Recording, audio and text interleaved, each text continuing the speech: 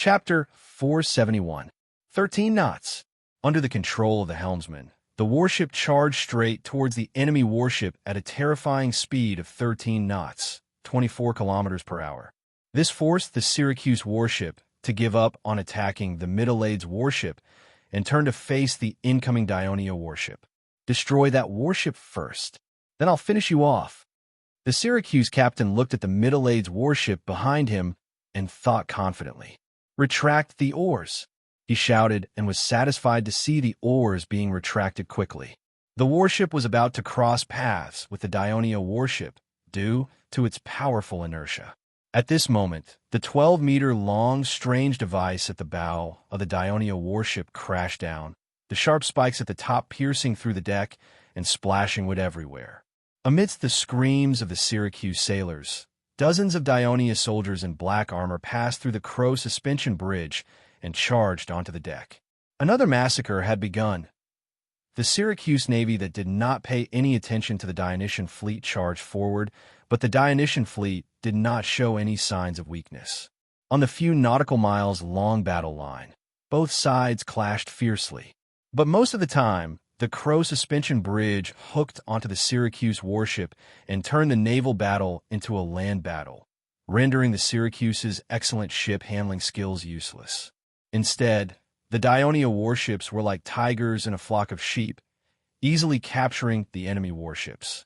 In just half an hour since the naval battle began, the Syracuse Navy had captured almost 40 decker warships. The wide sea made it impossible for the Syracuse captains to see their losses, but they could feel that something was wrong.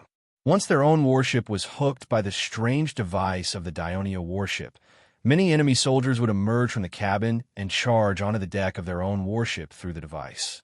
Soon, they saw their own warship leaving the battlefield, while the Dionia warship continued to charge forward. The Syracuse captains at the rear realized that they could not engage the Dionia warship head-on. Instead, they had to rely on their excellent ship-handling skills and better maneuverability to avoid the device at the bow of the enemy warship and attack the rear of the enemy warship instead. This large-scale naval battle between Turin and Castellan not only worried the people of Dionia, but also attracted the attention of the people of Castellan. General Castellan and the members of the council, led by Armicles, also gathered on the coast with the people to watch the naval battle. It was not only related to the rise and fall of the Dionia alliance, but also related to an important decision of Castellan. The Syracuse emissary arrived in Castellan yesterday. The General Executive Committee and the council led by Armicles did not receive him, but they did not drive him away either.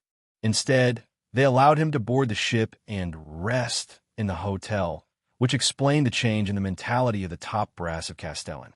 Although Castellan and Dionia had close relations in recent years, both sides regarded each other as the closest ally, and the people of Castellan even took pride in participating in various Turin celebrations as if they were family.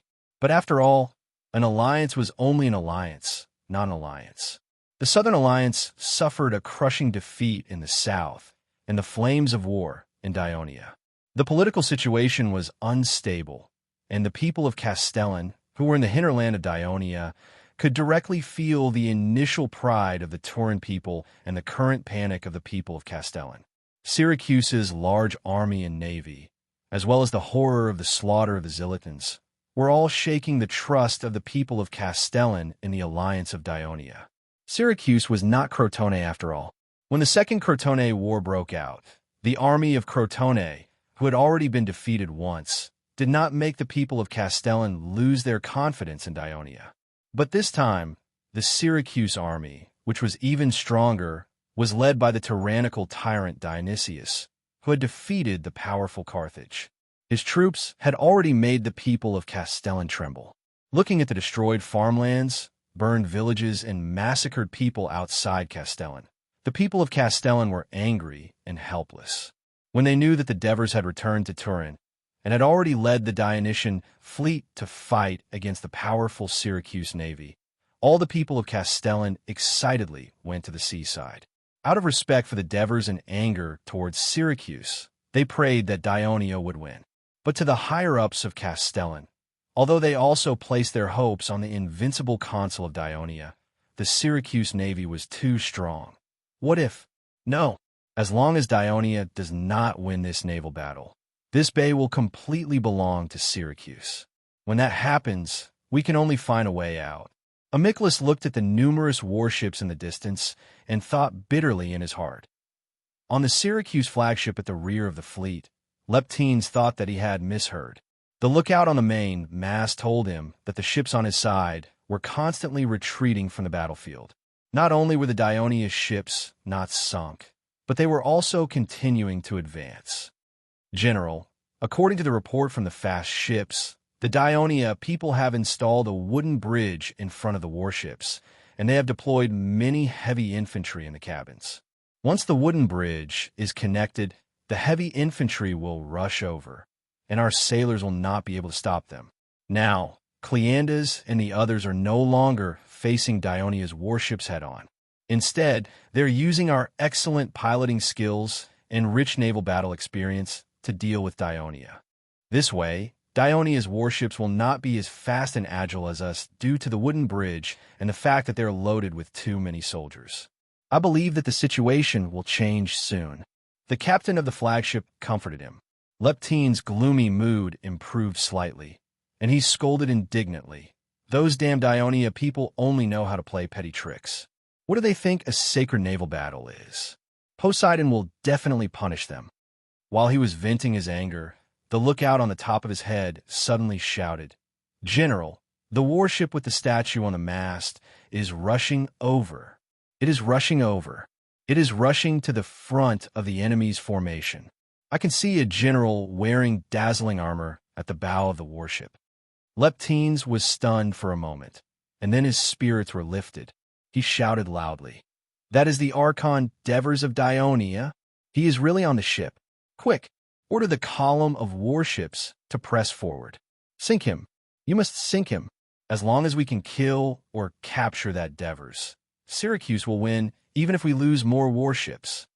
As Syracuse had adopted a two-column strategy, each column had 10 warships.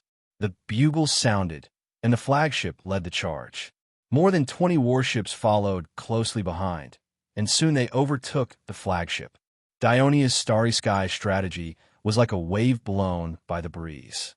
As soon as one wave was extinguished, another wave would rise, layer by layer, and continue to move forward. The warship of the Devers continued to charge past their own warships that were entangled with the enemy's warships. Finally, they reached the front of the battle line.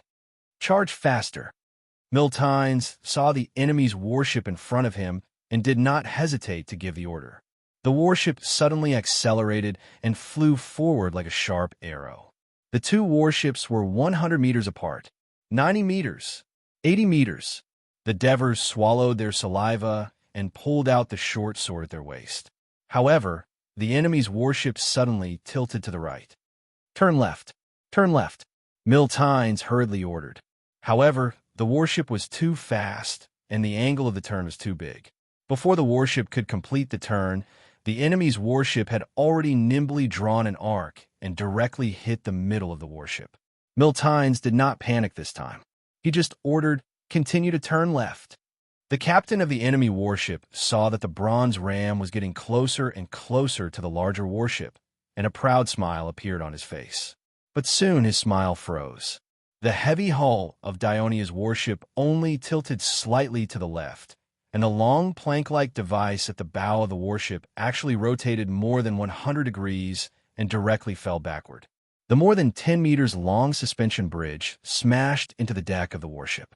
With a loud bang, the two warships were connected. Even though the forward momentum of his warship caused the enemy's warship to sway backwards and the drawbridge to creak, it did not cause any damage to the enemy's warship. Instead, it was the enemy's soldiers who charged across the drawbridge. "It's over." He saw that the situation was not good, and he did not care about the warship and the sailors. He made up his mind and directly jumped into the sea. "Your Majesty, please stay. Let me lead my brothers to kill them." Marcius pulled the Devers who were about to cross the bridge and firmly requested. The Devers did not insist. He knew that with his current status, everyone would be at ease if he stayed here. "Then I'll leave it to you." He nodded and said, "Brothers, let's charge over." Marcius pulled out his short sword and led the guards to charge over the bridge. He wanted to seek revenge from Syracuse for almost losing his life previously. "There's an enemy warship coming towards us from the right," the lookout on the mast shouted. Miltines and the Devers immediately felt nervous. At this moment, the warship was connected to the enemy's warship, and there was no way to avoid it. However, Syracuse's flagship behind the warship quickly went forward and quickly locked the warship with crows. Chapter 472. The Devers heaved a sigh of relief. When they came up with the crazy plan to use themselves as bait, Thurian and he had made detailed arrangements for it. They arranged more warships around the ship that Divers was on to protect Divers, and, at the same time, they had a final confrontation with the enemy. "There's a warship coming from the left. There's a warship on the starboard side. There's an enemy ship on the right aft." The cries of alarm from the three lookouts continued. The Syracuse had launched a frenzied attack on the Devers ship, causing everyone on the ship to be on edge. "Retract the drawbridge. Retract the drawbridge." At that moment, the sailor on the deck at the bow of the ship shouted. Miltiades heaved a sigh of relief and shouted, "Move back." At this time, the surface of the sea around the flagship was filled with 2 or more warships that were side by side. Only the rear part of the flagship had a relatively large space. The sailors immediately rowed backwards. Just as the ship picked up speed, the lookout at the end of the bed shouted anxiously, "There's an enemy ship coming from the rear. There's an enemy ship coming from the rear." This Syracuse warship was rather cunning. With its superb maneuvering skills and the surrounding warships blocking its line of sight, it nimbly shuttled through the gaps between the ships like a fish, rapidly approaching the ship. When the lookout discovered it, it was only 40 meters away. Unfortunately, the ship was rowing backwards, so the distance was quickly closing. Miltiades shouted, "Turn to the right rear. Turn to the right rear." He wanted the warship to turn around so that the Raven drawbridge could be used, but it seemed that there was not enough time. "Row forward. Row forward," he shouted again, changing his words. Although the oarsmen did not understand the situation outside, they had a bad premonition from the captain's frequent changes in orders and his nervous voice. For a moment, they panicked, and some even dropped their oars into the sea. The Devers' hearts were in their throats as they saw the enemy's bronze ram cutting through the waves. They could even see the appearance of the enemy at the bow of the ship. Marcius and the soldiers rushed forward and hurriedly helped the Devers take off their armor. If the ship were to sink, they would jump into the sea with the Devers until they were rescued. In that split second, in the narrow gap between the two warships, a warship with 3 oars would not be able to pass through at all. It was Dionia's 50-oars warship, which blocked the way between the enemy and the flagship. It was Dionia's 50-oars warship. In normal naval battles, 50-oared warships were mostly used for scouting, sending messages, rescuing, aiding in jumping off ships, and so on. They were usually used as fast ships. However, when Dionia's fleet began to implement new naval tactics, in view of the weakness of the 3-oared warships equipped with the Raven drawbridge, in terms of agility and speed, Sicilian gave the 50-oared warships a new tactical role. That was to make use of the 50-oared warships' small agility, up to 15 to 16 knots, to block the enemy's attack route, allowing the main warship to escape. In order to ensure the Devers' safety, there were naturally several such warships roaming around the ship. At that moment, the enemy ship could not turn in time, and the bronze ram directly hit the 50-oared warship. There was a loud bang, followed by the sound of wood breaking and the screams of sailors. A large hole was cut through the hull of the ship, and seawater immediately rushed in, diluting the blood of the wounded. The 50-oared warship sank rapidly under the crushing force of the 3-oared enemy ship. However, the forward momentum of the 3-oared enemy ship had obviously weakened, and it finally came to a stop. Just as the captain of the ship shouted in panic, "Hurry and row back!" the Devers' ship had already turned around, rapidly approached, and smashed down with the Raven drawbridge. The Devers shouted angrily, "Avenge our brothers!" Leading the guards, they personally killed their way onto the deck of the enemy's ship. The people of Syracuse had hoped to use their superb sailing skills and rich experience in naval battles to deal with the strange warships of Dionia. However, they were shocked to find that although the flexibility of the Dionia warships was relatively low, the device was extraordinarily agile. When it fell in all directions, rotating in various ways, the warships that approached it could not escape the fate of being hooked and eventually captured. The people of Syracuse were completely terrified. Due to Leptonia's stubbornness, the assault on the Devers' ship became the final frenzy. More than 30 Syracuse warships surrounding the Devers' ship were captured, and the Syracuta fleet finally could not hold on any longer. He allowed Leptines to yell, "Charge! Let me charge! Let me die in battle here! Let me go! Let me drown to death!" How could a captain dare to let anything happen to him? Previously, when they were charging, he had secretly ordered the oarsmen to slow down, allowing the flagship to drift away from the assault circle. This time, they had to ensure that the commander of the Navy could safely return to Syracuse, or else they would not be able to bear the wrath of the plenipotentiary general. The few remaining warships of Syracuse turned around and fled south in a panic. The Dionysian fleet did not give chase because with their speed, they could not catch up to the fleeing enemy ships. Most importantly, they still had to rescue the soldiers who had fallen into the water and quickly deal with the aftermath. "Your Majesty, the Navy of Syracuse has retreated. We've won." Amidst the cheers of the oarsmen and guards, Miltiades rushed to him and reported excitedly. The Devers looked at the enemy that had already disappeared into the horizon, suppressing the excitement in their hearts, and replied with a slightly trembling voice, "Victory has only just begun." The grand naval battle of Taranto, which determined the course of the war, lasted for more than 2 hours before it finally came to an end. The Navy of Syracuse lost 223 warships, most of which were 3-oared warships. The Dionysian fleet lost more than 40 warships, half of which were 50-oared warships. The Dionysian fleet, which was at an absolute disadvantage, had unexpectedly defeated the Navy of Syracuse. A scene that was very different from other naval battles appeared in this battle. The Navy of Syracuse had lost so many warships, but there were very few scenes of warships sinking and a large number of sailors floating on the sea, crying out in pain. There were a total of 157 3-oared warships, and they were completely captured by the Dionia. All they needed was a little repair, and with their own sailors, they could go out to sea for battle. The strength of the Dionysian fleet would suddenly increase by more than 2 times. This was truly a strange thing in the history of Greek naval battles. In naval battles, the number of warships decreased, and there was no such thing as an increase in the number of warships. As the sailors and soldiers of the Dionysian fleet cheered for their victory, the shore was also in an uproar.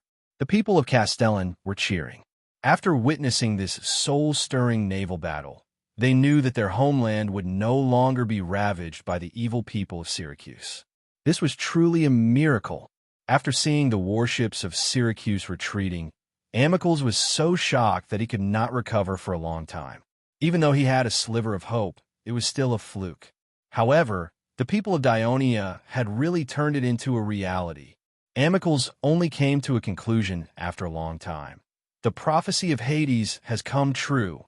After the Devers were elected as king, Dionia has really received great blessings from Hades. His words were surprisingly agreed with by the higher-ups of Castellon. A member of the council quickly asked, "So everyone, are we still going to meet the emissary of Syracuse?" "I don't want to see him," Amicles said firmly. "Kill him immediately. Isn't that too much?" Someone said worriedly, "What if we anger the dictator of Syracuse? Aren't you afraid of angering our neighbor, Dionia?" Amicles reminded them, "We have a close relationship with the tourists. The fact that the emissary of Syracuse has entered the city will sooner or later be known by the people of Dionia. When that happens, what will the Devers think? What will the Senate of Dionia think?" With the protection of Hades' prophecy, Dionia has already won a naval battle with such a great disparity in numbers. They will definitely emerge victorious in the end, just like how the famous wooden wall prophecy of Delphi defeated Persia in the end. We can only make up for our mistake in such a drastic way, and show our determination to be with Dionia. The cheers of victory came earlier in Dionia, when every captured triple-decker warship was forced to sail to the coast, and then followed the coastline north into the Krati estuary. Every civilian watching the naval battle on the shore cheered and waved to the soldiers on the deck. The cheers did not stop, as the captured Syracuse warships continued to sail to the coast. The other Syracuse warships did not take advantage of the slow sailing to sink the captured warships. On one hand, the Dionysian fleet was attacking fiercely, and, on the other hand, the people of Syracuse knew that the captors of the captured warships were Syracuse's sailors. No one was willing to make such a crazy decision and send their comrades, whom they had worked with and trained together with, to the grave. If they did so, they would face the blame of the people when they returned to their homeland. Moreover, their merciful naval commander, Leptinus, would never give such a cruel order. Chapter 473. Victory to Dionia. Victory to the Dionia Navy. Victory to the Devers King. Victory to the Hades. The people cheered at the top of their lungs, venting the humiliation and fear that had accumulated in their hearts during this period of time. At the same time, this made them feel that they were not only bystanders, but also participants in this victory, because it was their hard work and persistence that allowed the Devers to become the king, that allowed the Hades to bless the alliance, and that gave them this immediate victory. The Devers will always be the king, and our alliance will always be safe. This belief began to be implanted in the hearts of the people. At this moment, the big stone that had been pressing on the hearts of the people suddenly disappeared. Many people went crazy because of this. Some wailed loudly. Some knelt on the ground and sang the song of the Hades devoutly. Some rushed into the sea and shouted loudly. Some hugged the people around them excitedly, regardless of gender, to share the joy in their hearts. Even the little guy, Patroclus, took the opportunity to hug Cynthia, whom he had a crush on. What was even more crazy was that some of the women in the crowd said that in order to celebrate the hard-won victory of Dionia, the evening was free. Even the person in charge of Christoia's restaurant in Turin announced excitedly in the crowd that in the evening, all Christoia's restaurants in Turin would provide free drinks to the guests celebrating the victory. The cheers of the Dionia people on the entire coast reached its peak. While the people were cheering for the victory, the Dionysian fleet rescued the sailors who fell into the water. At the same time, half of the warships were gathered together, and under the leadership of the Devers, they immediately turned around and headed north. When passing through the mouth of the Krati River, 300 cargo ships filled with most of the soldiers of the Second Legion joined them, and they sailed majestically towards the coast of Heraclea. Since yesterday, Diomedes and Amarcas, who were outside Heraclea, had been puzzled. The Dionia had suddenly tightened the blockade of their territory. They had built a sentry post on the banks of the Saraceno River and stationed a company to guard it. No one was allowed to enter but not leave. In fact, the tourists had taken the same measures at the wooden bridge of the Krati River and at the southern part of the city. They had even sealed off the port so that no ships could leave the Krati River and enter the sea. These harsh measures cut off the communication between Tarentum and Turin, which made the two leading Tarentum archons feel a little uneasy. What happened to Turin? After repeated analysis, they finally guessed that the biggest possibility was that the Devers had returned, because only he had the authority to set up such a tight lockdown. However, a guess was just a guess after all. Without concrete evidence, it was impossible to make a decisive decision. The two senators even had a dispute because of this. Amarcas demanded that the troops besieging Heraclea be withdrawn immediately and retreat to Metapontum to avoid being attacked by the main Dionia army that had returned. Diomedes objected. He believed that Tarentum had paid a huge price to finally reach the city of Heraclea and invade Dionia's territory. They could not take the initiative to withdraw from the siege because of groundless rumors. If they did so, they would be laughed at by the people of Tarentum and even impeached by the Senate. After some debate, the two finally reached an agreement. Every day, a large number of scouts would be sent across the Cini River to destroy the land of Amendalara. At the same time, They would investigate whether there was a large Dionia army in the south. At the same time, more pontoon bridges would be built on the Agri River to facilitate the retreat of the troops. They also sent people back to Tarentum, hoping that the Senate would send spies to Castellan, which they had previously looked down on, to try to understand the current situation in the city of Turin. The day passed peacefully as they watched anxiously. The next morning, news came from the fleet of Tarentum that the Dionysian fleet had suddenly sailed out of the Croti River and encountered the navy of Syracuse at sea. Both sides had already engaged in battle. The general of the Tarentum fleet also asked if the fleet of Tarentum would also participate in the battle. When the two consuls heard the news, they were greatly relieved. They did not need to think about it to know that this risky move by Dionia was obviously courting death. However, they were happy to see this heroic action by Dionia because it would reduce the psychological burden of the Tarentum army. After all, there were more than 100 three-decker or warships hidden in the Croti River. Who knew when they would suddenly attack? Syracuse could easily win the battle, but it did not mean that Tarentum could do the same. Therefore, for the two consuls, the pressure on the sea was still a little big. However, now that the navy of Syracuse ruled the Taranto Bay, they shared the pressure for Tarentum. If this battle could severely damage the Dionysian fleet, Tarentum would be completely free of pressure on the sea route. However, the two consuls rejected the fleet's request. Since a few years ago, after the Tarentum fleet was defeated by the Mapu alliance, after years of accumulation, the fleet finally had 35 three-decker or warships and 20 other warships. There was no need to participate in this battle that they knew they would definitely win. Moreover, even if the Tarentum navy joined in, the people of Syracuse might not appreciate it. They might even think that Tarentum was trying to steal the credit. Moreover, although Tarentum and Syracuse had joined forces against Dionia, Tarentum, as a strong nation in Greece, had its own dignity. The two senators rejected the fleet's request and instructed them to report the situation after the naval battle was over. After that, they no longer cared about the matter and began to think about how to conquer the city of Heraclea. These days, the allied forces of Dionia and Heraclea were quite calm, allowing the Tarentum soldiers to wreak havoc on the land of Amendalar. Even when the soldiers led the cattle and sheep they had plundered and cursed under the city, they still kept the city gates closed. This gave the two consuls a headache. Using nearly 20,000 troops to attack a city defended by more than 10,000 soldiers, they knew that they did not have the ability to do so. It was said that the people of Syracuse had a powerful siege weapon. The Senate had sent someone to Syrium to request for a loan, but they did not know if the arrogant tyrant of Sicily would agree. If Dionysius did not agree, the Tarentum army could only besiege the city until Heraclea ran out of food. Not to mention that it would take a lot of time, but the main force of Dionia could return at any time. So Heraclea, which was closest to Thurii, will be the first target for their rescue.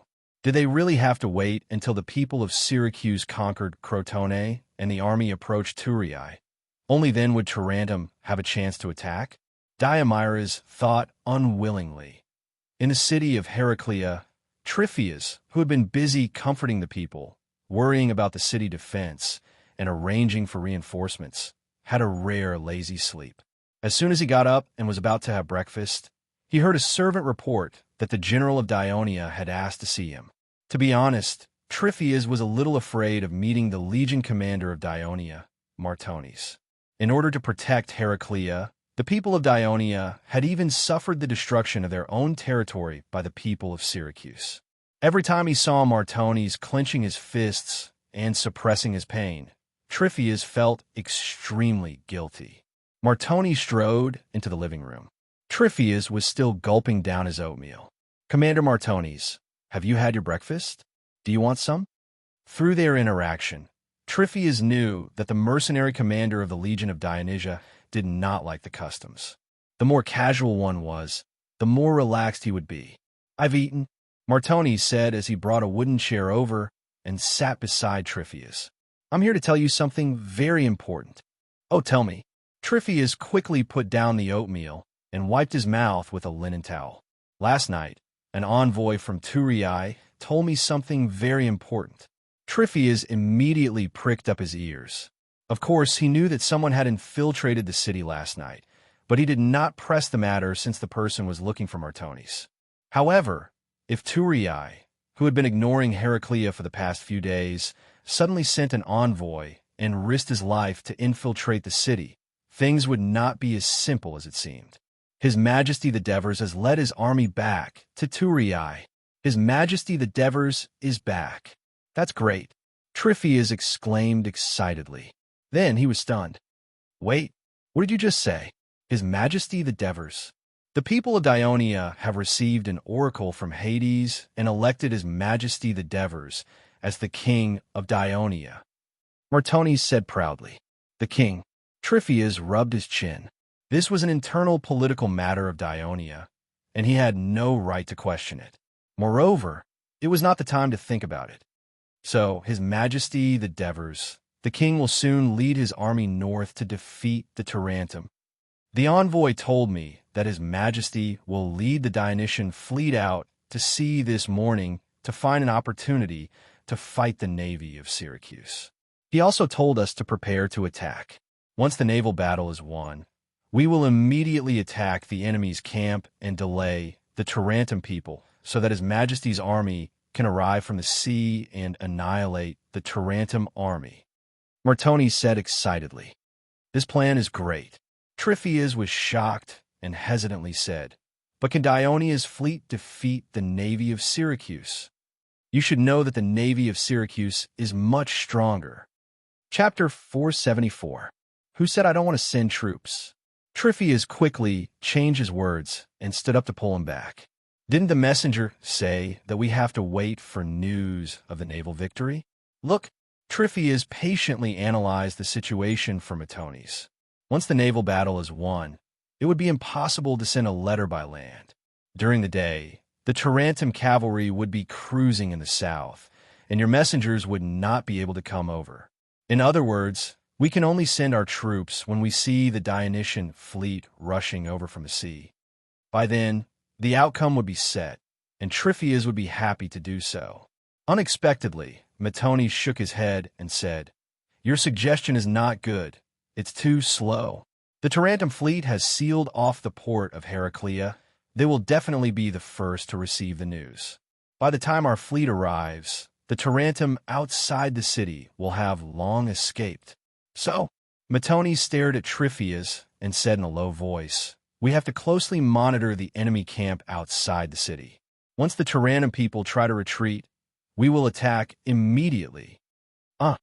After convincing Tryphias, Martonis, who returned to the square, immediately ordered his adjutant to summon the captains of the 7th Legion to the main tent. The 7th Legion's camp was built in the square of Heraclea. After a while, all 7 captains arrived. Martonis did not wait for them to sit down and said, Time is tight, so I'll make it short. His Majesty the Devers has led the 1st and 2nd Legions back to Turii. His Majesty the Devers is back. That's great. Amendalar is saved. Not only is Amendalar saved, but the Tarantum people are also doomed. His Majesty the Devers will lead us to defeat them. The captains shouted and danced in excitement. All of you shut up, Martonis roared, causing them to tremble. You are all veterans. You should know the rules of the Dionia military law. When a superior is lecturing a subordinate, he will be punished. Martonis glared at them viciously, and the captains subconsciously rubbed their buttocks. I'll note down the punishment for now. We'll see how you perform next. His Majesty the Devers sent an order. Today, he will lead the army by sea and land on the coast between Heraclea and Metapontum. He asked us to do our best to delay the enemy outside the city so that the main force can arrive in time and join forces to annihilate the Tarantum people. Do you understand? Understood. The captains no longer dared to make a ruckus, but their excitement was evident on their faces. Martonis paced back and forth in front of them before stomping his foot. I know that many of the soldiers in the Legion have been scolding me for the past 2 days because I strictly ordered the soldiers not to leave the city to chase away the enemies in Amendalar. They said that I'm a cowardly rabbit, a cowardly lamb, and I don't deserve to be the Legion commander. Some people even scolded my parents. Martoni's roar silenced the captains. I know that some of the soldiers in the Legion are from Amyndalar, but that shouldn't be a reason for them to scold their superior. It's a soldier's duty to obey orders. This is the basic rule of military law. I've noted down all the soldiers who scolded me in private. Go back and tell them that in this attack, if they didn't perform as valiantly as I did and didn't attack as fast as I did, then what right do they have to scold me? Martoni's widened his eyes and breathed heavily like an enraged bull. Then, after the war is over, I'll make them stand in the square as punishment, and I'll have the entire army go up and curse their families one by one. Do you understand? Understood. Go back and prepare. Yes, sir.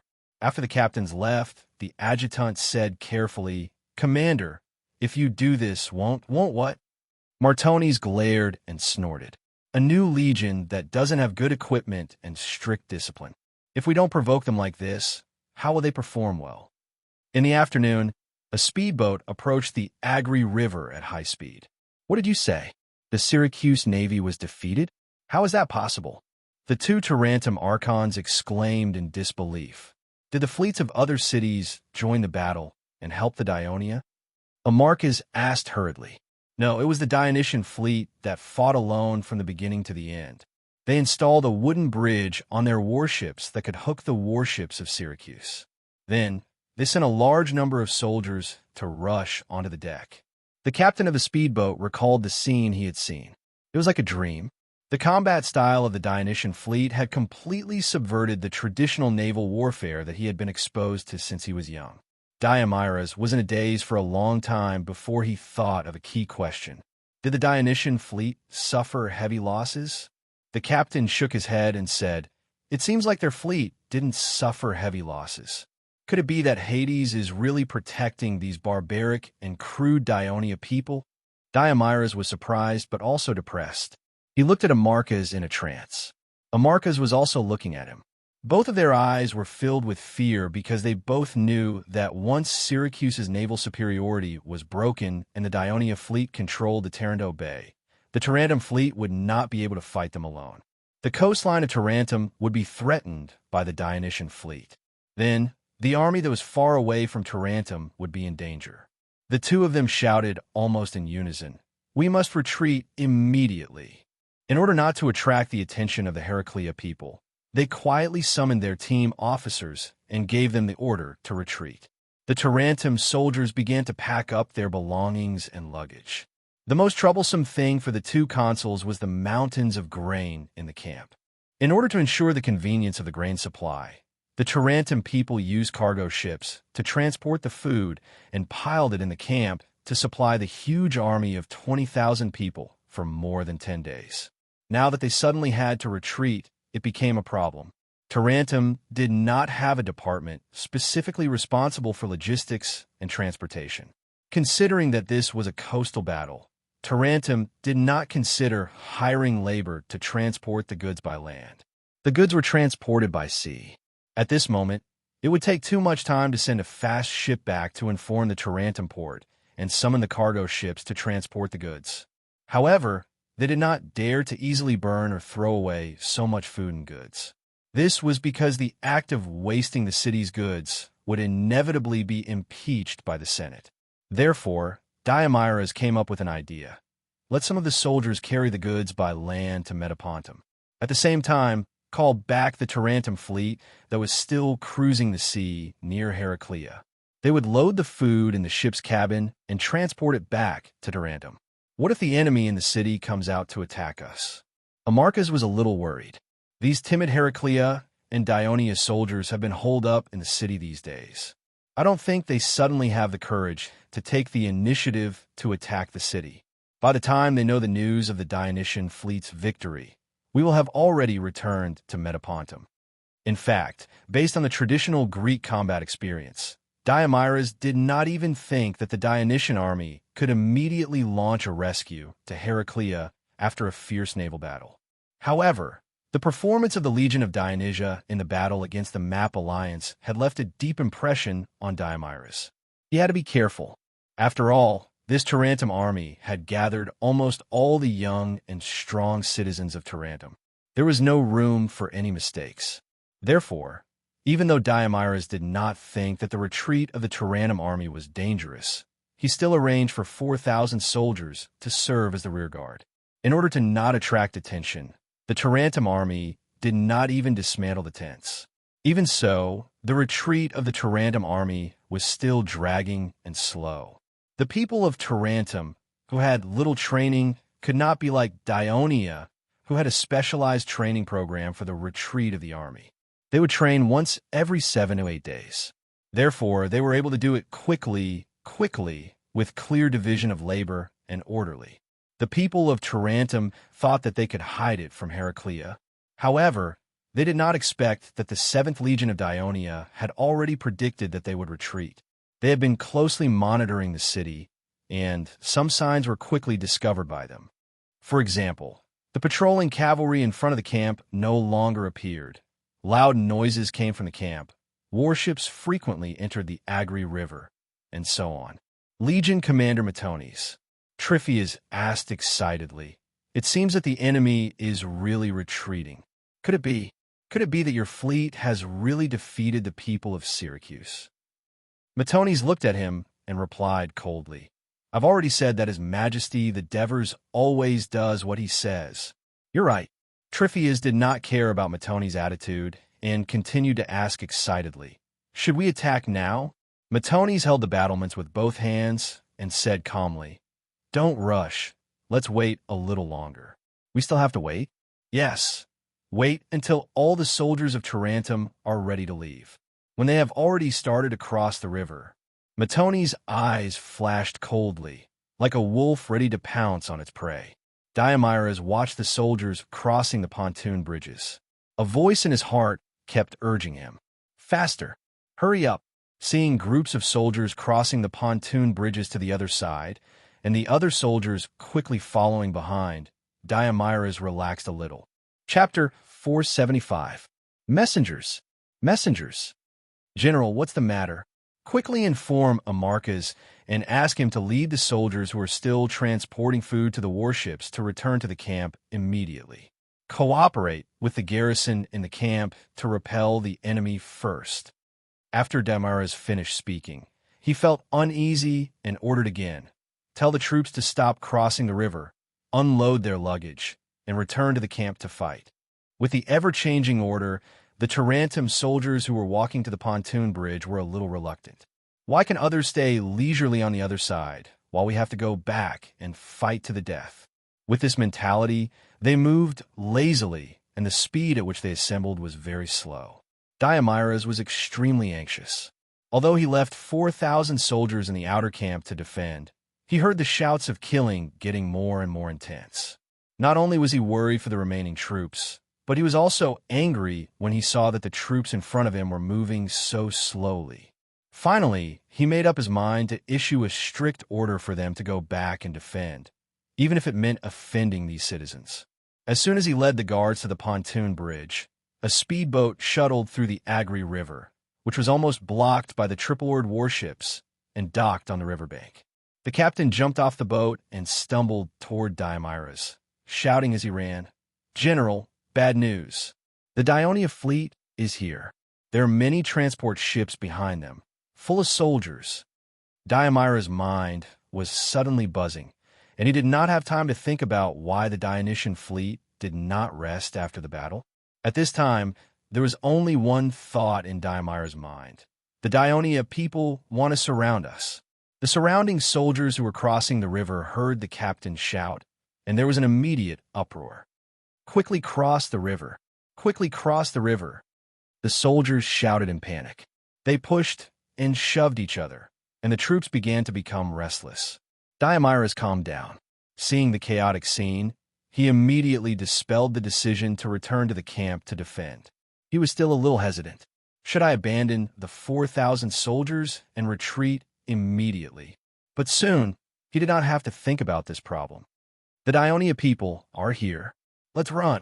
The camp has been breached. Panicked and chaotic shouts came from the east of the camp. The shouts were getting louder and louder. Even when Diomedes turned around, he could see the defeated soldiers. This surprised him. How could the camp be breached so easily? In fact, the reason for the rapid defeat of the Tarentum garrison was very simple. The 7th Legion of Dionia was well prepared in advance, and when they attacked, Martones, as the legion commander, led the charge. None of the soldiers who had been provoked by him wanted to fall behind. His swift and fierce attack made the defending soldiers of Tarentum very difficult to defend. At this time, their fighting spirit had long been taken away by the retreating troops, and they were not mentally prepared at all. When they encountered a setback, the first thought that came to their minds was, why are we still fighting here when they have retreated? So when the Heraclea army followed closely behind and outflanked the garrison soldiers from both sides of the camp, the Tarentum soldiers almost collapsed at the first touch. Retreat. Retreat. This was Diomeira's only choice at this moment. In fact, there was no need for him to give the order. The soldiers had already realized that the situation was not good and were already retreating. When Middleades led 73 oared warships to the scene near Heraclea, he received a report from a clipper. The warships of Tarentum were gathered at the mouth of the Agri River. Middleades was overjoyed when he heard the news. He immediately ordered the fleet to fan out, ready to capture all the Tarentum warships in one fell swoop. The Tarentum warships panicked and wanted to sail away from the riverbank. Due to the panic, they even collided and squeezed in the river. Some small warships even capsized in the river. The fleets that fled in a hurry did not have the mind to salvage their fallen companions. They only had one thought: escape from the encirclement of the Dionysian fleet and escape back to the port of Tarentum. But many of the Tarentum warships had too much food in their cabins, which greatly affected the flexibility and speed of the warships. Compared to the Dionysian fleet that was installed with the Crow suspension bridge and loaded with heavy infantry, they did not have much of an advantage.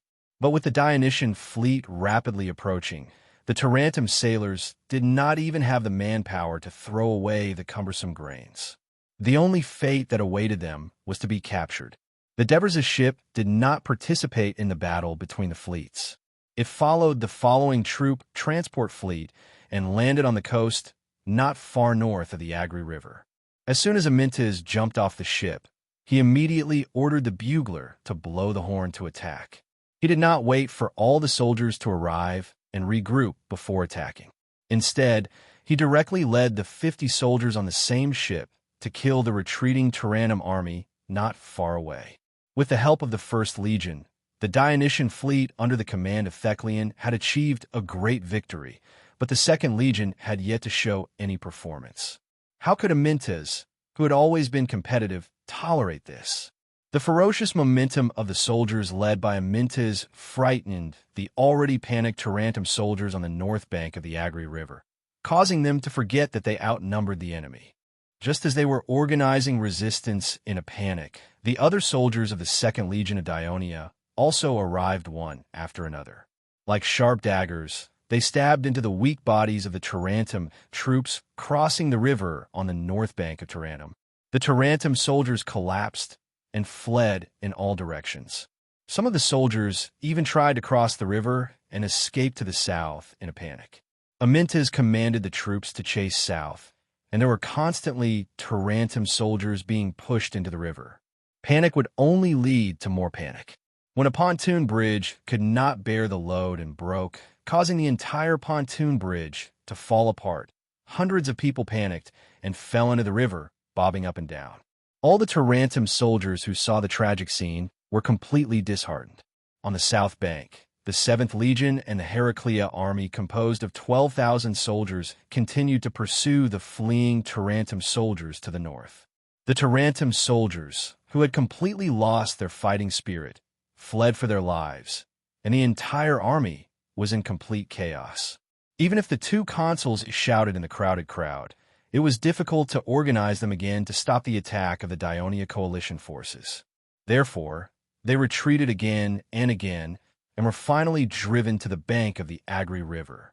With the pontoon bridges completely blocked and the fierce pursuit of the Dionian coalition army behind them, some of the Tarentum soldiers even took off their armor and jumped into the river in desperation. For a moment, the river was filled with human heads bobbing up and down, as if they were a giant ant nest thrown into a small puddle. It was a ghastly sight, and when the soldiers who had yet to enter the river saw their panicking comrades on the other side, and the black army that was gradually lining up and surrounding them, the people of Tarentum despaired. Hot tears streamed down their faces. They dropped their weapons dejectedly and turned to surrender to the Dionysian coalition that was attacking them, just as fearsome. At dusk, the Tarentum army was chased by the two bravest generals of the Dionysian army and was finally surrounded on both sides of the pontoon bridge of the Agri River. In addition to nearly 1,000 people who initially crossed the river and ran away, a total of more than 12,000 people were captured. More than 2,000 people were killed by shields and spears, or died from trampling each other, and more than 2,000 people drowned in the river. In addition, the Dionysian fleet also captured more than 50 Tarentum warships, including 35 three-oared warships. Due to the Tarentum fleet's lack of fighting spirit and weak resistance, their sailors did not suffer many casualties, and nearly 7,500 sailors were captured. At the same time, the Dionysian army also seized a large number of supplies, including dozens of tons of grain. On the other hand, the Dionysian army did not suffer many losses in this battle. It could be said that it was another great victory. Therefore, after understanding the situation of the battle, Devers was in a very good mood. When he saw the chief general of Heraclea, Tryphaeus, he had a sincere smile on his face and said, "Lord Tryphaeus, on behalf of all the people of Dionia, I thank you. If it wasn't for Heraclea bravely blocking the attack of Tarentum, I'm afraid that the Tarentum army would have rushed into Turii territory." Tryphaeus quickly replied humbly, "Lord Devers, Heraclea was only defending itself. Instead, we should be thanking Dionia from the bottom of our hearts. You managed to send reinforcements in such a difficult situation. In order to protect Heraclea, you caused the destruction of Amandera's land. I really don't know. How can we?" At this time, Devers could only comfort him. "We are allies, and we should help each other. Fortunately, Hades protected us. The Tarentum army has basically been annihilated, and we didn't suffer any major losses. This is the happiest thing. Yes, I didn't expect victory to come so quickly." Tryphaeus looked at Devers with admiration and exclaimed, "Lord Devers, I also didn't expect Dionia to defeat the navy of Syracuse. This is amazing." Devers smiled and said in a relaxed tone, "If Syracuse dares to attack again, we will defeat them again. From now on, Taranto Bay will have a new master." Chapter 476. Tarentum. Devers chuckled. It was obvious that he no longer cared about the powerful Eastern Hellenic nation whose army and navy had been annihilated. Although he coveted the land of Tarentum, now was not the time. "I think we should stop attacking Tarentum for the time being. Right now, Dionia's main enemy is still Syracuse. As long as it's taken care of, all the problems will be solved." "You're right." Tryphaeus nodded and asked, "Then, Metapontum, I'll have the 7th Legion stay here for the time being. Tomorrow, we'll head north to reclaim Metapontum. If the people of Tarentum are smart, they'll escape to their territory overnight." Devers was obviously very confident in recovering Metapontum, and Tryphaeus agreed. He immediately said, "We, Heraclea, will also send troops to follow the 7th Army. We hope to liberate Metapontum, which is occupied by Tarentum, as soon as possible." Devers frowned. He could hear the hidden meaning behind Tryphaeus' words. It seemed that Tryphaeus was worried that Dionia would not leave Metapontum after reclaiming it. Devers glanced at him and asked calmly, "I heard that Tadevos didn't die in the battle." "It seems so, but because Heraclea was also besieged, he didn't escape here. I wonder if he escaped to the north." "North?" "Galagusso." Devers pondered for a moment, then said seriously, "No matter what, we'll find him as soon as possible and let him come back to preside over Metapontum, so that the war-torn city can recover its prosperity as soon as possible. Dionia will do its best to help Heraclea and Metapontum recover their prosperity, because in times of crisis, you chose to trust the Dionia alliance. Dionia should return this precious trust." Triphias was ashamed of his petty thoughts. He was impressed by Devers' magnanimity, so he sincerely thanked Devers again. At this moment, the two Legion commanders walked over from afar. Devers hurriedly went forward with a smile on his face. "The heroes who created this glorious victory are here. Your Majesty, Your Majesty Devers." The two of them immediately stood up and saluted. The Devers returned the salute and praised loudly. "Amintas, Matones, the two of you have worked together to annihilate the army of Tarantum, relieving the threat of war in the north of Dionia, allowing us to focus on the strong enemy in the south. On behalf of the Senate of Dionia, I thank you both." Amintas chuckled and said, "It's mainly because of your Majesty's planning that we were able to defeat them so easily. To be honest, these Tarantum people are too weak. I didn't even use much strength before they surrendered. Yeah, the combat power of these Tarantum people isn't even as good as the Tarantum reinforcements led by Archita.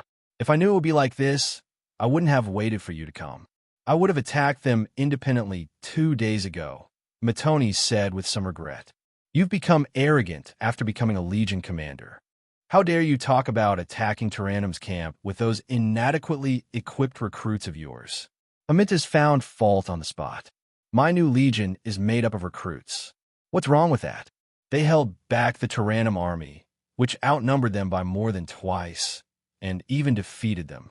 Matones retorted indignantly.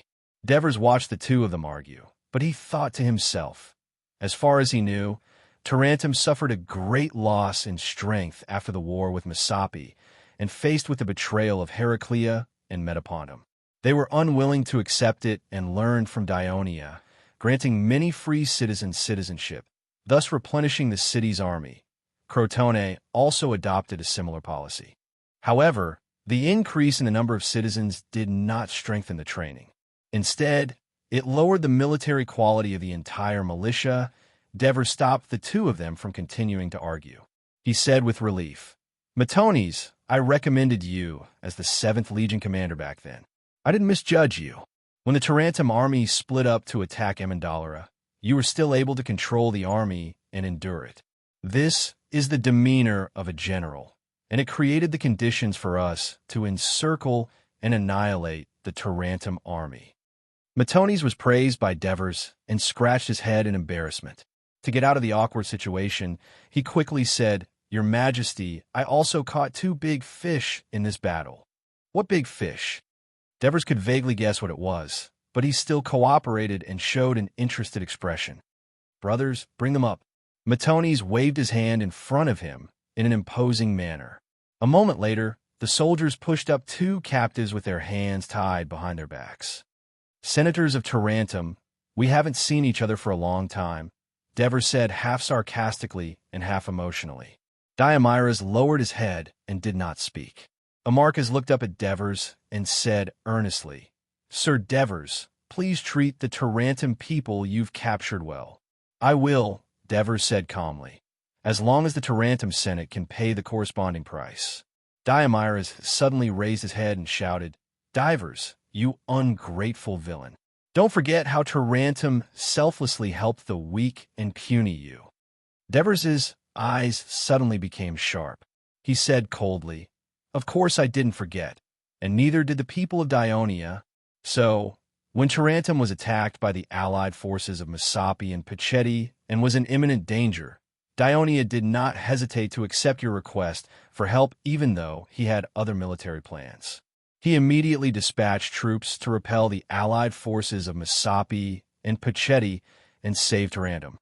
However, you didn't appreciate the blood and sacrifice of the citizens of Dionia. In the following time, you provoked the people of Dionia on the sea many times, sank our fishing boats, captured our fishermen, and even spread unfavorable rumors about the alliance of Dionia in the city of Tarantum. I heard that you even sold my statue for people to pee on at home. These dirty tricks, for the sake of your help, the people of Dionia can tolerate, but Devers' eyes were like lightning as he shouted angrily, "You shouldn't have." When Dionia was invaded by foreign enemies and faced difficulties, as an ally, Tarantum actually tore up the alliance and became an accomplice of the enemies of Dionia. You led your army and waved your shields and spears to kill your allies who once fought alongside you. That's because as an ally, you were the first to break the alliance and poach Metapontum and Heraclea, the two former allies of Tarentum. Diomedes roared, unwilling to be outdone.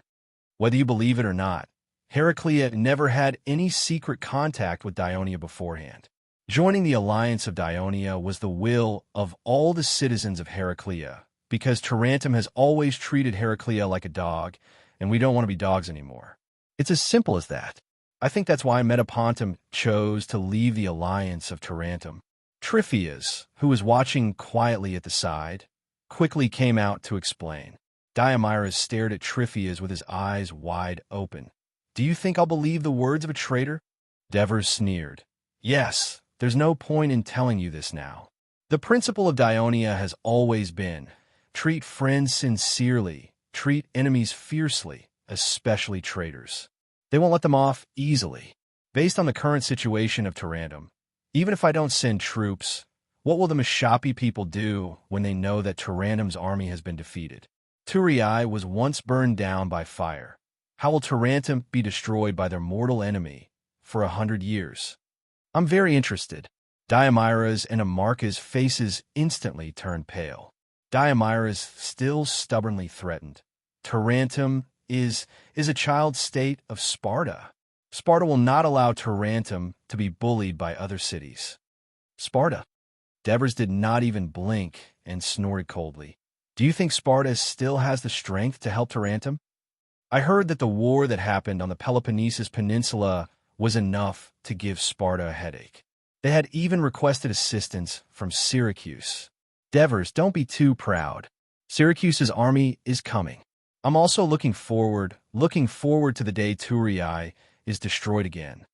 Diomedes threw caution to the wind and shouted fiercely. You won't see that day. As long as I'm here, Syracuse's army will not be able to enter Dionia's territory again. Not only will Dionysius have to spit out the things he won previously, he will also lose even more. Devers said confidently. He waved his hand, and a few soldiers came forward to carry the two away. Amarchus was still unwilling to give up and pleaded, Lord Devers, Tarentum has indeed made a mistake this time. But please think about Urchita. Think about Urchita. Shut up, Amarchus. You're bringing shame to Tarentum. You're the one who should shut up, you damn war maniac covered in grease. Diomedes' family produces olive oil. If it wasn't for you, Tarentum would not have fallen to this state today. The quarrel between the two gradually became silent as the soldiers walked away. In the central tent of Syracuse's barracks, Dionysius was discussing with his generals about the upcoming siege. In the morning, the clipper sent by the Syracuse Navy told Dionysius a shocking piece of news. Dionia's consul Devers had returned to Turii and was elected as the king by the Dionia people. Chapter 477. After everything was arranged, Phasapeses was still worried. Sir, what if it still rains in the next few days? You don't have to worry about that. I've asked a few old fishermen who have lived here for decades. They all agree that it will be sunny from tomorrow onwards. Look, the rain today is much lighter. Dionysius looked at the crowd and encouraged them. Everyone, you have to make the best use of these 2 days. Build enough siege weapons as soon as possible. Phasapeses, your task is a little heavy. To prevent the siege towers from reaching Crotone's northern gate due to the mud, you have to build at least 5 strong causeways. Can you do that? General, you've already given me enough men. That won't be a problem. Phasapeses promised. Very well. Dionysius looked at the crowd confidently. Everyone, we will attack Crotone again in 2 days. After this battle, I will hold a celebration for all of you in the Temple of Apollo in Crotone. Do not disappoint me. The generals swore in unison. Apollo above, we will conquer Ciudad Crotone. The atmosphere in the tent was lively, and Dionysius was affected by it. He smiled and said to Grandmaster Phoebe, who had been silent all this time, that Devers dared to call themselves a king. Didn't Sparta punish them? Before the Greco-Persian War, Sparta used to be known as liberators And they also claimed that they were liberators because they overthrew one tyrant regime after another in Greece and even in the Aegean Islands, such as the descendants of the tyrant Pisistratus in Athens, the Arwada family in Thessaly, and so on. Therefore, the Greeks used to think that Sparta was extremely hostile to autocratic regimes. Phoebus glanced at Dionysius. You only know how to talk about Devers. Why don't you look at yourself first? Of course, he could not answer like that. Instead, he replied coldly, Isn't Syracuse enough as punishment enough? Dionysius laughed heartily. At this moment, the curtains of the tent were lifted and an attendant rushed in. He whispered something into Dionysius's ear. Dionysius's smile immediately froze on his face. His expression turned extremely ugly. Ah! He grabbed the attendant with one hand and roared, Where's Leptinus? Where is this damn bastard? Get him to come see me. The attendant was intimidated by Dionysius's anger and said in a trembling voice, My lord, Lord Leptinus is injured and is receiving treatment in his tent. Get this coward over here right now. Even if he's dead, bring his body here. Dionysius's anger didn't subside as he roared coldly. Yes, yes. The attendant ran out of the tent in a panic. The tent was silent. Only Dionysius's rapid breathing and pacing could be heard. Did the fleet encounter a setback? Finally, someone asked the question that everyone wanted to ask. Dionysius glanced over and realized that the person who spoke was Phoebus. Only this Sparta dared to speak when Dionysius was in a rage. Dionysius looked at him and returned to his wooden chair. He let out 2 heavy breaths. It's not just a setback. It's a complete defeat. A complete defeat. Everyone in the tent was shocked. My lord, could it be? Carthage's men have joined the battle? Phasapeses asked carefully. Everyone's heart tightened. With the strength of Syracuse's navy, only Carthage's men could be a match for them in the western Mediterranean. If Carthage had joined the battle, Syracuse in Sicily might be in danger. Facing more than 10 pairs of slightly panicked eyes, Dionysius felt even more suffocated. Don't think too much. Carthage didn't join the battle. It was Dionea's fleet. They single-handedly defeated our navy and made us lose more than 300 warships, 2/3 of which were 3-tiered warships. What? The tent was in an uproar. No one could believe the fact that Syracuse's navy had lost so badly against the far weaker Dionysian fleet. After all, after years of construction and accumulation, Syracuse's fleet had finally reached 500 warships after suffering a crushing defeat to Carthage in the last naval battle. Among them, there were more than 300 3-tiered warships. For this expedition to Greece, apart from leaving a few dozen warships to guard the port of Syracuse, Leptinus sent all of them with the fleet. After that, he stationed a few dozen warships in Messina to seal off Ligwim and control the straits. The rest of the warships were personally led by Leptinus. All of them had participated in this naval battle, but they were actually defeated, and to a Dionia that did not even have a single warship a few years ago. This was simply stop arguing. Dionysius, who was already irritated, was even more annoyed by the general's argument. What exactly happened in this naval battle? We'll all know when Leptinus arrives. Now keep quiet. As soon as he finished speaking, the tent returned to silence. Only this time, the restless and irritated people were the ones in the tent. With Dionysius's order, Leptinus arrived very quickly. He stumbled into the tent and knelt on the ground with a thud. With a trembling voice, he said, My lord, I'm guilty. Dionysius saw that his head and arms were wrapped in linen, stained red with fresh blood. He looked miserable, and a trace of pity rose in his heart. However, it was quickly drowned out by his rage. You came just in time. Everyone really wants to know how you destroyed more than 300 warships. His sinister voice was filled with boundless hatred, and Leptinus could not help but shudder a few times. Seeing his cowardly appearance, Dionysius was even angrier. He grabbed the metal sheet that the guards had just picked up from the table and threw it at Leptinus. It hit Leptinus's forehead, and blood immediately flowed out. However, he did not dare to make a sound. Speak. Dionysius pointed at him and roared. Yes, yes. Leptinus replied repeatedly. The generals who were originally angry at him now felt pity for him. On the other hand, Phoebidas was unperturbed. The Sparta people would be beaten by their instructors if they were disobedient from a young age. When they grew up, they would be beaten if they did not pass the training and examinations. If they failed in battle, they would be beaten even more. The Sparta people were ruthless to their own citizens, and even more ruthless to the black rovers and the soldiers of their allies. This kind of violence often made other city-states unwilling to go near Sparta, and the citizens of Sparta were already used to it. So Phoebidas even felt that these generals who caused so much damage to the city-states should be hung up and beaten to death.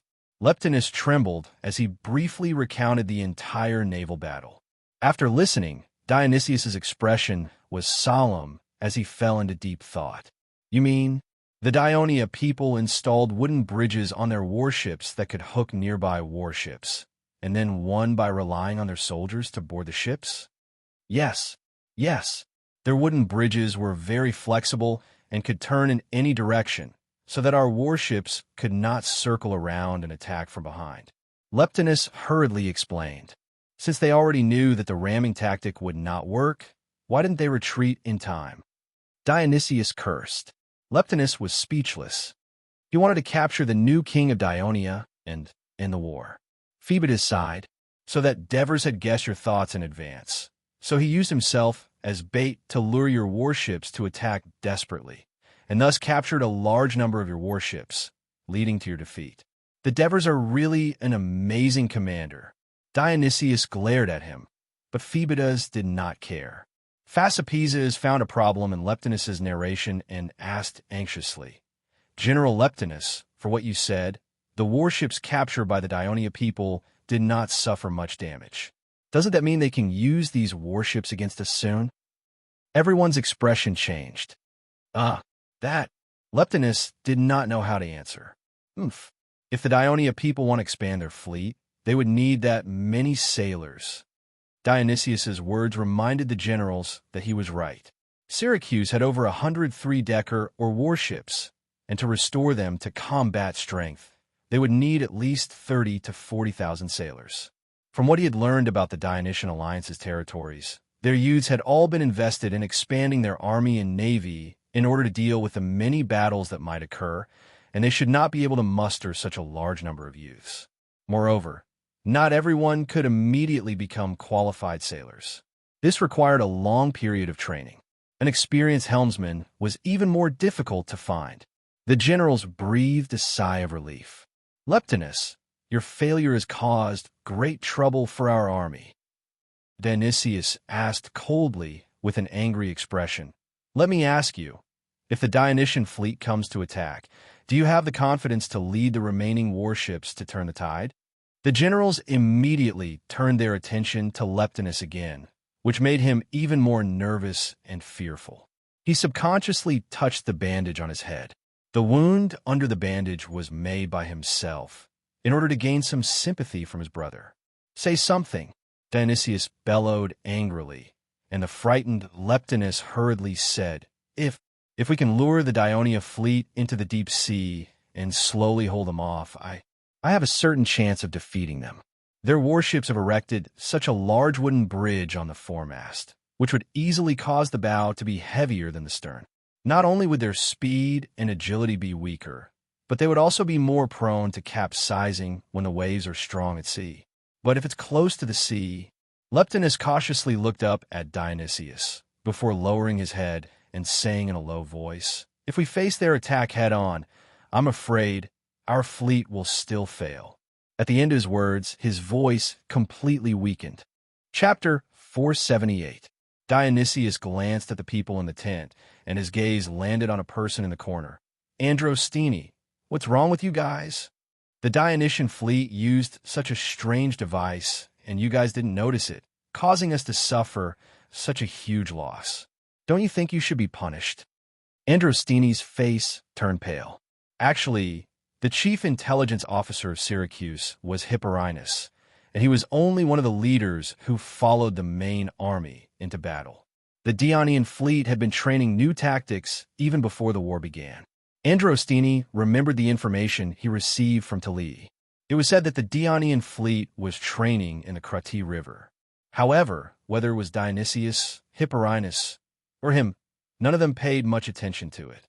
At most, they paid attention to the number of Dionysia's three-tiered or warships, the names of their commanders, and other news. After all, Syracuse's naval superiority was too great. No one paid any attention to Dionysia's inconspicuous fleet. Who would have thought that Dionysius would place all the blame for the failure on Androstini? However, he did not dare to refute Dionysius. After all, he was neither Androstini's biological brother nor his father-in-law. Androstini cursed in his heart, but his face was filled with fear. "Sir, I, Dionysius waved his hand. "We'll look into your crimes after the war ends. From now on, you have to carefully collect information on Dionia. Don't miss anything, understand?" Although Dionysius hated his brother's incompetence, he had to protect him. Protecting him was equivalent to protecting his own dignity. Therefore, he cleverly shared the blame for the failure of the naval war. Androstini was not punished for the time being, but he was grumbling in his heart. Thurii and Cremissa had imposed a strict military lockdown. It was difficult for him to send out any information. "Leptilos, do you think it's feasible to install a wooden bridge like the one on Dionia's warship on our warship?" Dionysius turned his gaze to the Navy commander who was still kneeling on the ground. The generals were a little surprised. This was equivalent to giving up the naval experience and traditions of Syracuse, and even the Greek city-states that had been proven effective for hundreds of years. Was it feasible to learn from a new city-state alliance that had only won one naval battle? However, Dionysius was not a conservative person. On the contrary, he was a reformer and a pragmatist. Whether it was the reorganization and reform of the army or the advancement of siege technology, they all proved this point. I don't know, because I've never been trained in this field." Leptinius was obviously a conservative and said reluctantly, "And the wooden bridge on the Dionia's battleship is so flexible that it probably needs some special equipment. I think it's not something that can be made in a short time, and we have to equip it on the battleship to fight against the Dionia. This all needs time and training. Then study it with the engineers and craftsmen." Dionysius's anger flared at Leptinius's dullness. "If it's too late, when the Dionysian fleet attacks, we will have enough soldiers on board. Don't the Dionia want to turn naval warfare into a land war? Then let's have a good fight on the sea." "But my lord," Leptinius cautiously reminded him, "we don't have enough three-deckers anymore." "Idiot," Dionysius scolded. "Recall the fleet at Rona, and the one at Syracuse as well. Also, send someone to inform Philistos to hasten the construction of new warships. Got it?" Leptinius's head nodded repeatedly, like a chicken pecking at rice. "Get out of here and get to work." As soon as Dionysius's voice trailed off, Leptinius left the tent much faster than when he came in. Dionysius was not in the mood to pay attention to this. He knew very well that despite these measures, the Dionia fleet had gained the upper hand in the short term. For Syracuse, which fought across the sea, controlling the seas was of utmost importance. Losing it meant that the connection between the fleet and the motherland would be cut off. The instability of a Syracuse fleet's morale was a small matter. What scared Dionysius the most was not having access to local resources, nor being able to control the politics of Syracuse. Moreover, the Devers had led the main force back, and without the interference of Syracuse's fleet, he could lead the army south at any time.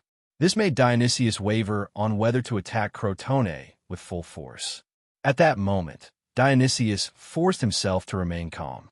"Now that our fleet has suffered defeat, what do you all think we should do next?" "My lord, of course we should do as we said before, and attack Crotone with all our might," Astagras said without hesitation.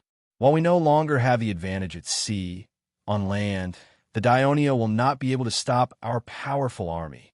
As long as we take Crotone, there will be no more obstacles to the north. We can go straight to Turin, and Dionia will not be able to stop us no matter how many warships they have. When that time comes, it's up to you to decide whether to fight or to make peace." "My lord, I agree with General Astagras. Phasapeses seemed to sense Dionysius's thoughts and spoke up.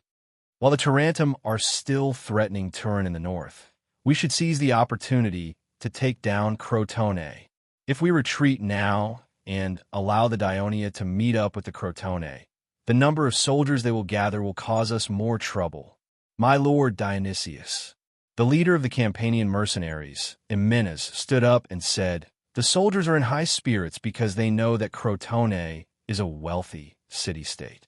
If we give up on attacking it, the generals in the tent were all in favor of attacking Crotone, which had tilted the balance in Dionysius's mind to the side of attack. However, he did not make a decision immediately. Instead, he looked at the only person who had not spoken up and asked, "Phoebidas, what do you think?" Phoebidas, who had always been straightforward, showed a rare moment of hesitation. From Sparta's perspective, it was more advantageous for Sparta to maintain a balance between Syracuse and Ionia, so peace talks were actually a better choice. However, Phoebidas's interest was piqued by the Devers' outstanding performance. He could not wait to defeat the young Archon who was hailed as a famous general by the Greeks. So he said, "What they said makes sense. Attacking Crotone will give us the upper hand. More importantly, it will force the Dionia to come to Crotone's aid before the other battles are settled and they are not fully prepared. This will ensure that we have the upper hand in the final battle against Ionia. If you're worried that the Dionysian army might launch a surprise attack during our siege, don't you have so many cavalrymen? Why don't you let them scout further north?" Dionysius glanced at Phoebidas, then at the generals. He laughed and said, "What's there to worry about? The Dionia have only won one naval battle. Do they think they can force us, Syracuse, to retreat? No, this will only make us more focused on attacking on land." Dionysius stood up abruptly, drew his saber, and slammed it into the table with all his might. He said sternly, "From now on, all troops are to seize the moment and prepare to attack the city. We will attack Ciudad Crotone with all our might in 2 days." "Seize Crotone!" The crowd shouted in unison. "Mother, I'm back." "We're back." With a loud bang, Cynthia pushed open the wooden door to the backyard with force. "Mother, we won. We won against those terrifying enemies. Don't be fooled by their numbers. We've captured all of them." Adoris ran to Christoia excitedly. Before Christoia could reply, a woman beside her said with a smile, "Am I right, Devers? His Majesty has the blessing of Hades. He will definitely win. You don't have to worry." Before she finished, Agnes had already stood up with a face full of joy. "I'm going to express my gratitude to Artemis." As she spoke, she puffed up her belly and quickly walked towards the statue of Artemis on the other side of the garden. "Walk slowly. Be careful of the fetus," Christoia said with concern. Agnes's personal maid had already rushed over to support her. "Isn't Agnes Hera's priestess?" The woman was slightly surprised. "You should know that before Agnes came to Turin, she was the chief priestess of the temple of Artemis in Lygium. During this period of time, she stayed at home because of her pregnancy. She could only pray to the goddess of the hunt every day to protect the Devers. It must have been hard on her," Christoia said ruefully. At this moment, Cynthia greeted the woman with a bow. "Hello, Aunt Andrea." "Cynthia, I haven't seen you in a few years. You've grown into a big girl." Andrea looked at Cynthia happily and hugged her. "Mother, let me tell you a secret. When we were celebrating the victory, there was a boy who carried—" "Shut up, Adoris. If you dare speak nonsense, I'll beat you up." Cynthia's face was slightly red as she threatened loudly. "What happened?" Christoia asked with a smile. Chapter 479. "Mommy, I saw Daddy. He's so cool." After hugging Agnes' mother, Little Crow excitedly ran over to Christoia's side. "Is that so?" Christoia looked at her son and said with a gentle smile, "Then do you want to be an excellent general like Dad?" "Yes." Crow nodded seriously. "I want to be like Father in the future, a brave general." Adoris shouted from the side. "If you want to be a general when you grow up, you have to study hard in school and participate in training seriously. Only then can you become a general in the future, understand?" Christoia smiled as she hugged the two of them in her arms and said, "If you want to be a general when you grow up, You have to study hard in school and participate in training seriously. Only then can you become a general in the future. I will, Adora said immediately. I will too. Crow imitated his brother. Did your father return to the camp after he won? Kristoya asked with concern. No, father went north with the fleet. I heard Brother Herney say that father led the army to repel the invading Tarantum. Cynthia replied. Hearing this, Kristoya was a little worried again. Don't worry, Crystal. Your Majesty, he will definitely return victorious. Andrea hurriedly comforted her. Yes, madam. Asuna also interrupted. Even Hades is protecting his Majesty now. He has never lost a battle. Crystal hugged the two children and smiled. If we can repel the Tarantum, Turii will be completely safe.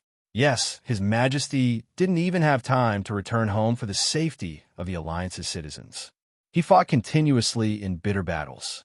If the gods don't protect him, who else can they protect? Andrea kept praising divers. Then she remembered something. She turned around and shouted, Hey, Mathesius, don't just stand there. Come and meet Aunt Kristoya's kids. Didn't you always say that no one plays with you? Andrea shouted a few times and heard an "oh" from the garden. A child stood up from the bushes, his face a little embarrassed and shy. Little Crow saw it and immediately broke free from his mother's embrace. He ran over and looked up at him. Brother, what were you looking at? Ants. Eumathesius spat out a word. What's the point of watching ants? Let's go play ball with Herney. Adoris said as he hurried over. Mathesius was a little hesitant. Little Crew went forward to grab his hand and urged, Big brother, let's go play together. Mathesius could not help but nod. The children skipped to the front yard. I'll go take a look too, Cynthia said as she followed him out. Cynthia is really acting like a big sister now. Andrea's eyes flashed as she watched Cynthia leave. They've all grown up, and we've also grown old. Kristoya sighed with emotion. Then she asked with concern, Andrea, Mathesius is already so old. Why is he still acting like a child? Sigh. Andrea sighed. Melancholy crept on her face. You know that man, her ex-husband, doesn't treat me and the child well. He always scolds and beats me. Mathesius has been frightened since he was young, so he's always been timid. Bagul is nice to Mathesius, but the Lacanians like brave children. Mathesius doesn't get along well with Bagul. And in the Gramentum, Mathesius doesn't like to go out, so he doesn't have any friends there. Your youngest son should be almost 3, right? Why didn't you bring him with you today? Kristoya asked. His grandfather, Vespa, hasn't seen him for 2 years. He came back yesterday and has been keeping him company. He can't bear to let him go out, Andrea said helplessly. Looks like your children are taken care of differently at home. Kristoya said meaningfully. Sigh. Andrea let out another long sigh. Her face was full of melancholy. One was a stepson with an unlikable personality, while the other was his own son. It was obvious who Bagul's family preferred, but in Andrea's heart, she loved her eldest son more. After all, during her most difficult times, this child had always been by her side and was her pillar of support. She knew very well how sensitive Mateus's heart was. The estrangement between him and his new family would only make him more introverted. But as a mother, she could not find a good way to solve this problem. Don't worry, Kristoya comforted her friend. Kristoya comforted her friend softly. She looked at the open door of the backyard and said, I think little Kroll likes Mathesius quite a bit, and Mathesius is willing to play with him. Yeah, I'm surprised too. This child doesn't usually agree to other people's requests. Crow may be young, but he has a charm that makes people want to get close to him. Andrea said, half flattering and half happy. I have a suggestion. Kristoya said seriously. Why don't you let Mathesius stay in my house? I have many children here, and they're all about the same age. They go to school together and play together. Mathesius won't feel lonely, and his personality will become more active. What do you think? Hearing Kristoya's words, Andrea was a little tempted. This was the residence of the new king of Dionia. Who else in the entire alliance could have such an honor? But as a mother, she instinctively refused. Madam, thank you for your concern for Mathesius, But this is too. As soon as she said that, in the cart next to Kristoya, wah, wah, wah. Deafening cries could be heard. Look, even little Eunice agrees to let Mathesius stay.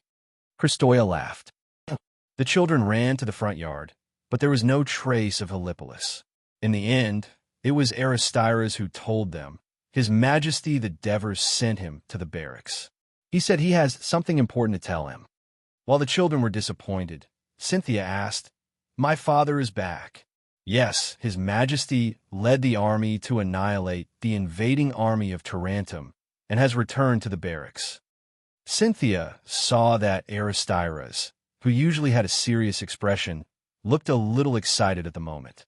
The children were already shouting excitedly, "Victory! Father won again." They rushed back, eager to tell Kristoya and the others the news of this victory. When the Devers returned to the barracks, it was already dusk. The 2 consecutive victories made the entire Turi city jubilant, especially when the people saw thousands of Tarentum soldiers and Syracuse sailors naked, tied up in strings like pigs and sheep, being escorted to the copper and stone mines of Turi. The queue was several miles long. The people stood on both sides of the road, cursing and throwing stones at them. The haze that shrouded their hearts from the war was mostly gone. Many people even lit bonfires in the Victory Square, singing and dancing around the miraculous Turi fountain, thanking Hades for his blessing and cheering, "Long live the king of the Devers." When the patrol team asked the governor of Turi, Kinagarata, if they should disperse them so that they would not disturb the order in the city and disturb the sleep of the people, Kinagarata, who had always been strict, smiled leniently at the moment and said, "Let them dance and make a scene. Turi has not been so happy for a long time, but you have to maintain order." Yes. The patrol leader left excitedly. Compared to the people who had been partying all night, most of the soldiers who had just returned to the barracks were already exhausted because of the continuous hard battles. They fell asleep as soon as they entered the tent. The Devers were also tired because they had important matters to deal with, so they had to force themselves to stay awake. However, when Marcius walked into the big tent, the Devers had already fallen asleep on the table. Marcius saw that he was sleeping soundly and remembered the hard battle today. He could not bear to wake him up. After hesitating for a while in the big tent, he walked forward again. After all, it was already so late. If the Devers still called Henipolis over, it must be something important. As the captain of the Devers guards, it was his duty to pass down orders. He could not delay the important matters. Your Majesty, the Devers opened his eyes in a daze. Your Majesty, Henipolis is here, Marcius said softly. Henri? Oh, right. The Devers came back to his senses and asked, "How long has he been here?" "Just arrived." "That's good." The Devers rubbed his numb cheeks hard and said, "Let him in." "Yes." As soon as Marcius turned around, he was stopped by the Devers again. "Why are you on duty?" "I asked the others to go to bed first." "Nonsense. You have just recovered, and your body has not fully recovered yet. How can you not take care of your body? Go and have a good rest immediately. Call the other soldiers on duty. Otherwise, you don't have to follow me tomorrow. Go home and recuperate."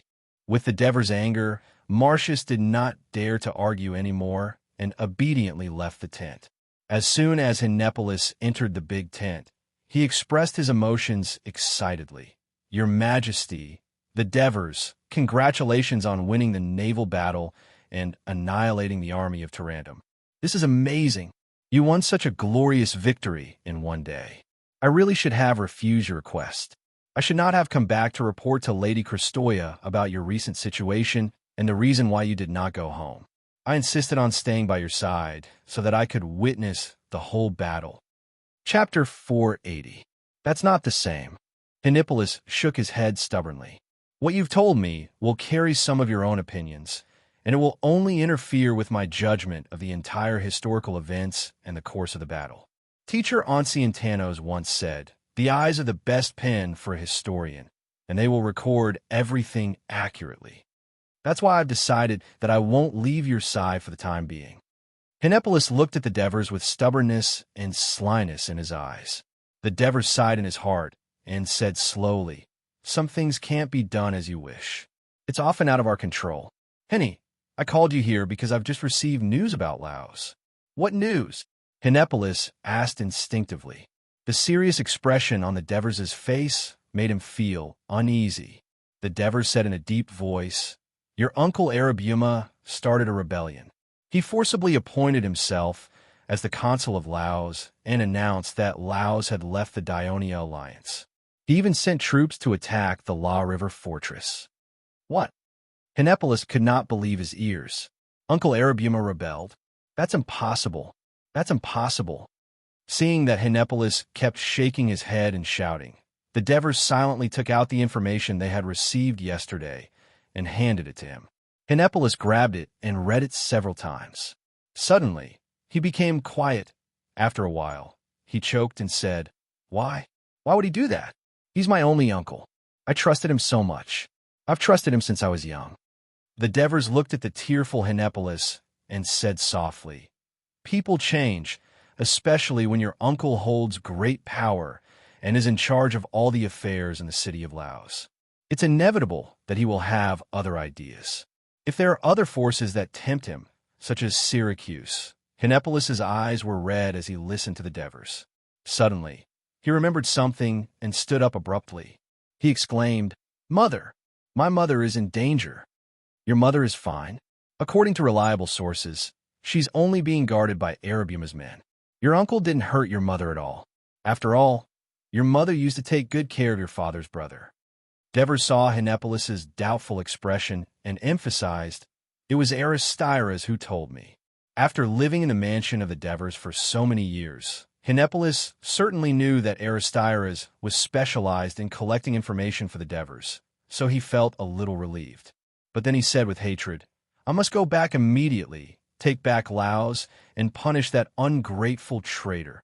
Obviously, Arabuma's betrayal had broken his heart, and he was so disgusted that he didn't even want to mention his name. "Sure." The Devers agreed and reminded him, "The governor of Nudum, Hemont, and the governor of Vigor City, Saru, are gathering their troops. You should lead your troops to join them and fight against Arbutus together. Arbutus won't be able to stop you." But Devers changed the topic and said, "Laos was your father's independence from the Lucania tribal alliance, and he's worked hard to manage it for so many years. You can't bear to let the people of Laos suffer heavy casualties and the city be seriously damaged, right?" Hinepolis nodded repeatedly. "Henny." Devers looked at him and said in a low voice, "Back then, some of the laws you wanted to implement in Laos were not implemented because of the obstruction of Arabuma and the others. However, granting more rights to the commoners of Laos and allowing them to enjoy the same land as the citizens of Dionysia was what the majority of the commoners of Laos wished for. Before, because Arbutus and the others blocked the news, the people of Laos didn't know much about the truth. Now, we only need to publicize the truth, and the people of Laos will know who's really good to them. Who should they support? So you can do this." Listening to the Devers' plan, Hinepolis's eyes gradually brightened. He immediately nodded and said, "Your Majesty, I will do as you say. I will let that person know that I was right back then." As Hinepolis was leaving, Devers gave him a strong hug and loudly encouraged him. "Hinepolis, I wish you success in recapturing Laos as soon as possible. My clerk is still waiting for you to take up the post." Hinepolis nodded confidently. "Your Majesty, wait for my good news." The next morning, the 7th Legion of Dionia and the army of Heraclea marched north. When they arrived at Metapontum, the city gate was wide open. The remaining soldiers of Tarentum and the people of Metapontum, including Isorokas, had already fled to Tarentum the night before. The allied forces easily occupied the city of Metapontum. Metones, the commander of the 7th Legion, who was eager to return to Turiae, did not covet the power of the temporary supreme governor of the occupied territory. He directly handed over the defense of Metapontum to Heraclea's governor, Tryphias, and then led the legion back. Soon, the changes in Metapontum were detected by the spies sent by Tadepras. After getting in touch with Tryphias, Tadepras bade farewell to the Galagusso people who had taken them in and promised that from now on, Metapontum would strengthen trade with Galagusso, especially in terms of food. After returning to Metapontum, Tadepras relied on the support of Dionia and Heraclea to regain power. The first thing he did was to lead the few remaining people of Dionia to avenge their murdered relatives and friends. They completely wiped out the Protorantum citizens in the city. They were expelled, arrested, and executed. For a time, the city of Metapontum was filled with blood, and everyone was in danger. After these few torments, the population of Metapontum decreased sharply, and its strength was greatly damaged. Just as the 7th Legion returned to Turiae, the Tarantum emissaries had already set foot on the land of Turiae. Yesterday, the news of the Dionysian fleet defeating the Syracuse navy and almost annihilating the Tarantum army and navy was transmitted back to Tarantum. Not only did it shock the Senate, but it also made the people of Tarantum worried about the safety of their loved ones. They were also very anxious. So much so that when there was a rumor that the Dionia army was marching towards Tarantum, it caused a huge panic. Many people rushed home, packed their luggage, and prepared to rush to the port to escape this city that was already defenseless. In such a critical and terrible situation, the Senate of Tarantum only had one way to go, and that was to sue for peace with Dionia. For this reason, the Senate didn't even hold a citizens' meeting. Instead, they urgently elected 2 temporary governors, Dicidamus and Urchita's father, Cestiaves, and sent Cestiaves to Turiae the next day in an attempt to make the Devers remember their old friendship with Urchita and open up to Tarantum. The Devers knew the purpose of the Tarantum people, so they didn't meet Cestiaves at all. Instead, they sent Cunigarata and Ancitanos to negotiate with Cestiaves. Earlier, when Ancitanos visited Tarantum, he was treated rudely. But now, when he saw the humble and anxious Histiaves, he felt a little pleased even though he was usually gentle. Cunigarata and Ancitanos only sneered at Cestiaves' suggestion that Tarantum is willing to make a peaceful truce with Dionia and make a certain amount of war compensation in exchange for the release of the Tarantum prisoners of war. Cunigarata even mocked. Dionia had an alliance with Tarantum before, but you ignored the sacred oath and betrayed us when we needed your help the most. You made us sign an agreement with you so that you could ambush us when we were dealing with Syracuse. Do you think we're that stupid? To be honest, we don't know if Poseidon will be angry at you for tarnishing his name, but we don't dare to trust you Tarantum people anymore. Cestiaves was ashamed when he heard that. He shouted in grief and indignation. Then what do you Dionysians want us to do? Before this war ends, Dionia will not sign any agreement with Tarantum, but these 12,000 Tarantum citizens and nearly 2,000 sailors. Dionia is at war and doesn't have that much food to support them. Whether they can survive until the end of the war depends on whether Tarantum can provide them with enough food. Cunigarata replied coldly. Understand. Dionia wants our food. With food, they can guarantee the safety of the Tarantum prisoners of war, right? Cestiaves' voice was filled with a hint of mockery. That's right. Mining requires a lot of physical strength, or else it's hard to ensure their health. Cunigarata said threateningly. When will they be released? Cestiaves asked again. Before the end of the war, Dionia will not release them. Otherwise, who knows if they will pick up their spears and shield and invade our territory again. Cunigarata said seriously. Before that, Dionia will not sign any agreement with Tarantum. As long as Tarantum remains peaceful during this period, Dionia will not invade Tarantum's territory. This is a promise from His Majesty the Devers himself. Chapter 481. However, Dionia did not sign an agreement with Tarantum at this time, which made Cestiaves feel uneasy. He reminded them unwillingly, "So you're already full of confidence in defeating Syracuse?" I heard that up until now, Dionysius's army still has the absolute advantage on land. Isn't Syracuse defeating us what you want? Cunigarata said sarcastically, "You will no longer have to worry about the safety of the city and the lives of the captured citizens." Cestiaves was speechless for a moment, and then he could not help but ask, If this war continues for a long time, won't Tarantum have to constantly send food to Turii? You must know that our food reserves are not sufficient. If that's the case, you still dare to tear up the alliance and start a war with us. Kinagarata said sarcastically. Ansitanos interrupted. A war of this scale has happened several times in the history of Greece. It can't last at all. Sestiaves hesitated for a moment, and finally said, Well, I will convey Dionia's proposal to the Senate, but I hope you understand that Tarantum is Sparta's territory. Kinagarata and Ansitanos looked at each other, and Kinagarata said lightly, So what? Is Sparta also going to participate in the war? Sestiaves did not speak. He found that Dionia at this time was not afraid of any threat. Perhaps it was as the other party said, Tarantum could only hope for Syracuse's victory. While Kinagarata and Ansitanos were negotiating with the Tarantum emissary about post-war matters, the Devers were also discussing the food issue with Bagalipi, Capys, Marigi, and Merces. Your Majesty, the grain in Turii's granary has been delivered to the troops in the south all this time, and now it's almost empty. I estimate that the Kazinsa granary still has half of its stock, but it's a little difficult to transport it, and the attack on Laos is about to begin. When the time comes, the food supply will still need to be provided from the Kazinsa granary. As for the current situation of the Graminum granary, I don't know much about it.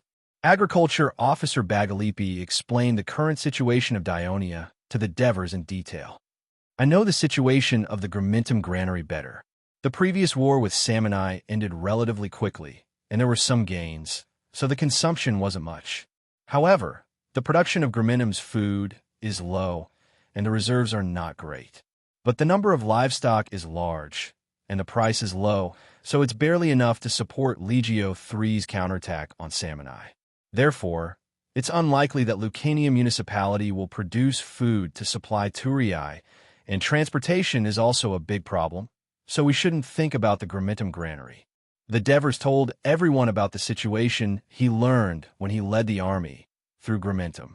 Your Majesty, it seems that if we want to organize a campaign of more than 50,000 people against the people of Syracuse, food is an urgent problem for us to solve, Capys said worriedly. During this period of time, he had taken over the military affairs on behalf of Helos and had a detailed understanding of the situation. 3 days ago, Asprostum and Cramissus sent back news that their food is a little tight. Due to the worry of harassment from the fleet of Syracuse, the supply team has been busy increasing the number of guards to prevent the attack of enemy sailors. Therefore, there hasn't been a large-scale transport of food to the 2 cities where the legions are stationed. We don't know how their situation is now. Besides, now Turii has the 1st, 2nd, and 7th legions, a total of 3 legions, as well as the supply team and the new 6,000 people that your Majesty has recruited. That's nearly 32,000 people, and the consumption of food every day is a huge figure. If we can't solve the food problem, even the Turii army will have to disband in a few days due to the lack of food. Don't forget, there are still the captives from Syracuse and Tarantum. I'm afraid that's about 25,000 people. Merces reminded the crowd loudly. Even if we only give them a little food every day to maintain their basic survival, it'll still consume a lot of food. I think it's better to treat them as slaves and sell them for money. Divers looked at Mercy's impatient and greedy appearance, but he didn't feel disgusted. Because of the consumption of the war and the shutdown of the port market, the treasury's money was only coming out and not coming in. Thus, he could completely understand Meyer's impatience. However, he shook his head and said, We can't sell the captives from Tarantum. They're the most important tool for us to control Tarantum. With them, Tarantum will obediently send us food. In addition to the spoils from Heraclea yesterday, I think we can at least alleviate the food shortage of Turii. As for the sailors of Syracuse, Marigi, now that Syracuse's blockade on our port has been broken, I believe that trade will slowly resume. Can these sailors of Syracuse be sold? Devers, who was a modern person in his previous life, had always hated the slave trade. However, for the survival of Dionia, he couldn't care less. After Devers finished speaking, Merces changed her previous attitude of hating Marigi and looked at him eagerly. Marigi nodded at Devers and said slowly, "Your Majesty, although we've defeated Syracuse at sea, we haven't completely wiped out their forces at sea. Our most important trade route, the Strait of Messina, is still controlled by the navy of Syracuse. The situation on the east side of the Mediterranean Sea is better. The fleet of Tarentum has been wiped out. The allied fleet of Sparta, Syracuse's ally, is now being suppressed by the fleet of Athens. Therefore, if the blockade on the Strait of Messina can't be broken quickly, we can only slowly recover our sea trade towards the east. However, the trade towards the east will not occupy a major position in Dionia's market." Commercial officer Marigi didn't talk about the problem of slaves first. Instead, he made a simple estimation of the port's market. Devers immediately said, "I understand what you mean. I'll urge Syracuse to lead the fleet to seize control of the Strait of Messina as soon as possible. However, with the arrival of the merchant ships, can our port operate normally?" Devers' question hit the nail on the head. During times of war, merchant ships were not the only thing that could solve the problem. The entire operation of the port required a lot of management personnel, a large number of porters and sailors, as well as patrols to maintain law and order. The more prosperous the port, the more manpower was needed. Now, in order to deal with the war, Dionia had mobilized a large number of young and middle-aged laborers. Not only were they official citizens, preparatory citizens, free citizens, and even unregistered free citizens were recruited. The port and market, which used to be bustling with activity, were now very desolate. Women, the elderly, and even children were busy at the market stalls. The shortage of labor was evident. Marigi, of course, knew that sufficient labor was also an important problem. In this regard, he had no better solution. He could only reluctantly say, "Your Majesty, I'll think of a way to solve this problem. As for the large number of Syracuse captives, there are very few city-states that can afford the cost, are not afraid of Syracuse, and are willing to take over. I have a goal." Marigi's tone became more serious. "We can try Carthage. We can even use these slaves to exchange for Carthage's food." As soon as he finished speaking, Marsus began to mutter, "Carthage is afraid of Syracuse. They refused to form an alliance with us before.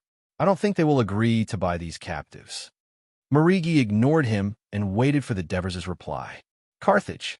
With Marigi's reminder, the Devers' eyes lit up. Before the war, Carthage was against forming an alliance with Dionia. However, with the war going on, it was hard to say if Carthage would still maintain their previous attitude. After all, Syracuse and Carthage had always been enemies. Although peace had been maintained during this period, it did not mean that Carthage would watch Syracuse continue to expand its influence in Greece. It might even turn Greece into Syracuse's backyard. This was because if that happened, the stronger Syracuse would only pose a greater threat to Carthage's influence in Sicily. With this in mind, the Devers made up his mind. He said, "It seems that we need to send someone to Carthage immediately to test Carthage's attitude towards this war. If they're willing to buy these slaves, we can make further requests to Carthage, such as food trade. This war concerns the survival of Dionia and the rise and fall of Syracuse. I don't know how long it will last, so the food in Tarentum alone is not enough to ensure sufficient food supply for Dionia's army that is being built. Carthage is famous for its food production, and it is not far from Dionia. It can meet our needs. Otherwise, where else can we buy food? Yoke Galaxy? Egypt? These places are too far away from us. We can't guarantee them in time, and accidents might happen. Your Majesty, we can also consider Cernica," Marigi added. Chapter 482. Marigi, thank you for reminding me. Looks like when we send someone to Carthage, we should also send someone to Cyrenaica to contact them. An additional channel to purchase food means an additional layer of security. The Devers corrected him. Your Majesty, I would like to ask where the money will come from for the food we've been talking about. The National Treasury doesn't even have a single drachma. Marsus asked loudly, not caring about the new identity of the Devers. The Devers did not care about such a small issue. He placed his right hand on the back of his chair. He had thought about this question on the way back to Turii. Now that he understood the true financial situation of Dionia, his thoughts were more solid. Mercies, do you remember that the national treasury was also depleted during the Second War with Crotone? What measures did we take to tide us over? Mercies slapped his head and shouted, "Oh my, how could I forget that? War bonds. We can issue more war bonds." "No, we won't issue war bonds. The cost of this war is huge. If we issue war bonds, even if we win the war, the alliance will be saddled with a huge debt, which will severely affect its future development." The Devers stood up, his gaze determined, his tone firm. "This war doesn't only concern my interests, nor does it concern the interests of the Senate and the senators. It concerns the life and death of the millions of citizens of Dionia. It concerns whether we will be destroyed by Syracuse, killed, or enslaved. Or will we completely defeat Syracuse and drag it down from its throne as the Hellenic hegemon of the Western Mediterranean and win a brighter and brighter future for the citizens of the Alliance? So, this is a war between nations. It requires everyone in the Alliance to put in all their efforts and gather them together to fight the final battle against Syracuse. Whoever could last until the end would be the victor in this battle for supremacy. So, I propose that the Senate encourage the citizens of the Alliance of Dionia to raise funds, and I will be the first to do so. Other than providing 3 meals a day for my family and slaves, I will donate the remaining food reserves. Other than the normal expenses, all the profits from the banks, restaurants, and shops my wife has set up will be donated to the Alliance for the war." The Devers' words shocked the four present. "Your Majesty, I am willing to be the second donor." Capys shouted excitedly. "Me too, Your Majesty. The Alliance is my home. If it's gone, it doesn't matter how much gold and silver I have. I'm willing to pledge my loyalty to the Alliance." Marigi said, "Don't forget the people of Abyssinia, Your Majesty." Bagalipi said sincerely, "The people of Abyssinia are already inseparable from the alliance of the Alliance. Not only will I donate myself, I will also donate when I get back to Abyssinia." Seeing that the other three had expressed their stance, Merzes hesitated for a while before gritting his teeth and saying, "All right, I'll donate too." In the afternoon, the Senate passed a resolution. In order to win this great war against Syracuse, the people of Dionia were called upon to unite and donate money and food to the Alliance, which was already short of resources, to help the Alliance tide over this crisis. This news quickly spread throughout Turii, Amendola, Abyssinia. While the people were still in heated discussions, another shocking news came. The new king of Dionia, the Devers, was the first to step forward and generously donated 51 talent, 3,500 drachmas, more than 3 tons of wheat, and dozens of cows and sheep. The Devers Mansion's chief slave manager, Ribazat, led a transport team consisting of dozens of carts filled with goods to the Victory Square for the public officials of the Treasury, led by the treasurer, Mercies, to receive. When the people saw the carts passing by, they were greatly moved.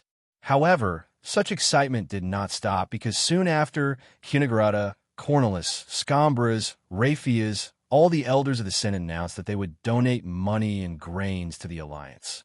When they saw the carts filled with goods, entering the various gates of Turii and heading towards the Victory Square, the people finally could not hold it in any longer. They began to exchange slogans that no one knew when "The Alliance is our alliance. If the Alliance prospers, our families will prosper. If the Alliance perishes, our homes will no longer exist. We don't want to be the slaves of the cruel Syracuse. As long as we unite and contribute and carry on the war to the end, victory will belong to Dionia." If the people were a little pessimistic about the future of the war before yesterday, they had regained their confidence after the 2 great victories. The new kings, Devers, and the elders took the lead in donating, and the slogans that spread quickly made the people aware of the difficulties that the Alliance was currently facing, awakening their sense of responsibility as a citizen of Dionia. Hence, everyone began to take action. Not only that, but even the soldiers in the barracks collectively expressed their wishes to the Devers, hoping that they could return home and prepare money and food to donate to the Alliance. The Devers took advantage of the situation and agreed. They announced that the 1st, 2nd, and 7th Legions would be temporarily disbanded and would report back to the barracks before noon tomorrow. Those who were late would be punished according to military law. Turii, which had been deserted for many days, finally became lively on this day. The people brought their slaves with them, carrying money boxes, money bags, and leading the beasts of burden that carried the grain stored in their homes. They came from all directions, from Amendola, from Abyssinia, from the outskirts of Turii, from the port of Turii, from the city of Turii, and from all directions, rushing towards the victory square. "Polyandrus, you're fast!" Augilus shouted when he saw Polyandrus and his son Patroclus in front of him in the queue. "Uncle Augilus!"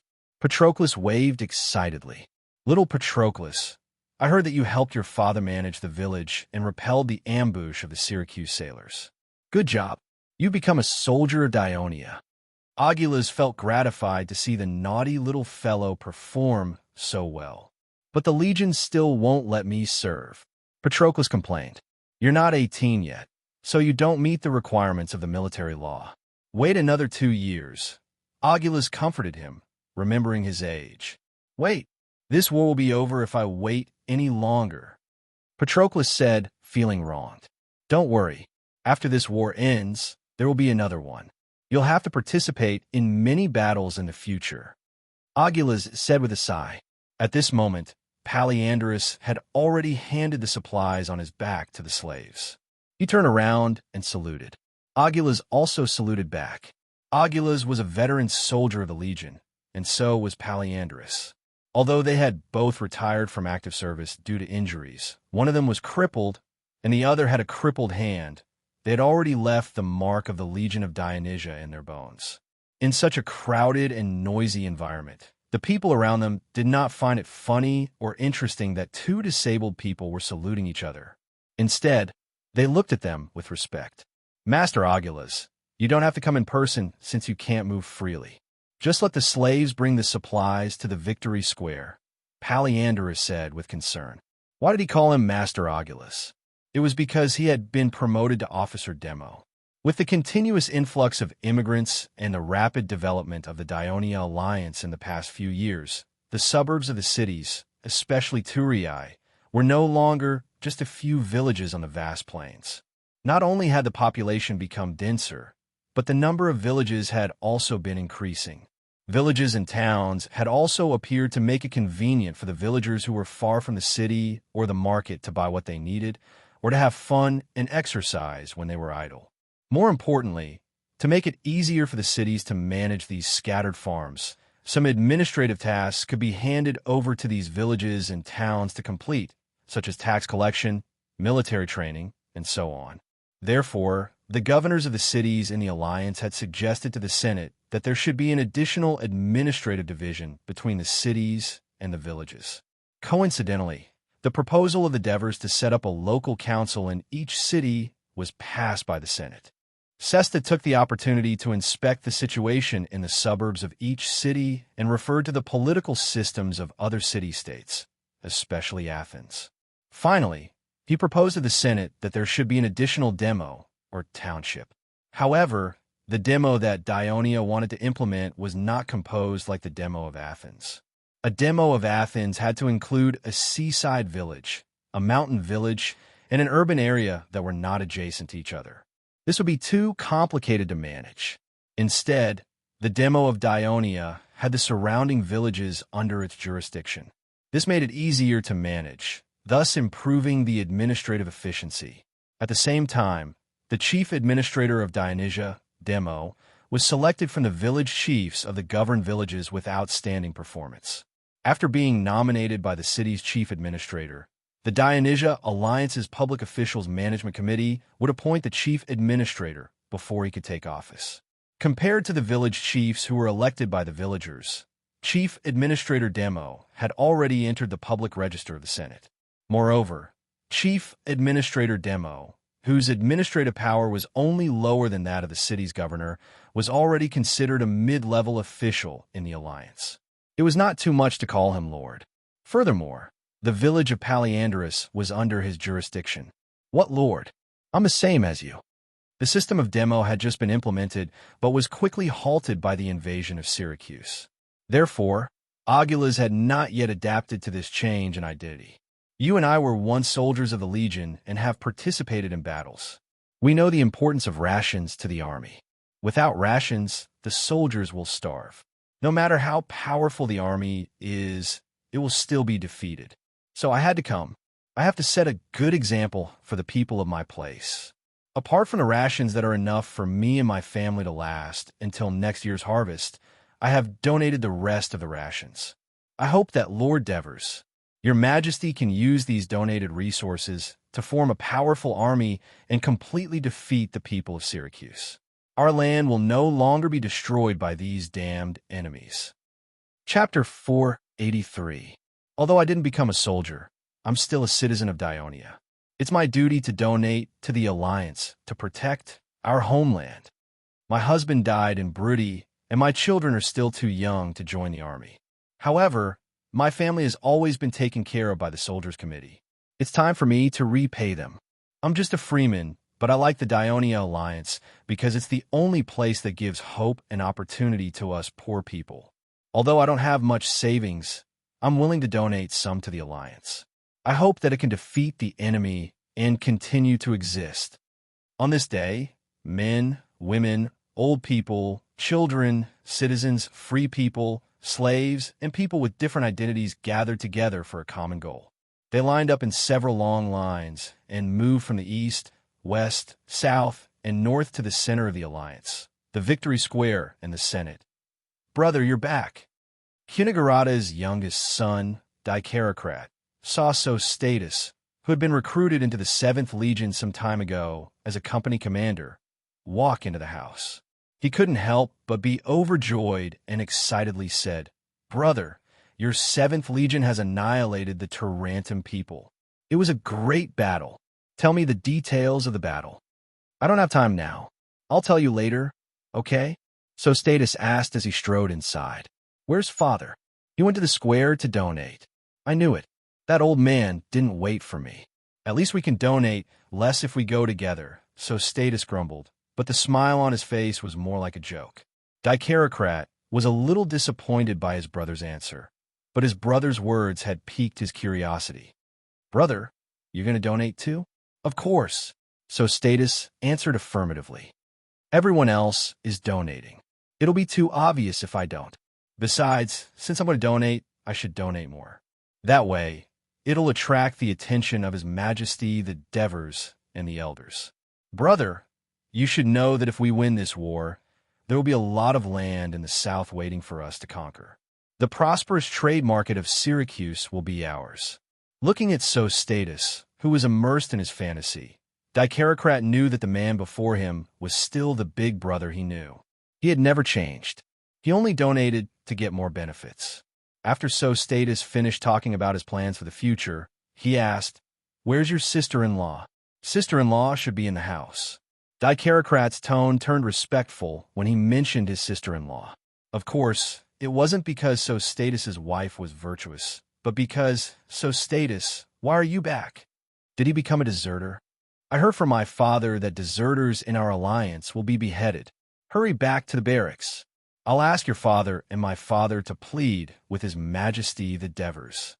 It was a Lucanian woman who came out of the main building. She shouted in surprise when she saw Sostatus. "I'm not a deserter. I'm—" Sostatus hurriedly explained. Unexpectedly, his wife didn't listen to him. She strode forward and grabbed his ear. "You're going to lie to me again, aren't you?" Sostatus immediately squealed like a pig being slaughtered. "Ouch! Ouch! Ouch!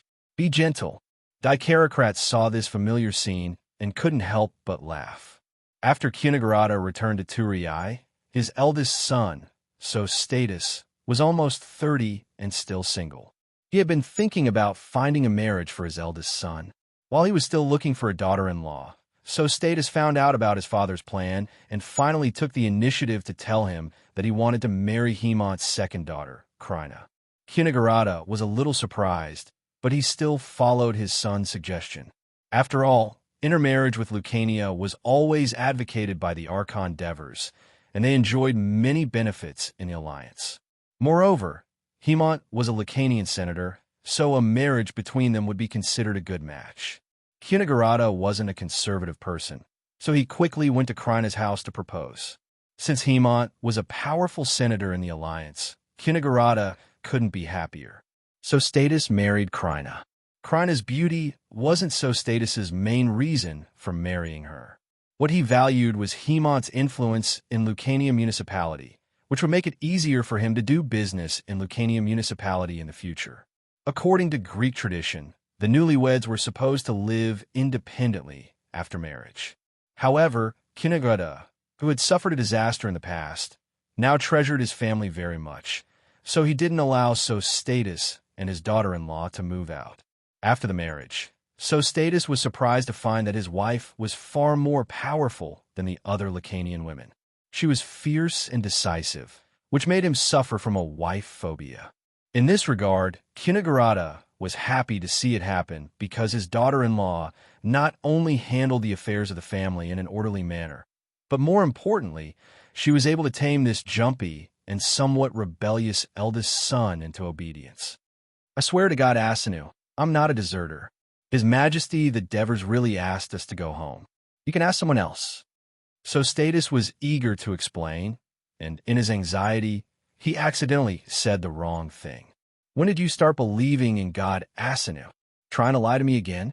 Do you want to die? Kryna's fingers tightened again. Ouch, ouch, ouch. Seeing the couple's quarrel, Dicacalate was amused. He stepped forward and persuaded. Sister-in-law, it was indeed His Majesty the Devers who asked them to come back. The soldiers also want to donate money to the alliance. Facing her brother-in-law, Kryna's attitude was much better. She let go of his hand and asked with uncertainty, "Did His Majesty the Devers really ask you to come back because you want to donate money?" "Of course." So Status rubbed his red ears and complained loudly. "How dare you doubt your husband's words?" Kryna ignored him and continued to ask, "How much are you going to donate?" Although Status wanted to donate more, he knew that his wife was more straightforward. While he was hesitating, Kryna had already made the decision for him. "Then donate all the money you have in Cristonia's bank." Hearing this, Status jumped up and forgot his fear of his wife. He immediately scolded, "You wastrel, my money is almost 6 tallion. Do you think it's easy for me to earn money? How can you donate it all so easily?" "What did you say?" Kryna raised her eyebrows and stretched out her hand. Immediately, screams sounded in the house again. Melisande, the commander of the 2nd Legion, was on his way to his home. His home was not in Turiae because he no longer lived with his mother and Felicius. He was married and independent. There was a complicated story about this marriage. When Arsines died in the Battle of Brudi, his will, which was stored in the Temple of Hades, was taken out. Since the establishment of the Temple of Hades, Plazinas, under the suggestion of the Devers, had the temple open up this function. With the people's trust in the god of the underworld, the contents of the will would not be leaked. Since Dionia was mainly an alliance of immigrants, there were few old people. Up to now, most of the wills stored in the Temple of Hades were from soldiers before they went to war. They did not know when they would die in battle, so they would write their wills before they went to war and store them in the temple. The original function of the Legion's supply camp was transferred to the temple. Since Arsines had no relatives, in his will, he gave half of his inheritance to his newly married wife in Lucania and allowed her to divorce and remarry. He also gave the other half to his good friend, Melisande, in the hope that he could take care of his wife before she remarried. When Melisande received the will, he burst into tears. But what Arsines did not know before his death was that before he went to war, his wife was pregnant. Out of memory of his good friend and to fulfill his last wish, the 18-year-old Melisande decided to take care of his wife, Hepna, and let her give birth to Arsines' child smoothly. During frequent contact, Melisande and Hepna, who was about the same age as him, fell in love with each other and eventually got married. After marriage, Melisande lived in the house in a Mindler given to him by Arsines. Melishanda and his comrades in arms of the Second Legion, who also lived in Amandalra, walked north, talking and laughing. After crossing the Cisno River, the scene that greeted his eyes shocked them. Burned villages, deforested forests, destroyed farmlands, and blocked canals. The ruins of the Tarantum soldiers could be seen everywhere. The soldiers cursed the Tarantum people and even regretted that they had been too lenient in the battle yesterday. They should have killed them one by one to relieve the hatred in their hearts. Fortunately, the city of Amandalra was not damaged by any war. After entering the city, Melisande said goodbye to his comrades and opened the door of his house. "Master, you're back," the female slave shouted excitedly. "Where's your mistress?" Melisande's eager eyes looked across the atrium and into the main building. "The mistress is praying for you at the altar of Hades. After you went to war, the mistress has been praying every day these days," the female slave said respectfully. Hepna was particularly concerned because her ex-husband, Arsenes, died on the battlefield. When Melisande went to war, she specially opened a room in the courtyard as the altar of Hades and prayed for her husband's safety every day. Chapter 484. Melishanda was not surprised. He knew that his mother preferred to live in the small city of Amandalra. She only chose to live in the noisy city of Taurus to take care of Felicius. After Felicius left for the war, she felt lonely and naturally chose to come to Amandalra to live with her daughter-in-law and grandson.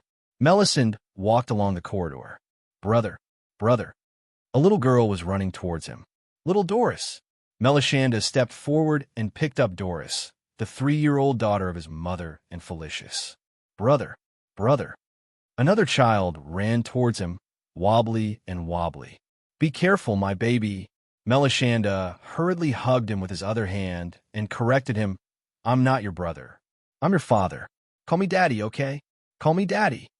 The boy was Arsenes Jr., the son of Arsenes and Hepna. Melishanda had taken good care of Hepna when she was pregnant, so he regarded Arsenes Jr. as his own. Interestingly, the daughter of his stepfather and mother was much younger than Melishanda, but she was about the same age as his 2-year-old stepson, Arsenes Jr., so they were more like siblings. Arsenes Jr. also loved to play with his little aunt. "No, just call him brother. Just call him Big Brother." The mischievous Doris egged him on. Arsenes Jr. looked at Doris, then at Melishanda, and called out again, "Brother, brother." Melishanda was angry and amused at the same time. He patted Doris's butt twice and pretended to be fierce. "If you teach Arsenes Jr. any more nonsense, I'll beat you up." Doris immediately burst into tears. "Melishanda, how old are you? You still don't know how to give in to your sister." A female voice came from the front. It did not sound like a reproach, but more like a comfort. "Mother." Melisande stood up and said affectionately. He then turned to the young and graceful figure next to Delia and said softly, "I'm back, Hepna." Hepna stared at her husband, who had long lost his childishness. She looked at him carefully. After confirming that there were no scars on his body, she stopped worrying and smiled at Melishanda. "Devers, didn't His Majesty order you to go home and reunite only after defeating the enemy? Why are you back now?" Delia asked in surprise. The reason why she called the Devers so smoothly was because it was them, the loyal followers of Hades, who had pushed the Devers onto the throne. "Because His Majesty allowed us to go home to donate and return to the barracks tomorrow," Melisande replied. "Ah, we'll go back tomorrow," Hepna blurted out. She didn't expect that their time together would be so short. "When the war is over and peace is restored, you can let Melisande stay at home for as long as you want. But for now, they must chase away the enemies who destroyed our land." Delia lectured her daughter-in-law. She had seen her homeland being ravaged by the Tarantum with her own eyes, so she didn't want such a thing to happen again. "You're right, mother," Hepna replied respectfully. Melisande gently pushed away his son's little hand that was scratching his face and said, "His Majesty will soon lead us to the south to repel the Syracuse people. The biggest problem now is the lack of food supply. I heard that your father's situation isn't too good." Delia was very worried. Not only did she hear that the soldiers at the front lines were short of food, but she could also hear some people criticizing her husband even though she was in the hinterlands of Dionia, such as his poor commanding ability. It was not hard to imagine how much pressure Felicius was under at the front lines. I've already prepared the money and food for donation with Hepna. You came back just in time. We'll send it to the Victory Square later. That's great, Melisande said happily. It saved him a lot of effort. Melisande, my son, when you go to the south, you have to help your father. Delia warned again. What can I help him with? Father is the commander of the south, and I'm just a squad leader. Melisande thought to himself, but he still promised. Hepna took little Arsenis from his arms, and Delia held Doris in her arms as the family entered the main building. What did you say? His Majesty can't go home yet, Asuna asked anxiously. But I heard that the soldiers in the barracks have already gone home, Aristides said calmly. His Majesty still has something important to do, so he'll be back later. That's why he asked me to inform Madam first. I understand. We'll wait for him to come back, Christoia replied with a smile. Aristides said goodbye and left. Sister, will the Devers not come back today? Disappointment and worry intertwined on Agnes' pretty face, making her look pitiful.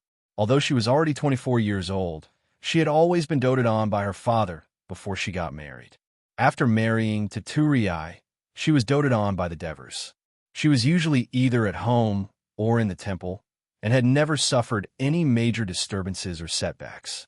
This was the first time she was pregnant, so it was inevitable that she felt uneasy. She urgently needed someone to accompany and comfort her. In this era, the rate of dystocia was still very high, even in the relatively advanced medical Dionia. But the Devers had been away for more than a month. When she finally heard that he was coming back, he said he would delay it in the blink of an eye.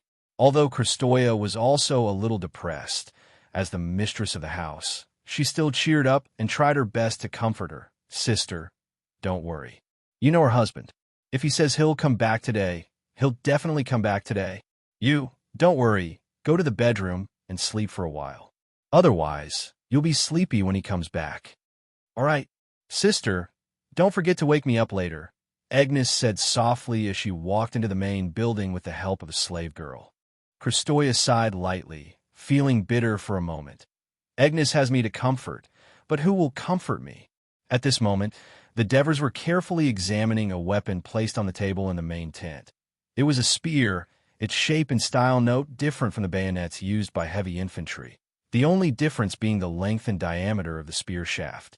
It was a full 4 meters long, 2 meters longer than the usual spears used by soldiers, and the diameter of the spear shaft was also thicker. As soon as the Devers picked it up, the arms merchant Theos hurriedly shouted, "Your Majesty, watch out above you." The Devers' height and the length of the spear almost pierced through the high roof. He had to raise it diagonally, shake a few times, and make a few sudden thrusts. Then he asked with satisfaction, "This spear is well made. Is every spear like this?" Theos said frankly, "Your Majesty, you asked me to make 6,000 of these spears in such a short time. Of course, I can't make every spear as smooth as the one in your hand, but I can assure you that when used, they will have no problem killing the enemy. In terms of quality, this batch of spears is sturdier and more durable. Because of your Majesty's approval, we cut down the cedar trees in the Amandalor Mountains and used the wood used to make warships to find the spears. Only then can we ensure that such a long spear shaft won't shake too much and won't break easily when piercing with the iron spearhead." The Devers nodded. "Are they all finished?" "We only found 1,400 spears. Because Lord Capus urgently needed them, we had to send them here first." The Devers frowned and said, "We have to hurry. I'm afraid we won't be able to stay in Turii for long before we have to go to the battlefield again. So we have to make all these spears as soon as possible and distribute them to every soldier. We also have to give them time to train. Time is tight. Your Majesty, we've done our best. It's just that we have to cut down trees, carry them, cut them, and plane the wood." Theos began to complain. The Devers interrupted him. "I'll ask Capus to transfer some men from the supply camp to help you complete some of the less important processes, such as cutting down trees, carrying them, and so on. Your men will finish the spearhead and the spear shaft. Will that work? If that's the case, Theos calculated carefully, then said loudly, I should be able to guarantee that in 3 days. No, the day after tomorrow, all the spears will be sent to you. Then I'll have to trouble you. As for the cost of this batch of weapons, the treasury is tight now, so I can only calculate it for you after the war is over. But don't worry, I'll ask Mercis to add 10% interest. As soon as the Devers finished speaking, Theos hurriedly said, Your Majesty, I'm willing to donate all these spears to the Alliance. I've also donated 3 talent to the Alliance. I've also asked my family to bring them to the Victory Square. Your Majesty, you've set an example for us. As a citizen of the Alliance, although I can't go to the battlefield, I'm willing to contribute my strength to the Alliance's victory in this war. Good. Well said. The Devers praised loudly. Of course, your contributions will be recorded. When the war is won, the Senate will reward you. The Devers' vague words made Theos excited. He immediately took out a few pieces of papyrus and handed them to the Devers. The Devers took them and glanced at them. They were densely written with words, and looked at Theos with some doubt. Chapter 485. In fact, although these foreign merchants who had auctioned their land in Amendola and started producing and selling specialty goods had benefited greatly from the Alliance's preferential policies, apart from a few, such as Dicopolis and Dicopolis who had joined the Alliance, most of them were still hesitant. Especially after the war with Syracuse broke out, the defeat of the southern Italian coalition army, and the destruction of the Tarentum cavalry to the handicraft manufacturing district, they were even more pessimistic about the future of the Alliance. If it wasn't for Syracuse and the Tarentum fleet's blockade of the Taranto Bay, they would have fled long ago. However, the return of the Devers, who had wiped out the Tarentum navy and land forces within a day and defeated the powerful navy of Syracuse, had created a miracle in the midst of the impossible. The foreign merchants were shocked. Infected by the fanatical people of Dionia, they began to believe that Dionia was indeed under the protection of Hades. As foreign merchants who did business in the Mediterranean Sea and dared to invest in Dionia, they were not lacking in adventurous spirit and foresight. When they began to hold hope for Dionia's future in the war, they suddenly realized that if Dionia really won the war, Dionia's influence would definitely expand as quickly as it did after the previous wars. Dionia would enter southern Greece and even eastern Sicily. The main trade circle of the western Mediterranean would then be under the control of Dionia. To anyone who did business in the region, what did this mean? That was why, under the instigation of Dicopolis and Dicopolis, the merchants made a bold investment and entrusted Dicopolis to deliver the list of goods to the new king of Dionia, the Devers, whom they confirmed to be the descendant of Hades. The Devers carefully read the huge amount of goods recorded on the papyrus. The sincerity of the foreign merchants was clear to see, and of course, the Devers knew what they desired. He said, Dicopolis, thank them on my behalf. Tell them that the Alliance will never forget the traitors who stabbed us in the back when we were in trouble. But even more so, we will never forget the friends who helped us in our most difficult times. There's an old saying in the East that goes, the favor of a drop of water must be repaid with a pool of spring water. After sending Dios off, the Devers arrived at the training ground of the military camp. Here, the free people Capys recruited were currently training. When Capys saw the Devers arrive, he rushed to the sidelines.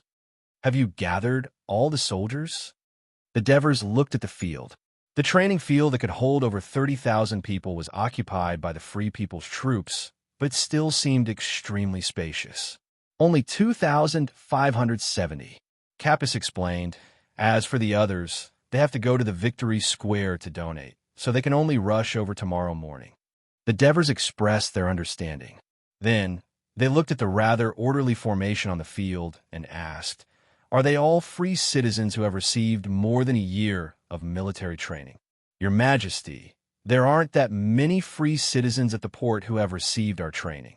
I've transferred the personnel from the supply team and only managed to gather 6,000 people, Capys said truthfully. Then, will there be any problems with the transportation of the goods? The Devers asked again. I've retained the managers and officers of the supply team and recruited free citizens from the port to make up for the numbers. Now that Syracuse's naval superiority has been broken, there shouldn't be any more enemies landing at our rear and attacking our supply team. Completing the transportation task shouldn't be a problem, Capys explained. Sigh, we're robbing Peter to pay Paul. The Devers sighed. This war had shown him that Dionia still had a shortage of resources, and he didn't have a better solution in the short term. Distribute the spears. Let them practice their formation first. I'll take a look. Topyrus used to be a slave in Christoia's restaurant.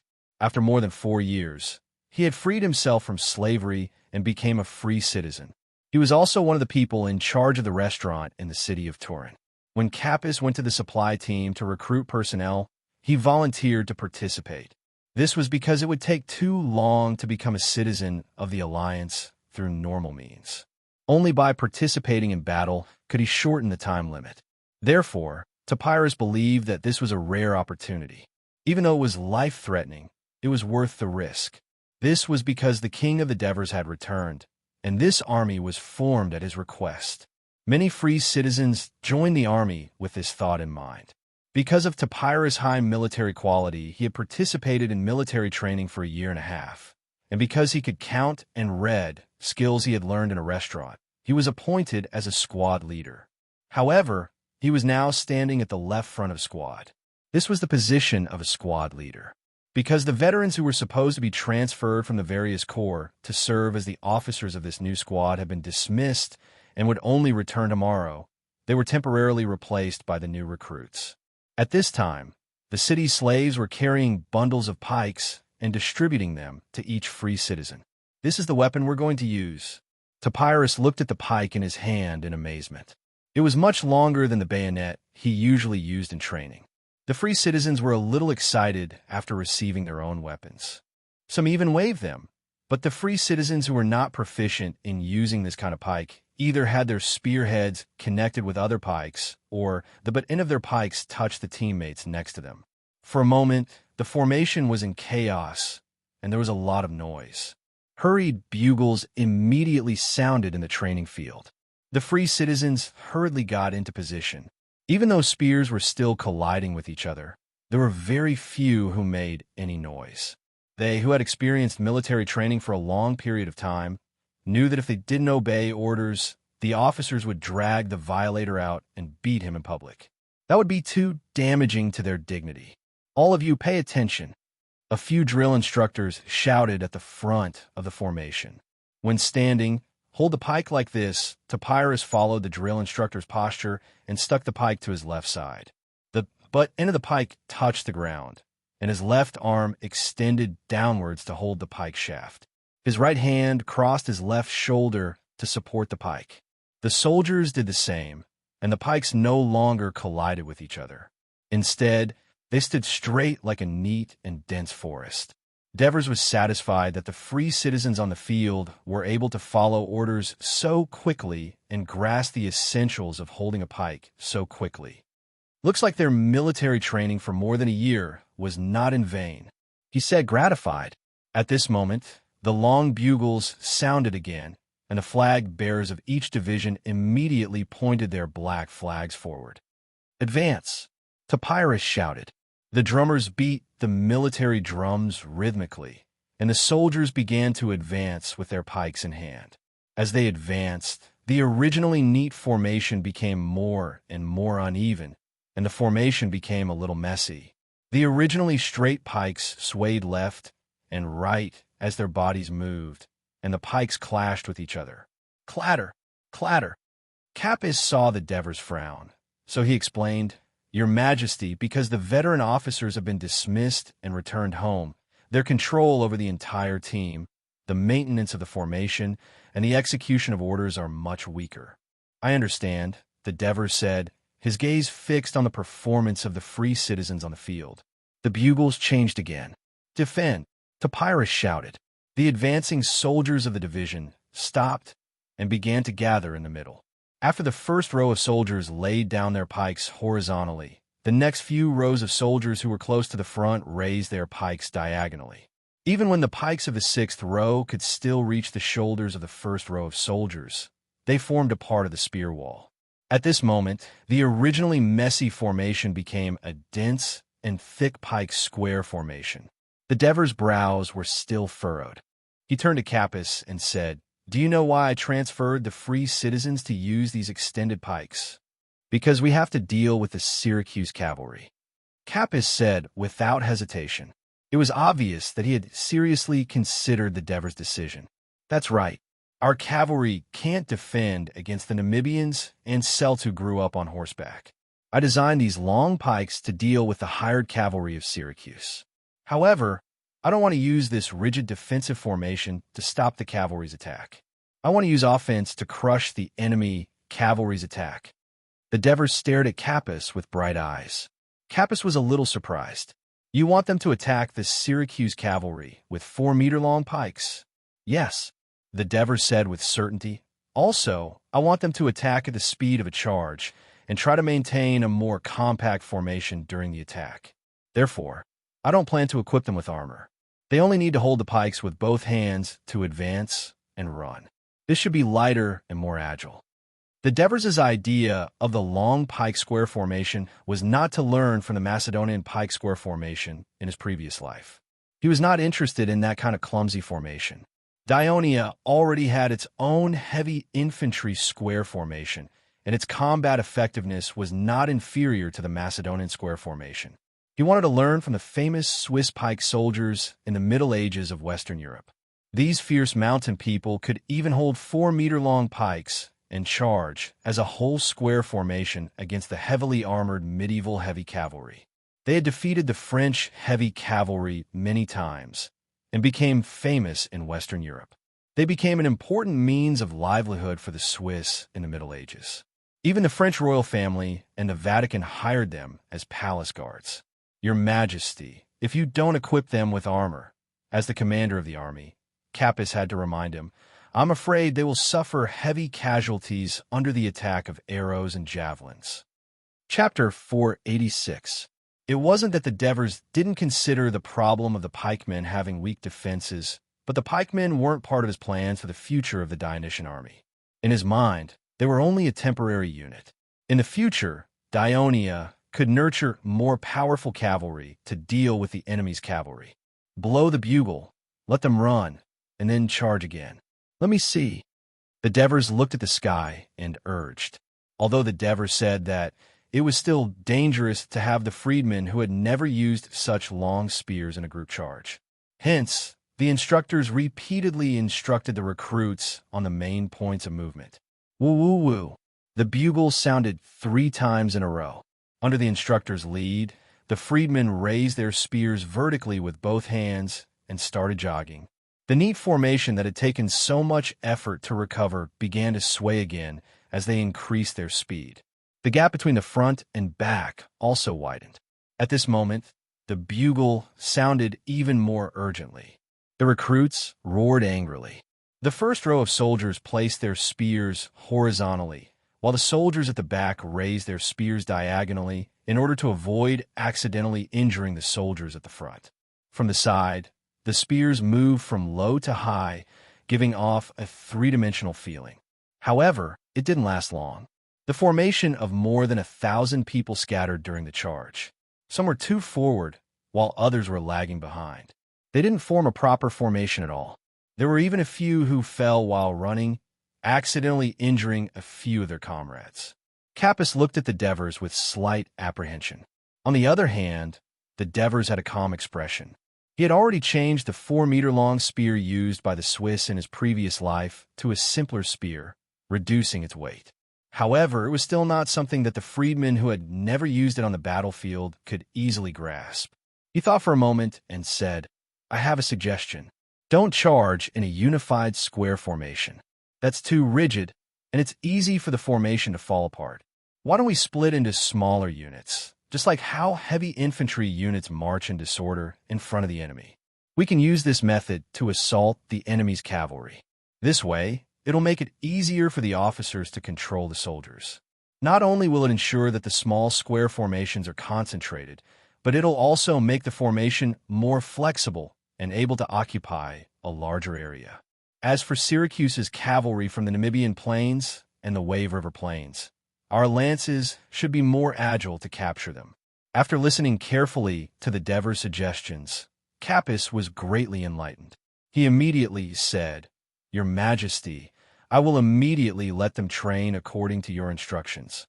The Devers solemnly reminded him again, "Lord Capys, there isn't much time left for them to train. You have to quickly think of a way to let these free people familiarize themselves with the usage of the pike and the change of attack formation within 2 to 3 days." Capys nodded heavily and strode onto the training ground. The Devers had been busy all day. Finally, they set foot on the moonlit night and returned to their own house. As soon as he pushed open the door, he heard cheers. "Master, no, Your Majesty. Your Majesty, you're back. Congratulations on becoming the King of Dionia. Your Majesty, congratulations on defeating the Syracuse Navy and annihilating the Tarantum." As the Devers became the King of Dionia, the slaves in his house felt that their status had risen, and they were proud of it. The Devers nodded to them one by one and finally came to the slave manager, Ribazat. "You've worked hard at home. Your Majesty, it's my duty," Ribazat said respectfully. "Madam and the young masters are waiting for you in the inner courtyard. It's so late, and they're still awake." The Devers was a little surprised, but he was more touched. He then said to Ribazat sternly, "Let them all rest. Blow out the candles in the corridor and put them away. Is this the time to celebrate? How can they be so wasteful? Aren't they afraid of what the people will say?" Although the Deverses' words were tactful, Ribazat heard the rebuke in his words. He quickly bowed his head and apologized. "The higher the status, the more you should be low-key and cautious. You must always remember this and restrain them. Otherwise, if there's a problem, I'll deal with you first." The Devers' warning made Ribazat secretly vigilant. The Devers opened the door to the backyard. Asuna was already waiting there. She said happily, "Your Majesty, welcome home. Asuna, it's all thanks to you that Kristoya could successfully give birth to Eunice and both mother and daughter are safe." "Thank you." The Devers sincerely expressed his gratitude to the backyard manager. Although Asuna was excited, she did not dare to say anything. Instead, she said, "The two madams and the children are waiting for you in Madame Kristoya's bedroom. Oh, looks like it'll be lively tonight." The Devers laughed. "Your Majesty, have you had dinner? I was too busy and didn't have time to eat. Prepare 2 pieces of bread, a bowl of oatmeal, and a glass of wine for me." "Yes, Your Majesty. I'll prepare it for you soon." As soon as the Devers opened the bedroom door, a figure dashed into his arms and cried out urgently, "Daddy, you're finally back. I missed you so much." The Devers chuckled as he picked Little Crow up. "Daddy missed you too. Let Daddy see if you've gained weight." The little crow immediately puffed up his cheeks. The Devers was amused. He pinched his chubby cheeks lightly. "Father," a clear voice came from behind. "Cynthia, I've only been away for a month. You seem to have grown taller again." The Devers smiled at his adopted daughter. He carried Little Crow over and pressed his hand on Cynthia's head to measure her height. "F.A. Father." Adoris, who was beside Cynthia, called out nervously. It was strange. Adoris was usually naughty and mischievous, but when he saw the Devers, he would be as nervous and obedient as a girl. "Adoris, you didn't ask the teacher to complain to your mother, did you?" the Devers teased. "And no." Adoris shook his head hurriedly. "Father, school has been temporarily suspended," Cynthia interrupted. "Suspended?" The Devers was slightly surprised. He thought about it and realized that it was normal. "Then stay at home during this time." "Cynthia, you're the elder sister. You have to take care of your 2 younger brothers and lessen the burden on your 2 mothers." "Yes." Cynthia nodded seriously. "Cynthia is very sensible. She's been very busy and has helped me and Agnes with many things.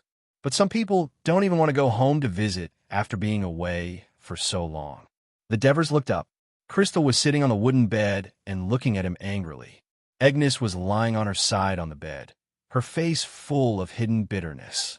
The Devers had just spoken when he realized that this wasn't the time to reflect. He immediately said softly, Aren't I back now? Crystal snorted.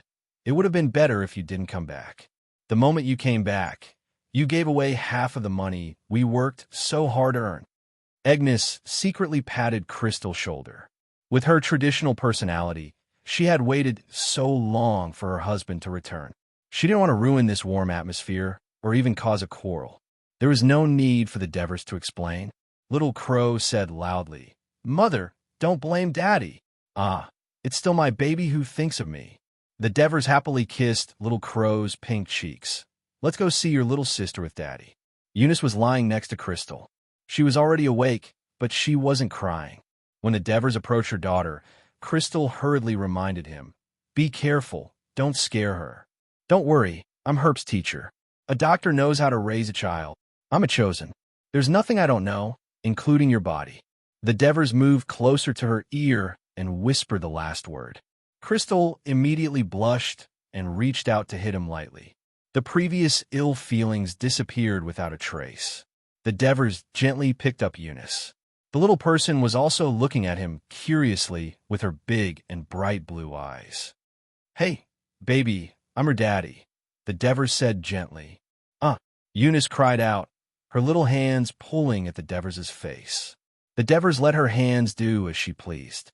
He turned to Crystal and said with a smile, "Eunice's hands are quite strong." At that moment, Crystal looked at the father and daughter gently and nodded lightly. "Daddy, I'm stronger than my sister," Crow said unhappily. "You're the older brother. Of course you're stronger." The Devers smiled. "Little Crow, look at your sister. Isn't she pretty?" The little Crow at that moment didn't know what beauty was. He just followed his father and nodded. "Yes, she is." To tell the truth, the redness from when she was born had already faded. Her wrinkled skin had also been enriched by sufficient milk. Eunice had a plump forehead, bright eyes, a small nose that stuck out, rosy lips, and tender skin. She was indeed a beautiful baby. The Devers turned to the children and said, "Don't you think little Eunice looks like Daddy?" Cynthia shook her head. "No." Hearing his sister's words, Adoris also said softly, "Doesn't look like him. Little sister looks like Mommy." Little Crow was the most direct. The Devers laughed. "Fortunately, she doesn't look like me. She looks like Crystal. Little Eunice will be a great beauty in the future." Crystal rolled her eyes and reached out. "Give the child to me. It's your first time seeing her. She'll cry if you hold her for too long." Chapter 487.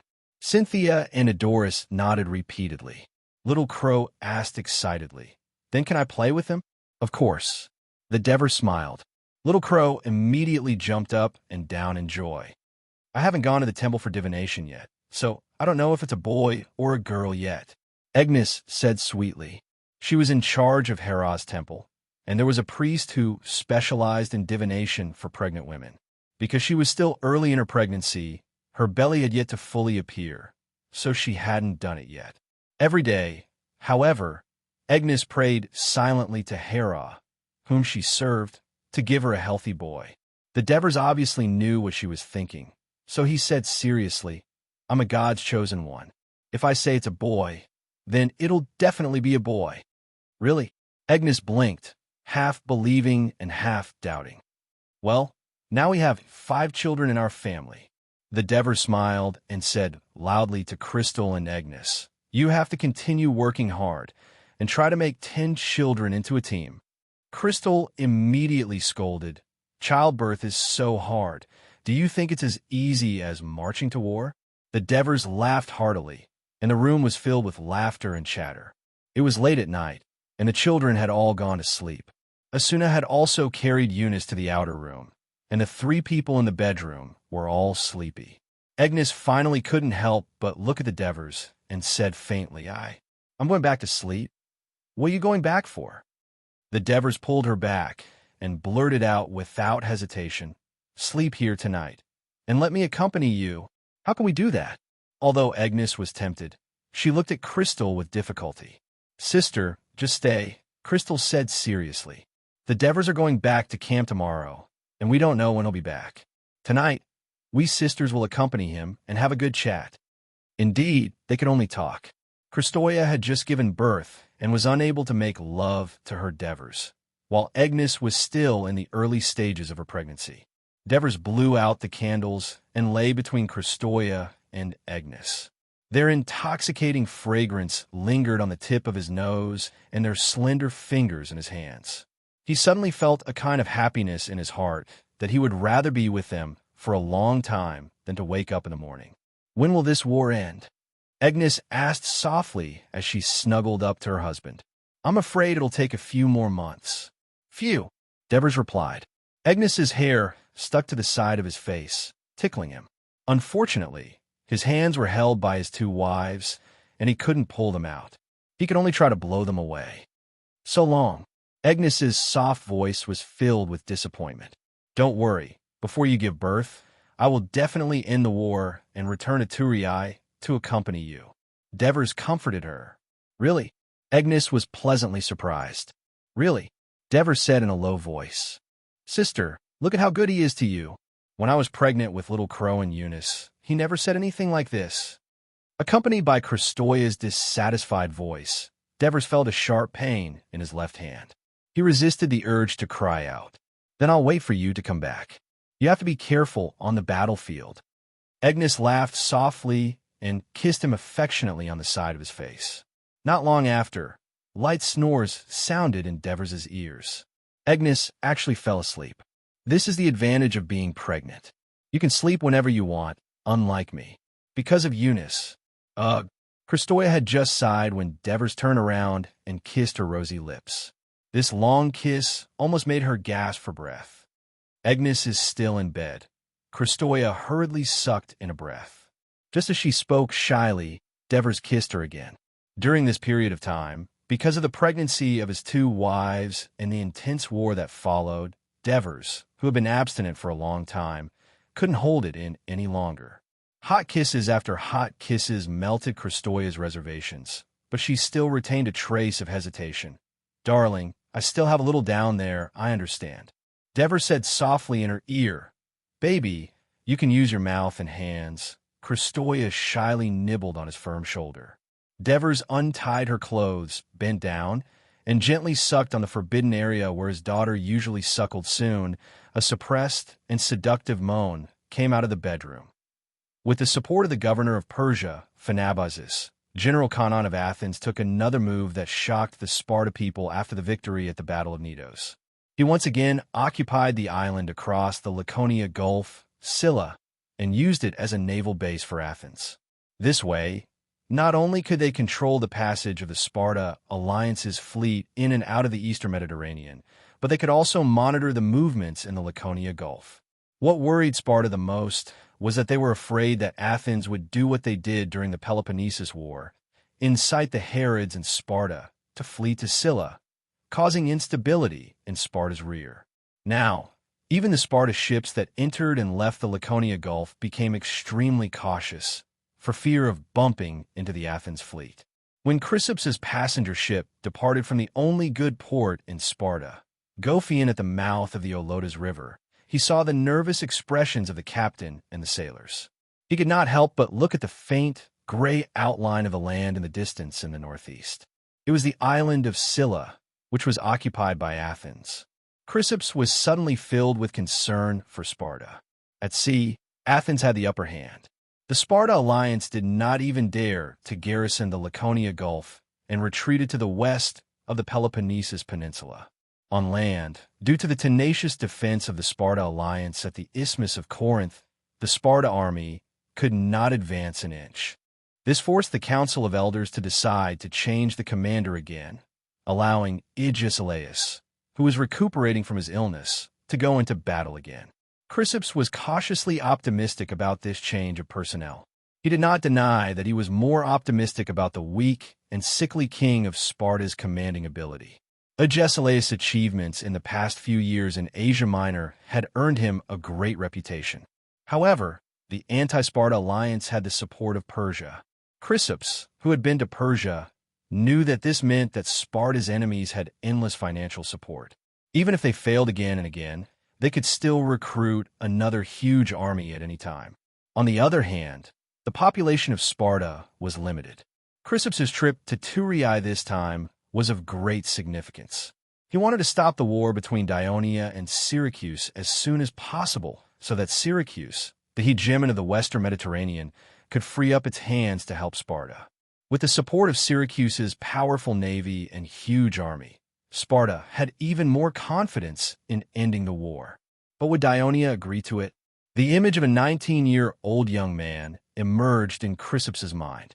It was the first time he saw the Devers. Since they parted ways in Asia Minor, 5 or 6 years had passed. He had never seen the young man again. He only heard about him from rumors. Every time he heard the news, Chrysippus was surprised. The young man was now the ruler of a powerful force in the Western Mediterranean, and he dared to compete with Syracuse, the hegemon of the Western Mediterranean. Things were different now. How could he convince him?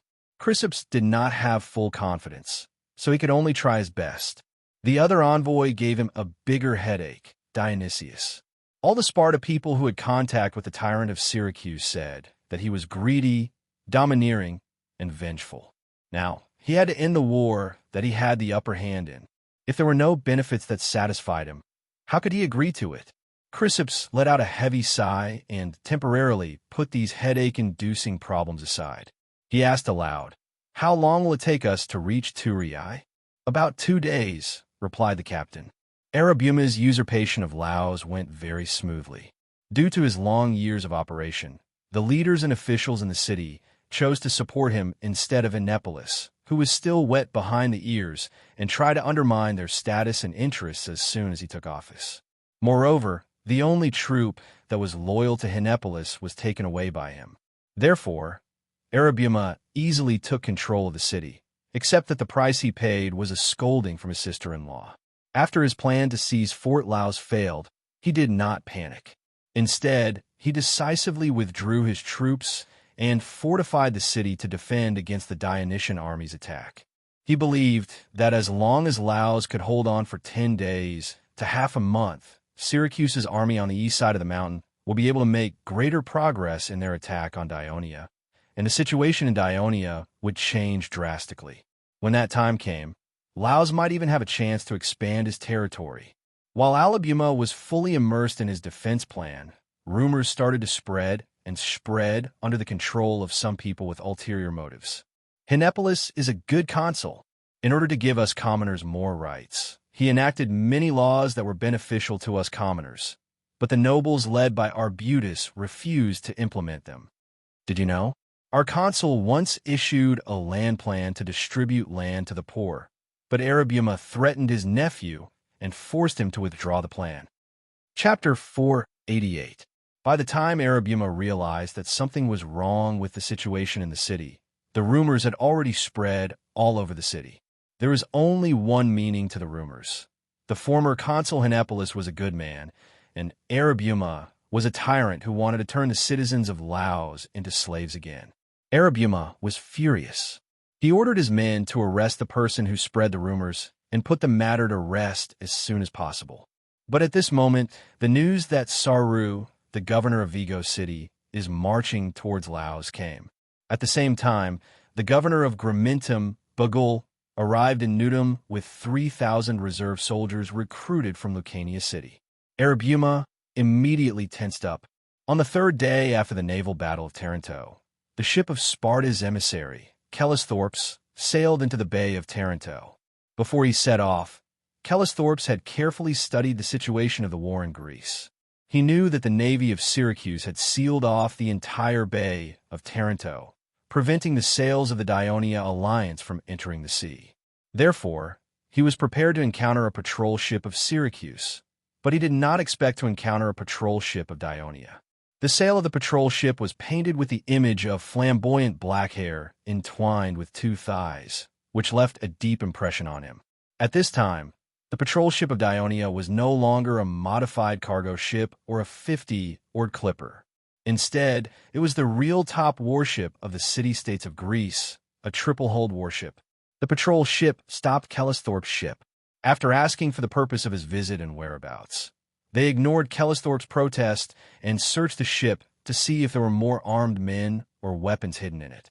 At this time, Callisthorpes asked loudly, "When I passed by here a few days ago, I saw many Syracuse warships cruising in the bay. Where did they go? Challisthorpe's question was a little rude, and the captain on the side was nervous. The captain of the Dionia patrol ship looked at Challisthorpe's coldly. If it weren't for Challisthorpe's identity as a Spartan emissary, he would have scolded him. He sneered and said, "Where did you go? Where else can they go? They either fell into the sea to feed the fishes, or they are imprisoned in Turii." When Challisthorpe heard this, his eyes widened in shock. "You defeated the navy of Syracuse. You don't seem to believe it." The captain stood by the side of the ship and spat into the sea. 2 days ago, our king of Devers led us to defeat the navy of Syracuse. Their defeated soldiers fled back to Siloton, but it won't take long before we completely destroy them. When that time comes, this sea will belong to us Daonians. Callissos was shocked. He did not expect that a naval battle that could change the course of the entire Greek war would take place while he was on his way out of Sparta. At the same time, he noticed something else that surprised him. "Did you just say that Divers became king?" The captain's face darkened. "Be careful, Sparta. The name you've mentioned is the king of the Daionia alliance, the son of Hades, the ever-victorious general of Greece, and the protector of the people of Daionia. Please show him enough respect and fear, or we'll seize your ship. You won't enjoy the treatment of a messenger, but will enter Turii as a criminal." Hearing the threat of the Daionia, Phoebidas would have flown into a rage. Challisthorpe, on the other hand, was calm enough. He did not say a word, but his heart was raging like a storm. On the way to Turii, Challisthorpe and the crew and sailors of the Pythias still found it hard to accept the news that the Dionysian fleet had defeated the navy of Syracuse. There was only one profession for the citizens of Sparta, which was a warrior. Therefore, the sailors of the Laconia Gulf were also held by the Pythias, who were not citizens of Sparta. The people of Sparta would not allow helots to serve as sailors because it meant unpredictable danger. However, when they were approaching Turii, they were surprised to see countless three-decker or warships covering the sea. They seemed to be practicing formations. Shouts and bugles filled the entire sea. Challisthorpe and everyone on the passenger ship were shocked by the spectacular scene in front of them. Everyone had the same question in their mind. Are these the three-decker or warships of Daionia? Didn't they just end the battle with the navy of Syracuse? Why do they still have so many warships? Did they also receive help from the people of Persia? That was the truth. The Dionysian fleet originally had about 150 three-decker or warships. After capturing more than 150 warships of Syracuse, and then capturing 35 three-decker or warships of Tyrannum, the navy of Daionia now had more than 330 three-decker or warships. These 2 days, Sicerian had been worried sick. He had to arrange for shipwrights to repair the warships damaged in the battle. At the same time, because of the addition of so many warships, Turii did not have so many sailors to equip. They had ships, but no men, and no matter how many ships they had, it would be useless. He racked his brains and finally came up with a way to recruit sailors. At this time, the crisis of Heraclea had been resolved, Metapontum had also been recovered, and Castellan had once again strengthened its confidence in following Daionia. After Sicerian received permission from the Devers, he sent people to the 3 allied nations to recruit sailors. Soon, more than 60 warships could be put to use. However, these newly recruited sailors did not have the experience of sailing three-decker or warships. So, for the past 2 days, Sicerian had been busy training the expanded fleet. As the secret weapon of the Dionysian fleet in the naval battle, the Raven suspension bridge, had been exposed, there was no need for him to hide it anymore. Instead, he let the entire fleet show its face in the bay. So, when Challisthorpe and the others saw many warships in the Dionysian fleet with a long wooden board erected on the foremast, they were all curious. It seemed that Daionia had really defeated the Zhang of Syracuse. With a solemn expression, Challisthorpe looked at the Dionic warships that were cleaving through the waves on the surface of the sea, pondering about the impact of this important news on his diplomatic mission to Tali. After much deliberation, he found that this victory increased the possibility of a truce between Daionia and Syracuse. This made him more spirited. Sparta's passenger ships entered the mouth of the Crati River and were ordered to disembark at the port.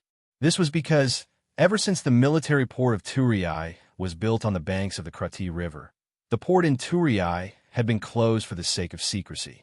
No ships were allowed to pass through the military port and reach Turiai. If Kellisthorpe had been to the port of Turiai a few days ago, he would have been surprised by the bustle of the port today. Due to the blockade by the navy of Syracuse, the port of Turiai had become very desolate. No merchant ships came and no merchant ships left. The large number of free people who relied on the port for survival had nothing to do. Most of them were later recruited as sailors in the fleet, laborers in the logistics and transportation department of the Ministry of Military Affairs, or assigned to the Ministry of Agriculture to help the families of citizens who lacked farm labor because their masters were away on expeditions. As a result, not only were there no merchant ships in the port, but even the laborers were almost drawn away. The entire port seemed to have been abandoned. Even after the naval victory, the Devers considered the impending military operation against Syracuse for the sake of secrecy. Despite Marigi's objection, they still insisted on continuing to blockade the port for the sake of secrecy until the next war with Syracuse. But today, cargo ships sailed into the port again. A large number of laborers from the Ministry of Military Affairs entered the port and unloaded sacks of grain from the cargo ships.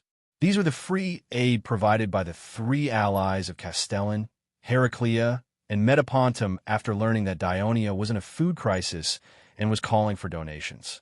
Having experienced the Peloponnesus War, the Asia Minor War, and now the Corinth War, Callissippus knew very well how damaging war was to trade. Moreover, the port of Turin was previously blockaded, but he did not expect the port of Turin to be so busy today. Surprised, he asked the Turin official who came to greet him. After learning the truth, Callissippus could not help but be a little surprised. The allies of Dionia spared no effort in supporting the disadvantaged Dionia just because of the naval victory. Walking out of the port and through the somewhat empty market, Callissippus and his entourage were about to enter the main road in a carriage. Here, Callissippus and his entourage saw a spectacular sight. The road and both sides of the road were occupied by countless Dionia citizens, old and young, men and women, carrying wooden chests, parcels, or leading beasts of burden. They were loaded with valuables as they marched majestically towards the city of Turin. Callissippus was very curious and asked the coachman, "That's the citizens of Amendola going to the Victory Square to donate their valuables, so that our alliance can carry on this war to the end and defeat those evil Syracuse people. We Turin have all donated yesterday. I heard that the Brudi people are also donating, but not in the Victory Square of Turin, but in Cosenza." Looking at the proud expression of the coachman, and then looking at the people chatting and laughing on the main road, it was as if they were not going to abandon their valuables, but to attend an important gathering. Callissippus could not help but think of the scene when the people of Sparta sent their loved ones off to the battlefield. The parting words began to echo in his heart: return in victory, or be carried back by shields. Chapter 489. As the Devers were not in the Senate at the moment, Caristhorpe and the others did not need to enter the city and went straight north to the barracks. As they passed by the second triumphal arch outside the city, Caristhorpe stood under it and looked up for a while before leaving. The Turiai barracks were located on the north bank of the confluence of the Cosini River and the Tyro River. The Turiai barracks were no longer the simple camp with tents and fences when the city of Turiai was first built, but a fully functional fortress. Abatis, moats, earthen ramparts, wooden walls, and watchtowers erected every 20 meters formed the outer defense of the barracks. Inside the barracks were rows of barracks built with bricks and tiles, each of which could accommodate a squad of soldiers. The beds were divided into bunk beds, so the rooms were relatively spacious. In addition, there were stables, armory, weapon repair workshops, kitchens, small hospitals, and even water wheels to bring water from the Tyro River into the barracks bathrooms. Soldiers could only bathe in cold water. Of course, there was also the most important and indispensable part of the camp: the High Command, which consisted of the living quarters of the Supreme Commander, the living quarters of the high-ranking generals, and the conference room. The training ground, which consisted of the light infantry training ground, the heavy infantry training ground, the cavalry training ground, the weapons testing ground, mainly used for assembly and testing of large siege weapons, the large training ground, used for combination training, formation training, and inspection of troops. In addition, there were several special training grounds. The City Defense Training Ground, used to train in the construction of camps, defenses, and sieges. The land in this training ground was often excavated and patched, and was in ruins. The training ground on both sides of the Tyro River, used to train in crossing the river and landing by boat, so there were a dozen small cargo ships, and the mountain training ground, used to train in mountain warfare. This training ground was not in the camp, but in the mountains to the west of the camp, beyond the large hot springs. For Dionia, that was founded on military might, the barracks built near the cities of the Alliance were the most functional and most advanced among all the countries, city-states, and races in the Mediterranean Sea in this era, especially the barracks of Turin. As the center of the Alliance, Turin had the largest number of public militias. Therefore, the barracks needed to train 5,000 people at a time and could accommodate 50,000 people. There were 500 soldiers stationed in the barracks all year round, excluding some of the Alliance's public servants. It was precisely because of the existence of these barracks that countless farmers, herdsmen, fishermen, merchants, and other Dionia Alliance citizens, preparatory citizens, and freedmen without any experience of war were swiftly forged into qualified corps soldiers after a year or two of rigorous training in the barracks. That was why the 5th Legion, which had never been on the battlefield, was not at a disadvantage against the elite soldiers of Syracuse who had been on expeditions all year round. At this moment, Kellisops saw that the wooden wall was 10 meters high and extended endlessly to both sides. He could imagine the grandeur of this military camp. This was obviously a city. He could not help but ask in astonishment, "This is your military camp?" "That's right. This is the Turin military camp. Citizens of Turin, Amendola, and Abyssinia are trained here," the officer replied. Kellisops looked up at the patrolling sentries on the wooden wall and the archers on the watchtowers. The heavily guarded military camp made him feel slightly uneasy. "Let's go in." Then, the officer stopped in his tracks and turned to Kellythorpes and his entourage. He said solemnly, "Given that we are at war, the military secrets of this military camp cannot be divulged. His Majesty Divers requests that you must wear a mask and cover your eyes before entering the military camp." As he spoke, he took out a black mask from his bosom. At the same time, the camp's drawbridge was lowered and the camp's gate opened. A group of fully armed soldiers came out in a line. Kellisops' entourage was in an uproar. "Dionia, do you know what you're saying? How dare you ask us to blindfold our eyes? No matter where we Sparta go, it has always been the city's governor and generals who come out to greet us respectfully. This is a humiliation to us, Sparta. Dionia, aren't you afraid of incurring the wrath of Sparta by doing this?" The Dionia officer was not afraid of the Sparta's accusation. He sneered, "A few years ago, a Sparta envoy threatened Dionia with the same words, and we chased him out of Turin. If you are unwilling to comply with our request, then we have no choice but to ask you to leave Turin." The entourage suddenly fell silent. They knew that the person the officer was talking about was Phoebidas. After he returned to Sparta from Turin, he became a joke in Sparta for a long time. They did not want that to happen, so they all looked at Kellisops. "This is a demonstration of Dionia." Kellisops sighed in his heart. Kellisops was not Phoebidas. Among the Sparta people, he was one of the few talents who had real diplomatic qualities. That was why the Council of Elders gave him the important task of sending the envoy to Greece. At this moment, when he saw that the situation was not good, he took a deep breath and looked at the Dionia officer. He said in a deep voice, "I accept your request, but I hope to see your king soon." 5 years had passed. The next time Kellisops saw the Devers was in the conference room of the Turin military camp. This young man, who was only 24 years old, was now the king of Dionia. He sat in the middle of the room. Apart from a circle of stubble on his chin, his appearance had hardly changed, but the impression he gave Kellisops was completely different from when they parted. After Kellythorpes came in, Divers quietly sat upright and motionless, looking at him with a solemn expression. A majestic aura emanated from the body of this young king, like a steep mountain slowly pressing down on Challisthorpes. It seemed that this was a formal meeting, and the Devers were not going to talk about personal friendship with him because there were other people sitting on both sides of the Devers. This forced Kellisops, who had just taken off his mask, to speak first to break the oppressive silence. I, Kellisops, the envoy of Sparta, have come to Dionia under the order of the Council of Elders. I hope to receive the respect and reception I deserve.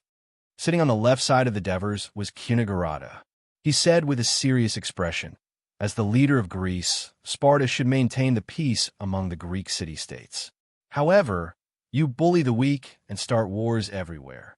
Such a city-state does not deserve the respect of Dionia. Although Kellisops was uneasy before, he did not expect Dionia's attitude towards Sparta to be so bad. Although he was unhappy, he had been to other city-states many times and was experienced. He quickly replied, "Who can say for sure who is right and who is wrong when it comes to the conflict of interests between the city-states? Besides, that's what happened in the Eastern Mediterranean. It has nothing to do with Greece." Scambras, a white-haired old man sitting on the right side of the Devers, stood up and said, "We don't want to interfere in the affairs of Greece. But Sparta intervened in the war between us and Syracuse. They helped the abominable Syracuse to trample our land and slaughter our people. They are our enemies. We have no respect for our enemies, only anger. Do they know?" Kellisops looked at the Devers in front of him. The Devers stared at him with a stern expression. Kellisops calmly explained, "Although Sparta and Syracuse have an alliance, Sparta has never intervened in the affairs of the Western Mediterranean. They have never sent troops into the Western Mediterranean. Sparta is not hostile to Dionia." Phoebidas. The Devers uttered the name that Kellisops was afraid to hear. His tone was cold and unhurried. The general of Sparta, the brother of Eudamidas, who was once an envoy to Dionia. But now, he has appeared in the army of Syracuse and commanded the right wing of Syracuse's army during the battle against the Southern Alliance. Don't tell me that this is his own action, or that he has been exiled by Sparta. As far as I know, he was still leading an army to fight in Corinth a few months ago. The Devers' words blocked all possibilities of Kellisops quibbling. Kellisops was surprised that Dionia had such detailed information on Phoebidas. At this moment, he had nothing to hesitate or worry about. He simply changed the topic and said, "I'm here for the peace of Greece.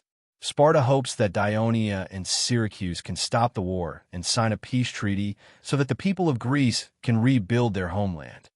Did I hear it wrong? Sparta is starting to care about Greece. Kellisops ignored Scambra's mockery. His eyes were fixed on the Devers. "Dionysius has agreed?" The Devers did not show any surprise and asked, "I came to Thurii first to seek your opinion before going to Cilicia," Kellisops replied.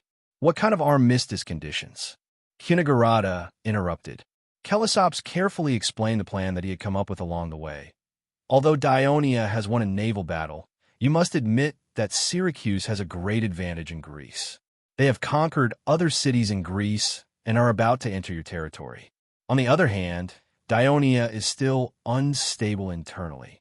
So my suggestion is," Kellisops stared at the Devers and said in a serious tone, "both sides should make a truce at their current position." Chapter 490. What about Syracuse and Trine?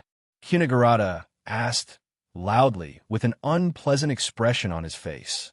"I think Syracuse will let these two city-states regain their independence. After all, Syracuse is in Sicily, not Greece," Challisthorpe said without hesitation. "Independence?" Scambras sneered. "Let Syracuse support a 10-man dictatorship government like what Sparta did in the Greek city-states of Asia Minor." Challisthorpe's expression changed slightly. At this moment, the Devers spoke. "Do you want to hear our conditions?" "Go ahead." Challisthorpe was slightly nervous. "As long as Syracuse withdraws from Greece." The Devers' words made Challisthorpe happy. Just as he was about to continue, he heard the Devers say in a more serious tone, "Also, let Messina, Catarni, Naxos, and Tauromenion become independent one by one and disband the Sicilian alliance. Most importantly, we must banish Dionysius. These are my conditions, and they cannot be changed. If Syracuse agrees, we will agree to a truce. Challisthorps initially thought that the Devers was joking, but he saw that the Devers looked determined.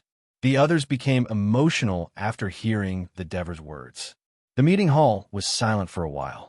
Challisthorps looked disappointed. The Syracuse will never accept the conditions you proposed. It seems that the Dionysians intend to carry on this war that will consume a lot of resources and cause countless casualties. This war was provoked by the Syracuse. Dionysius led his army to invade Greece, occupied the land of Dionia, and slaughtered the people of Greece. He's like a wolf that invaded our homeland. It's not easy to leave safely after eating and drinking. The Devers stood up abruptly and said firmly, "I've made a promise to the people. Kill all the people of Syracuse who invaded Greece." For this reason, all the citizens of Dionia are determined to fight to the death with the people of Syracuse.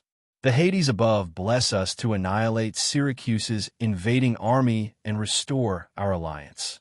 We still have to fight our way to Sicily and save those Greek city-states that have been oppressed by Syracuse. We will completely pull out the fangs and fangs of this evil wolf so that it will never be able to oppress any Greek city-state again. What the Devers said not only shocked Challisthorps, but also surprised the elders present. It was the first time they had heard the Devers talk about their future plans for the war. "Devers." Challisthorps panicked and reminded him by name. "I can understand your eagerness for revenge, but Syracuse is not a wolf. It's a ferocious lion. If you miss this opportunity for peace, I'm afraid that you won't be able to kill this lion. Instead, it will pounce into the house and bite everyone to death." There was an obvious threat in Challisthorps' words, but the Devers only replied calmly, "Then we'll have to fight to know who is the ferocious lion." Challisthorps could hear the determination of the Devers to fight to the death with Syracuse, so he wanted to persuade him again. The Devers said loudly, "In Persia, you and I fought side by side. I should have treated you well this time, but unfortunately, this is a time of war. You and I are enemies, not friends. I'm sorry, I can only ask you to leave. When this war is over, we'll have a good reunion when you come again." Challisthorps knew that his mission had failed, so he said disinterestedly, "I'm afraid we won't have the chance to meet again." The Devers smiled faintly. "I believe you'll come again." After Challisthorps left the barracks, he had a serious expression on his face and was silent. When they entered the port, boarded the ship, and left the dock, the captain did not know where to go without his instructions. He had to ask loudly, "Challisthorps, are we going to Syracuse next?" Challisthorps snapped out of his thoughts and said decisively, "No, we'll go straight back to Sparta." "Go back." The captain was confused. He vaguely remembered that the censor's mission was to stop the war between Dionia and Syracuse, and he had just gone to Dionia. The people of Dionia are arrogant and conceited. They refused to stop the war, and they even want to defeat the people of Syracuse. I think this newly established city-state alliance is going to be destroyed soon. The attendant mocked loudly. "Maybe. It seems that we, Sparta, can only rely on ourselves for the time being." As Challisthorps spoke, the image of the Devers' determined and confident face kept appearing in his mind. This similar expression had appeared before the annihilation in Persia's canyon, before the Battle of Kentrit River. It had appeared many times during military discussions when the expeditionary forces encountered difficulties. It was this expression that the Devers used to persuade the leaders to accept his suggestion and help the mercenaries out of their predicament. This time, although Syracuse had an obvious advantage on land, he still felt uneasy. Challisthorps stood at the stern of the ship, watching the port of Thurii gradually disappear from his sight. He knew in his heart that the young man who humbly consulted him and whom he admired was gone forever. The Devers was now the king of Dionia, and had become the sworn enemy of Syracuse. Naturally, he was also the enemy of Sparta, his enemy. The Devers led the elders of the Senate to prepare rations, train the troops, and replenish the number of soldiers. The 1st and 2nd legions had also suffered some losses in the past few battles. Diorea's fleet was also busy recruiting sailors, training the newly joined warships, and training formations. The entire Thurii was on the move. Meanwhile, to the south of Dionia, Syracuse launched the second large-scale siege of Crotone. While the siege was ongoing, Dionysius left 10,000 men to the northwest of the main camp to defend against a possible surprise attack by Asprustum's Dionysian army. At the same time, he dispatched all of Syracuse's cavalry and mercenary cavalry to the north of the Crotone plains, and even further to the swamp plains of Cremissa.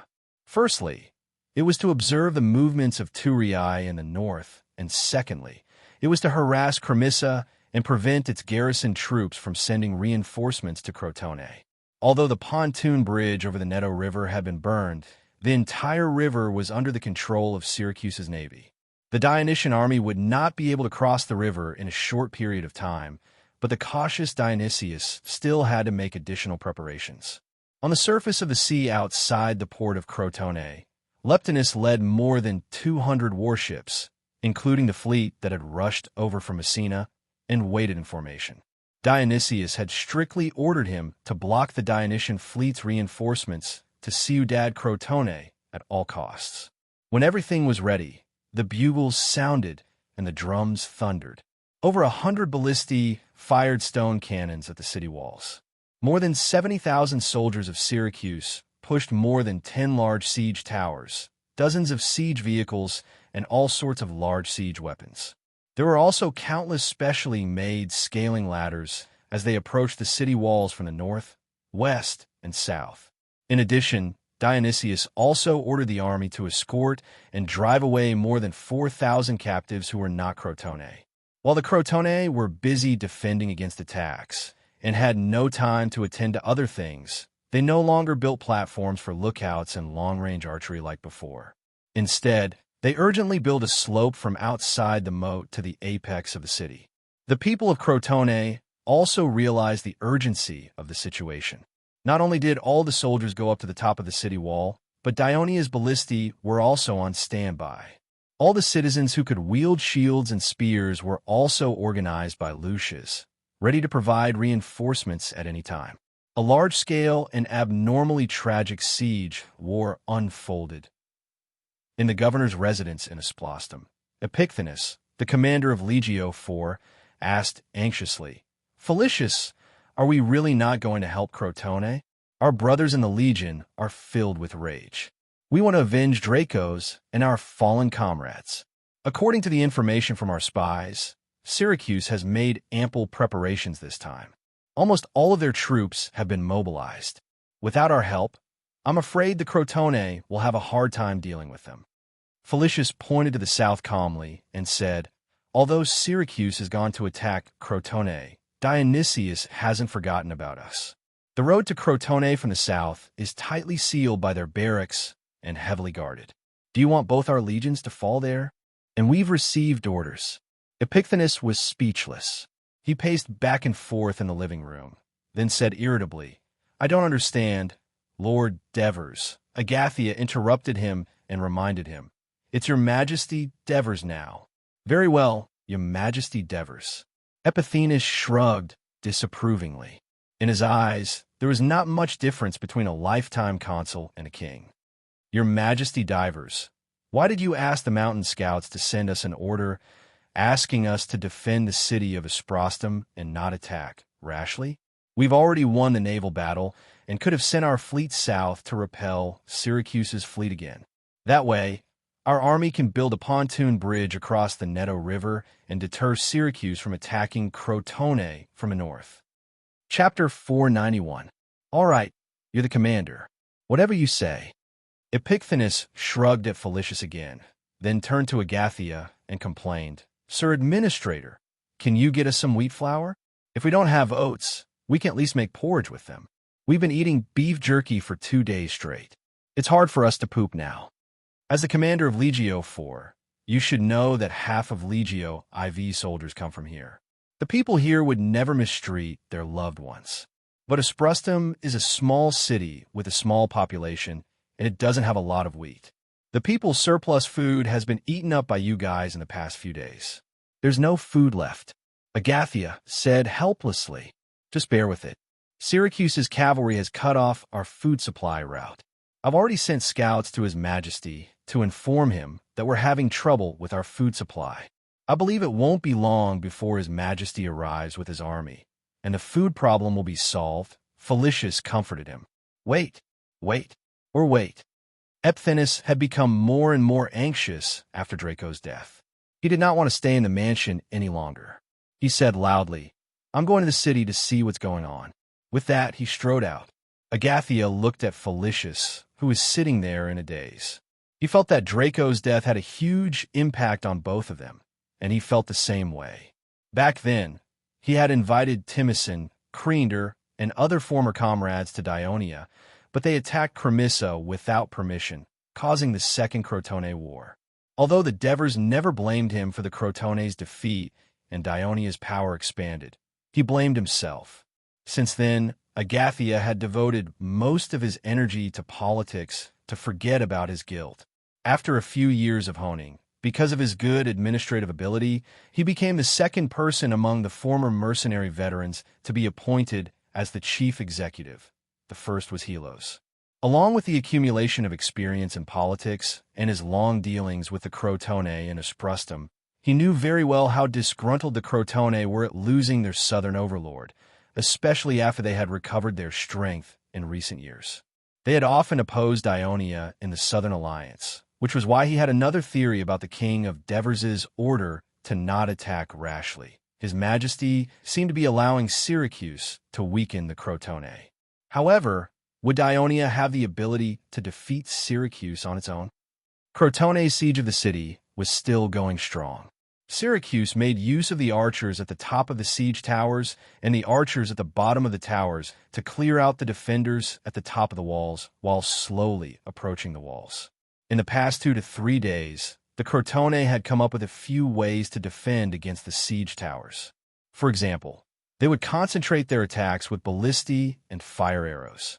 When the siege towers were close enough, they would throw oil cans at them and burn them with fire. At the same time, they also made a long wooden plank wrapped in iron to push the siege towers away from the walls. Even with all these efforts, there were still a few siege towers that approached the walls and lowered the wooden bridge. The Syracuse soldiers rushed to the top of the walls through the siege towers and engaged the defenders in a fierce battle. Lysias urgently sent reinforcements. After a fierce battle, the enemies were finally driven off the walls one by one. While the Crotone mainly focused on defending against the siege towers, the Syracuse soldiers used ladders to climb to the top of the walls and engage the defenders in a fierce battle. The allied forces of Crotone, Trine and Cyrodian, were defending tenaciously. The battle lasted until the afternoon. The siege towers of Syracuse destroyed the northern gate of Crotone. However, the Crotone soldiers had already sealed the entrance with rocks and wood. However, the combined use of several siege engines and lion carts finally caused a section of the walls to collapse. The defenders on the walls suffered heavy casualties.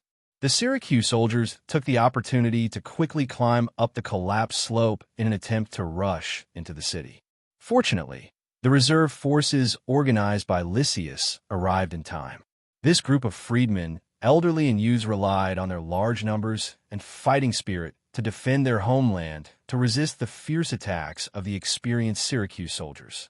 It was already dusk, and the sky was gradually darkening. Lysias, Cyprilos, and the other leaders of the allied forces were overjoyed. They thought that they had finally made it to the end of the day. However, Dionysius had no intention of withdrawing his troops and returning to camp. He had the slaves push wooden carts filled with wood, asphalt, resin, and oiled linen. He pushed them to the side of the moat and lit them with fire. Immediately, a huge fire lit up the entire city walls. Dionysius immediately gave the order, blow the bugle and beat the war drums. Continue the siege. The defenders, who were bitterly holding on and thought that the battle was about to end, saw one wave of Syracuse soldiers retreat and another wave attack. There was no end to it. The defenders' morale was low. The relentless efforts of the Syracuse soldiers finally paid off. Under the urging of the soldiers, after sacrificing countless lives due to the weakening of the defenders, the captives finally built a ramp to the top of the city walls and stacked the sandbags on top of the walls. The long-awaited Syracuse soldiers rushed up to the top of the city walls and started fighting with the defenders who came to stop them. Dionysius, who was anxious, even ordered the guard around him to join the battle at the top of the city wall. The defenders could no longer hold on and started to retreat. This allowed the Syracuse soldiers to gain a foothold on the city walls and quickly spread out in other directions. "Quick, go find Lysias. Tell him to send reinforcements, or else we won't be able to hold on," Ascamas shouted at the messenger in exasperation. However, the north, west, and south of Ciudad Crotone were under attack. The east port had to defend against a large number of enemy ships that were cruising in the coastal waters. The only reserve troops were bitterly resisting the enemy troops that were attacking from the gaps in the city walls. There were no more reinforcements. Just as the generals of Crotone were stretched thin and could only watch helplessly as the enemies surged up to the top of the city walls and wreaked havoc. Boom! Boom! There were a few more loud noises, and another section of the city walls was destroyed by the siege engines. Amidst the flying dust and accompanied by the roars of the Syracuse soldiers, the Crotone soldiers who were fighting for their homeland finally revealed a look of fear. Under the cover of the night, they started to shout in panic, "Run! The enemy is attacking! The city is breached!" The reserve troops, who were already low in morale, retreated. Not long after, the defenders on the city walls also started to retreat. The people of Syracuse broke through the city walls and rushed into the city. The defense of the entire northern city was completely breached. Lucius Sesprotus and other high-ranking officials were distressed to see that the panicked soldiers ignored their dissuasion and ran past them like a tide, fleeing into the depths of the city. The people on both sides of the street also ran away together with the old and the young. Cries, screams, and screams resounded throughout the entire city. Seeing that the enemy was clearing the defenders on the city walls and advancing into the city center, Lysias was anxious, but he was completely at a loss. He did not know what to do. At this moment, a long line formed by torches appeared from the depths of the city. "Go to the Temple of Apollo! Go to the Temple of Apollo!" This orderly shout alerted the panicked Crotone citizens. Under the illumination of the torches, they staggered towards the Acropolis near the center of the city, the Temple of Apollo. Lysias and the rest also rushed over. "Who told you to do this?" Lysias asked the soldier holding the torches anxiously. "It's General Myron," the soldier replied. Myron was not a general at all. His task of defending the port was requested by Ascamas, but this did not affect the soldiers' respect for him. Lysias was not in the mood to care about this. On the contrary, he was grateful to Myron. If he had not taken measures in time to guide the citizens to the Acropolis, the consequences would have been unimaginable. He turned back to look at the city walls, which were in flames. He saw that a portion of the soldiers were still trying their best to block the enemy's attack. Screams rang out one after another, and he felt as if his heart was being twisted by a knife. He reminded the soldiers beside him with concern, "The enemy will be here soon. You have to rush back to the Acropolis as soon as possible." After saying this, he and the others blended into the chaotic crowd. They had to rush back to the Acropolis to calm the panicked citizens and maintain order in the Acropolis. At the same time, they had to organize the citizens to defend the last fortress of Crotone, the Acropolis. "Sir, we won. We broke through Ciudad Crotone." Damocles was extremely excited. Dionysius could not hide his joy either. After receiving the blessings from his attendants, he immediately prayed to Apollo devoutly to express his gratitude. Amidst the cheers, Phoebidas, who was deep in thought, seemed a little different. Today's siege gave him a great shock. Not only were the ingenious and powerful siege machines used, but the organization of the huge siege team was also quite orderly. However, what shocked him was Dionysius's ruthlessness. Dionysius actually killed the soldiers and teams who had fled the battlefield after the siege failed. This was simply inconceivable. In traditional Greek wars, there was no way to deal with deserters. Even Sparta did not have such a tradition. After all, the entire Sparta society revered honor in battle, and deserters would have nowhere to go. However, not only did Dionysius do it, he did it more than once. This forced the soldiers of Syracuse to attack with all their might without regard for their lives. He actually created the miracle of breaking through Ciudad Crotone in one day. Chapter 492. As an experienced Sparta warrior, Phoebidas had been observing the whole process of the siege. He could roughly estimate that Syracuse had suffered tens of thousands of casualties. Such a huge number of casualties was far beyond what Sparta could bear. Even if Sparta organized their allies and formed a large army, they would not use such a bloody method to attack the city, because it would inevitably cause their allies to rebel. This was what made Phoebidas helpless and fearful. Dionysius, the tyrannical and cruel tyrant of Sicily, had too much control over his troops. There are no more obstacles in front of us. Next, it's time to attack Ionia. Dionysius, who had taken down Crotone, turned his head and looked towards the north in the dark night. His voice was full of anticipation. Oh yes, there was still the Devers. Dionysius' words reminded Phoebidas, who was also full of anticipation. But without the help of Crotone, could Ionia, who was at a disadvantage in terms of military strength, withstand a battle? It was already 4 o'clock in the morning. Except for the patrolling sentries, the soldiers in the Turii barracks were already asleep.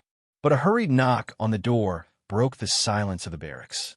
Your Majesty, urgent military news. Syracuse has breached Ciudad Crotone. Marcius, the captain of the guards, said anxiously. Ciudad Crotone has been breached?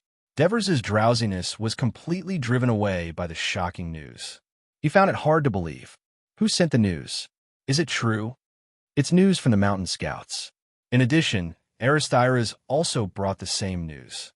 Syracuse had conquered Crotone, which had a 10-meter-high wall and enough soldiers in one day. The Devers were shocked by the strength of Syracuse's siege. The joy he felt during the day when he received the news that Bergam was killed by his tribesmen and his tribe surrendered was wiped out. He immediately made a decision. Marcius, summon Antonios, Amintas, Metones, and Capys for a meeting. Also, send someone to summon the elders. Yes, your Majesty. Marcius received the order and left in a hurry. Devers indeed had the intention of letting Crotone and Syracuse exhaust each other to buy more time for Ionia. This would give him more time to train the newly formed troops better, prepare the logistics better, and wait for the situation in the Bruttii region to stabilize and the issue of Laus's defection to be resolved. Then, Ionia would have more citizen soldiers to join the expedition. Ionia's territory would be more stable, and he would have more confidence in defeating Syracuse. However, plans could never keep up with changes. Dionysius. Devers stood outside the house and looked at the endless night in the south, clenching his fists. Early the next morning, in the Turii barracks, the large training ground that was usually empty was now occupied by the 1st Legion, the 2nd Legion, the 7th Legion, the Lance Brigade, and the logistics and transport team. Whether it was the soldiers or the transport personnel, everyone stood straight and silently looked at the training ground in front of them. Devers, dressed in a military uniform, stood on the stage and looked around at the tens of thousands of soldiers below the stage. He said loudly, "Warriors of Ionia, since the outbreak of this war, you have followed me everywhere, not afraid of hardships and sacrifices. You have fought bravely, defeated the fierce Simonians, annihilated the cunning Tarentum, and ensured the safety of the northern border of the alliance. You are the heroes of the alliance. We should have held a grand triumphal ceremony for you, but the war is not over yet. The culprit who started this war, the Syracuse, has broken through Ciudad Crotone yesterday. They are about to set foot on our land and burn the flames of war to our homeland, turning us into their slaves. As the people of Ionia, what should we do?" As soon as the Devers' voice trailed off, an earth-shattering roar came from the field. "Defeat the people of Syracuse. Defeat them. Kill them all." Devers waited for the excited soldiers to calm down a little. He took a deep breath and shouted, "Warriors, we are about to rush to the south and face the evil Syracuse. Ionia, in order to thank you for your great contributions and sacrifices for the alliance, I have discussed with the Senate and decided. Devers paused for a moment, took another deep breath, and shouted, "After this difficult war is over, the free citizens who participated in the war will become preparatory citizens, and all preparatory citizens will become official citizens. The citizens of the city will receive double rewards according to your contributions." The field was boiling again, and this time it was an earth-shattering cheer. Victory to Dionia! Victory to King Devers! After all, the reason why the free citizens and preparatory citizens were willing to fight for the alliance of Dionia in the face of a powerful enemy was because they felt that the existence of the alliance could protect their rights and bring them benefits in the future. Devers gave them what they wanted in advance, and it was bound to make them fight even more fiercely in order to achieve this goal as soon as possible, especially the Lance Brigade, which was mainly made up of free citizens. In the face of Syracuse's fierce offensive, Devers did not hesitate to use any means to raise the morale of the soldiers and increase the chances of Dionia's victory. As for the land that the new citizens and veteran citizen soldiers needed, Devers did not have to worry about it all. After defeating Syracuse, there was no need to worry about not having enough land. After Devers finished his speech, he immediately announced the departure of the troops. The camp gate opened, and the soldiers of the 1st Legion, 2nd Legion, 7th Legion, and Lance Brigade lined up neatly and walked out of the camp, heading east. On the other hand, the free citizens had to rush to the granary of Turii. There were mountains of military rations donated by the people of Dionia and their allies over the past 2 days. They would transport the rations to the port, and a large number of cargo ships would transport them to the port of Cremissa to be unloaded. Due to the victory of the naval battle of Taranto, Dionia had won the right to control the sea within its borders. With the sea transportation, logistics were much more convenient. Before the long column of troops had reached Turii, they were greeted by countless citizens. They stood on both sides of the road and asked curiously, "Where are you going? Are you going to attack Syracuse?" After receiving confirmation from the soldiers, the citizens became excited. After consecutive victories, they no longer felt the terror of Syracuse's army in the south. Instead, they hoped that the Dionysian army could chase them away as soon as possible so that peace could be restored to the alliance. When the citizens heard the news, they kept coming. Their numbers grew, but they did not obstruct the main road and obstruct the advance of the troops. Instead, they formed a long line of people on both sides of the road, extending all the way to the wooden bridge over the Kratai River. They cheered for the soldiers who were going to war, and at the same time, they searched for their loved ones, prayed to Hades for them, and offered their best wishes. Under the attention and blessings of the citizens, the soldiers became even more spirited, especially the free citizens of the Lance Brigade. This was the first time they enjoyed such a privilege, and they all straightened their backs and held their heads high. "Oh, is this a newly formed legion? Why haven't I seen them before? Why aren't they armed?"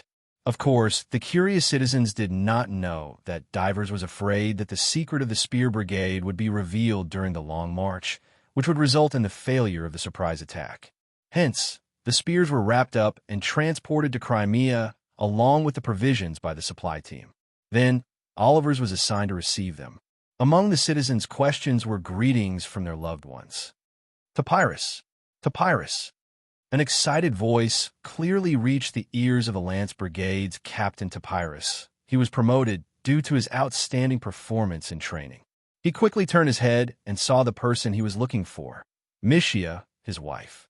She was waving her arms excitedly, shouting with passion, "Topyrus, I'll go to the Temple of Hades day and night to pray for you, so that you can return safely as soon as possible." Topyrus did not say a word. He waved his arms in response, but his heart was overflowing with passion. Both he and Mishia were slaves, and they met in Kristoya's restaurant. Their similar experiences brought them together quickly, and they supported each other. In the second year of Topyrus's freedom, Mishia's outstanding performance was praised by Kristoya, and she was freed from slavery. Soon, the two were married under the witness of the goddess Hera. At this moment, Topyrus was looking at the figure of his wife who was still chasing after the Lance Brigade, a voice resounding in his heart. Wait for me. Mysia, when I return, we will become citizens of this great alliance. We will have our own land. We will build a beautiful house. We will have 4 or 5 children. When the Lance Brigade reached the city of Turii, the First Legion left the main force and headed east. They were going to the naval base by the Krati River, board the Raven warship, and follow the fleet south in search of the Syracuse Navy. The main force turned towards the wooden bridge over the Krati River. In front of the wooden bridge, the elders also came to send off the troops. They weren't as optimistic as the commoners, because the commoners still didn't know that the inner city of Crotone had fallen. This news was like a boulder weighing on the hearts of the elders, causing them to toss and turn restlessly last night. They couldn't sleep well, their hearts filled with worry for the war. Chapter 493. Devers could sense the heavy expectations in their words. He smiled and said, "You don't have to worry about the people of Syracuse. What you should worry about is whether we have enough manpower to govern the lands in the south of Greece after we defeat Syracuse." While the elders were stunned, Devers turned his head and gazed deeply at the hills in the east of the city of Turin. He knew that his wife and children must be gazing in his direction, looking forward to his victorious return. "Let's go." He coughed softly, turned his horse around, and stepped onto the wooden bridge with his guards. The soldiers of Syracuse burned, killed, and looted in Ciudad Crotone for a whole night. The ones who suffered the most were the free citizens and foreigners in the port area, as well as half of the citizens of Crotone who did not manage to escape to the citadel in time. At noon the next day, most of the soldiers of Syracuse were still sleeping in the barracks or the residences in Ciudad Crotone, recovering their exhausted stamina from the day before. Dionysius woke up early in the morning and led his subordinates to deal with the military affairs. The first thing that needed to be solved was the problem of the wounded. Although the results of the battle yesterday were glorious, the losses were also great. According to the preliminary statistics from last night, the number of dead and heavily injured soldiers alone was more than 5,000. There were also more than 4,000 soldiers with varying degrees of light injuries. After the battle, Syracuse had lost about 1/8 of its soldiers. A series of tedious tasks, such as treating the wounded, replenishing soldiers, and reorganizing the troops, had to be completed as soon as possible. Cleaning up the battlefield and burying the corpses, which were the most time-consuming and laborious, was actually the easiest. All they needed to do was to use the tens of thousands of Crotone citizens who had become captives as laborers. Many of the captives cried as they carefully sorted out the corpses of the Crotone soldiers who had died inside and outside the citadel. Many of the captives secretly kicked and cursed as they dragged the corpses of the Syracuse soldiers, venting their anger in their hearts. To Dionysius, these are not things that he cared about. The second thing he cared about was the citadel of Crotone. The citadel was located slightly south of the center of Ciudad Crotone, built on a hill. The citadel housed the largest Apollo temple complex in Greece, which was why the citadel of Apollo in Crotone was the largest in Greece. Although retreating to defend the citadel was a common strategy adopted by the Greek city-states when the citadel was lost, Dionysius should have been prepared. But after they breached the city wall last night, the soldiers of Syracuse became more violent and started killing and looting in the city. Because of the darkness, Dionysius could not effectively command the troops, which resulted in the delay of the battle. Half of the Docratone people, including many soldiers, were organized by Myron and Lucius to escape into the citadel. This allowed the citadel to have sufficient manpower to defend. At the same time, the citadel's terrain was high, and it was surrounded by residential areas. Large-scale siege weapons could not reach the citadel. Only by tearing down the surrounding residences and buildings and building a sturdy and wide causeway to fill up the hill would the siege towers and siege vehicles be able to reach the bottom of the city. Otherwise, if the soldiers were to attack from below, not only would they suffer heavy casualties, it would also be very difficult to succeed. However, such a siege method required a long period of preparation, and what Dionysius lacked the most was time. He still had to lead his army to attack Dionia. He would not allow his greatest enemy to have more breathing space to stabilize his territory and build more troops. Therefore, Dionysius sent messengers to threaten the lives of the Crotone citizens and soldiers in order to make the people of Crotone surrender in the citadel. However, the people of Crotone hiding in the citadel had witnessed the atrocities committed by the people of Syracuse in the citadel last night. They had endured the heart-wrenching cries of their compatriots. They feared and hated the people of Syracuse. In addition to the tyrannical acts of Syracuse in Syracuse, they viewed Syracuse as man-eating beasts. They did not believe the messenger's suggestion that as long as they became Syracuse's ally and sent troops to Syracuse's army, Dionysius would release all the captives of Crotone and return to Ciudad Crotone. This was because in order to stop the people of Syracuse from raiding the citadel and protect the citizens who were fleeing to the citadel, Ascamus tried his best to regroup his defeated army. He fought with the enemies on the streets of the citadel and died in battle. The people of Crotone, who had lost their highest military commander, urgently elected Myron, who had saved them, as the commander-in-chief. Lysias and the others did not object. At this time, the higher-ups of Crotone, led by Lysias and Myron, not only rejected the request of the messenger, they also cut off the ears and nose of the messenger to show their courage and determination to fight to the death with the people of Syracuse, and chased him out of the citadel. When the messenger covered his bloody wound and complained to Dionysius, he did not show much anger.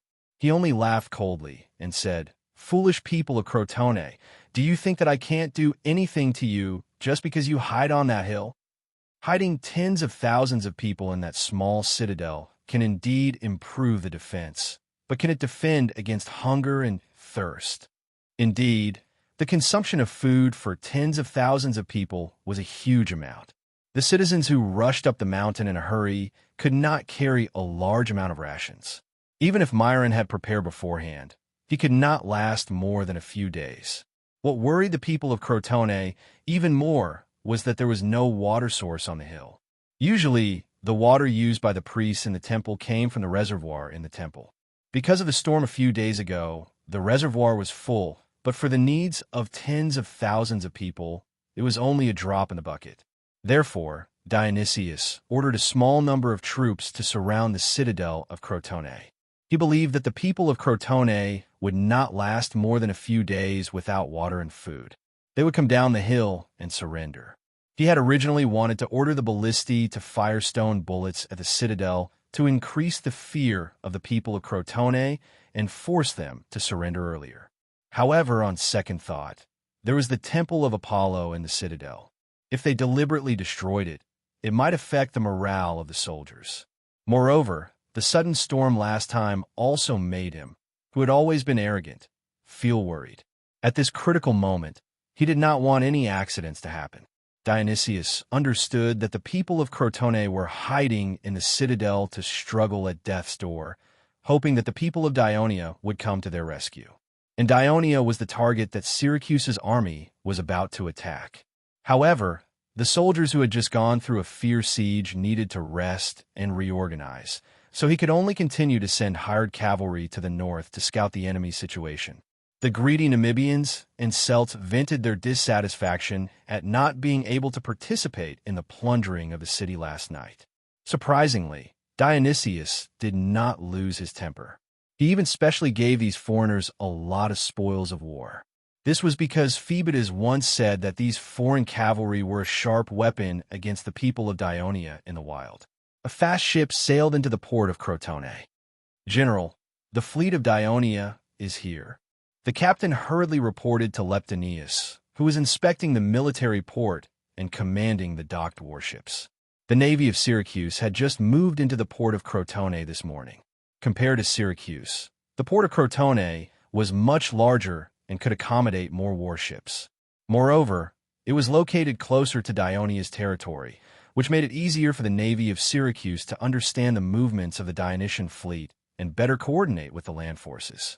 However, they did not expect the fleet of Syracuse to attack, just as the sailors had yet to fully disembark. Leptinius's heart was beating like a drum, but he still maintained his composure.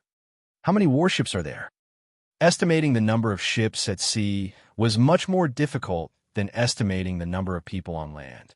When a fleet of hundreds of warships sailed on the sea, they usually occupied an area of 5 to 6 nautical miles.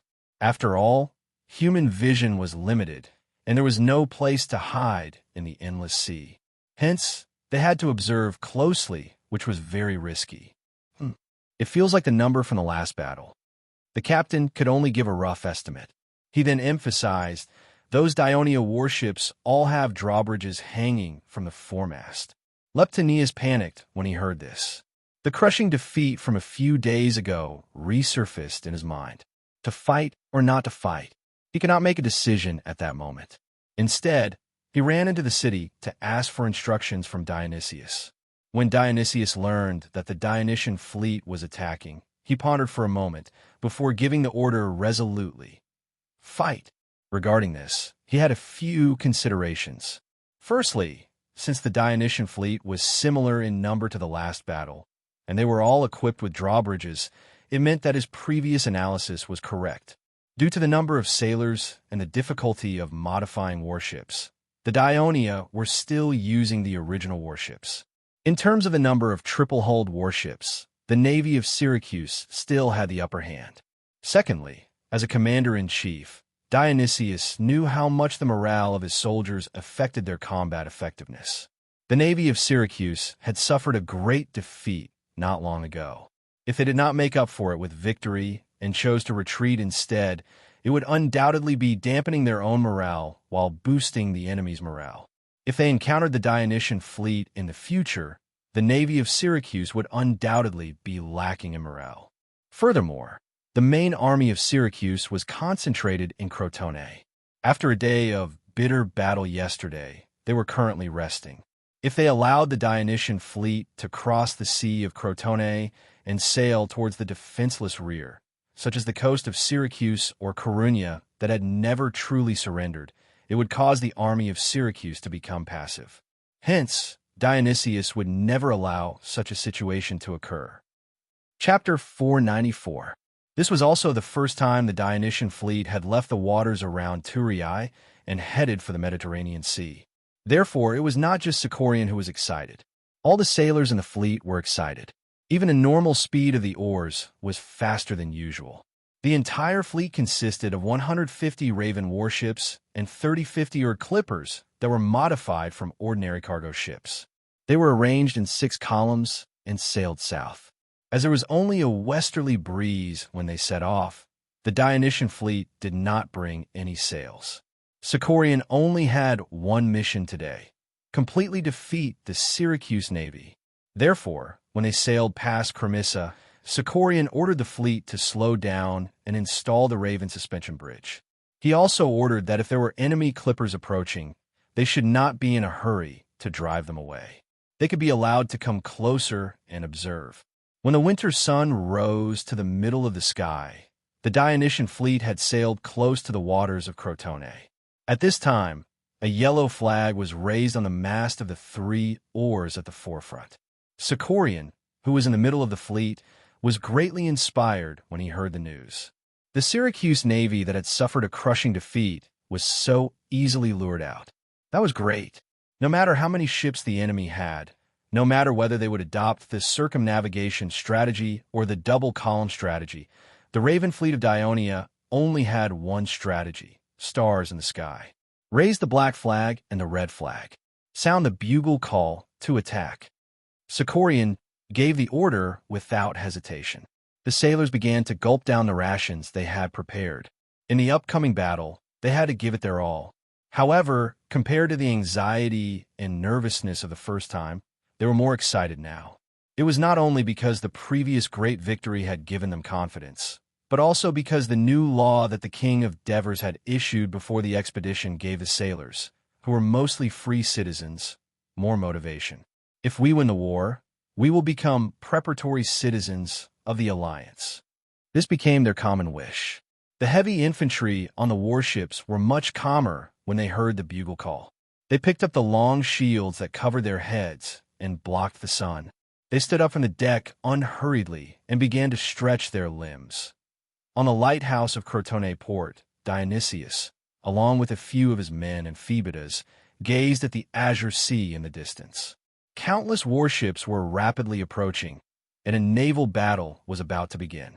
The outcome of the battle would affect Dionysius's next plan, so Dionysius was nervously clasping his hands together. The Dionia warships at the front line did not increase their speed to the maximum, because after the last naval battle, the Dionia Navy generals summed up their experience and concluded that if the warships were too fast, it would be detrimental to the release of the Crow suspension bridge. However, the Dionia captains felt that the incoming enemy ships were not as fast as before. Why was that? They didn't have much time to think. Amidst the splashing waves, the warships of both sides were already very close. Boom! Boom! The suspension bridges came crashing down and nailed the deck of the Syracuse warships. Hades! The soldiers of the First Legion of Dionia shouted the name of Pluto as they rushed across the suspension bridge. At that moment, a similar cry of Apollo rang out from the enemy's warship. More than 40 Syracuse heavy infantry charged out from the bottom of the warship, filling up the deck that was initially empty. The Dionia captains were stunned. No wonder the Syracuse warships slowed down. There were also many heavy infantry hidden in the bottom of the warship. It turned out that Leptinus had adopted Dionysius' suggestion in order to allow his fleet to contend against the enemy. Syracuse soon received the news from the clippers. Although he was surprised, he still believed that the Legion of Dionysia would emerge victorious in this naval battle. As for the legionnaires, apart from the initial shock, what followed was excitement. The last time they killed the sailors was too easy and did not give them much of a sense of accomplishment. This time, however, it was a real battle. Split up and head over there. The rest, follow me. Melisande, the captain of the platoon, quickly gave the order and rushed to the front. As the deck of the three-tiered or warship was not completely covered with wooden planks, there was a gap in the middle that connected to the bottom of the ship.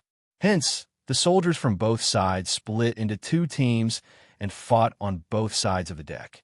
The widest part of the warship was only 6 to 7 meters, and one side of the deck could at most accommodate 2 to 3 people side by side. The warship rocked up and down with the waves, making it impossible for the soldiers to push and shove. Hence, the battle between the heavy infantry on the warship was more of a one-on-one fight or cooperation between 2 to 3 people. Melisande held the long shield in his left hand and faced the enemy's thrusting spear. He pressed his whole body against the shield and slammed it with all his might. The Syracuse soldier's spear broke, and he staggered back, only to be supported by his comrades behind him. Melisande was like a maggot attached to a bone. He quickly stuck close to the enemy's body and took advantage of the fact that the enemy's body had not stabilized to hit him with his shield again. The enemy could not stand steadily, and a gap appeared in the round shield that was protecting him. The short sword in Melisande's right hand pierced out like lightning. There was only an ah, and the enemy covered his right rib and fell to the ground. Throw away the spear and use the saber. Use the saber. Melisande heard the enemies shouting anxiously at each other and thought to himself, "It's too late for you to understand now." He took advantage of the fact that the enemy in front of him had not come up to protect his front with the long shield and turned to stab the enemy diagonally in front of him. On such a narrow deck, the enemy could not dodge at all unless he jumped into the bottom of the ship. Hence, the enemy subconsciously dodged to the left and at the same time waved his saber and slashed at Melisande's wrist. Unexpectedly, Melisande's teammate next to him took the opportunity to hit the enemy with his long shield. The enemy immediately lost his balance and leaned back. Melisande seized the opportunity and turned his wrist to flick the short sword upwards. The sharp blade slashed across the enemy's arm that was holding the saber, leaving a deep wound that could see the bone. Blood flowed, and the saber that was tightly held fell onto the deck. On every 2 warships connected by the Crow suspension bridge, the heavy infantry of both sides were fighting fiercely. Overall, the people of Dionia had a clear upper hand. Although the people of Syracuse also sent elite soldiers, They were facing the First Legion of Dionia.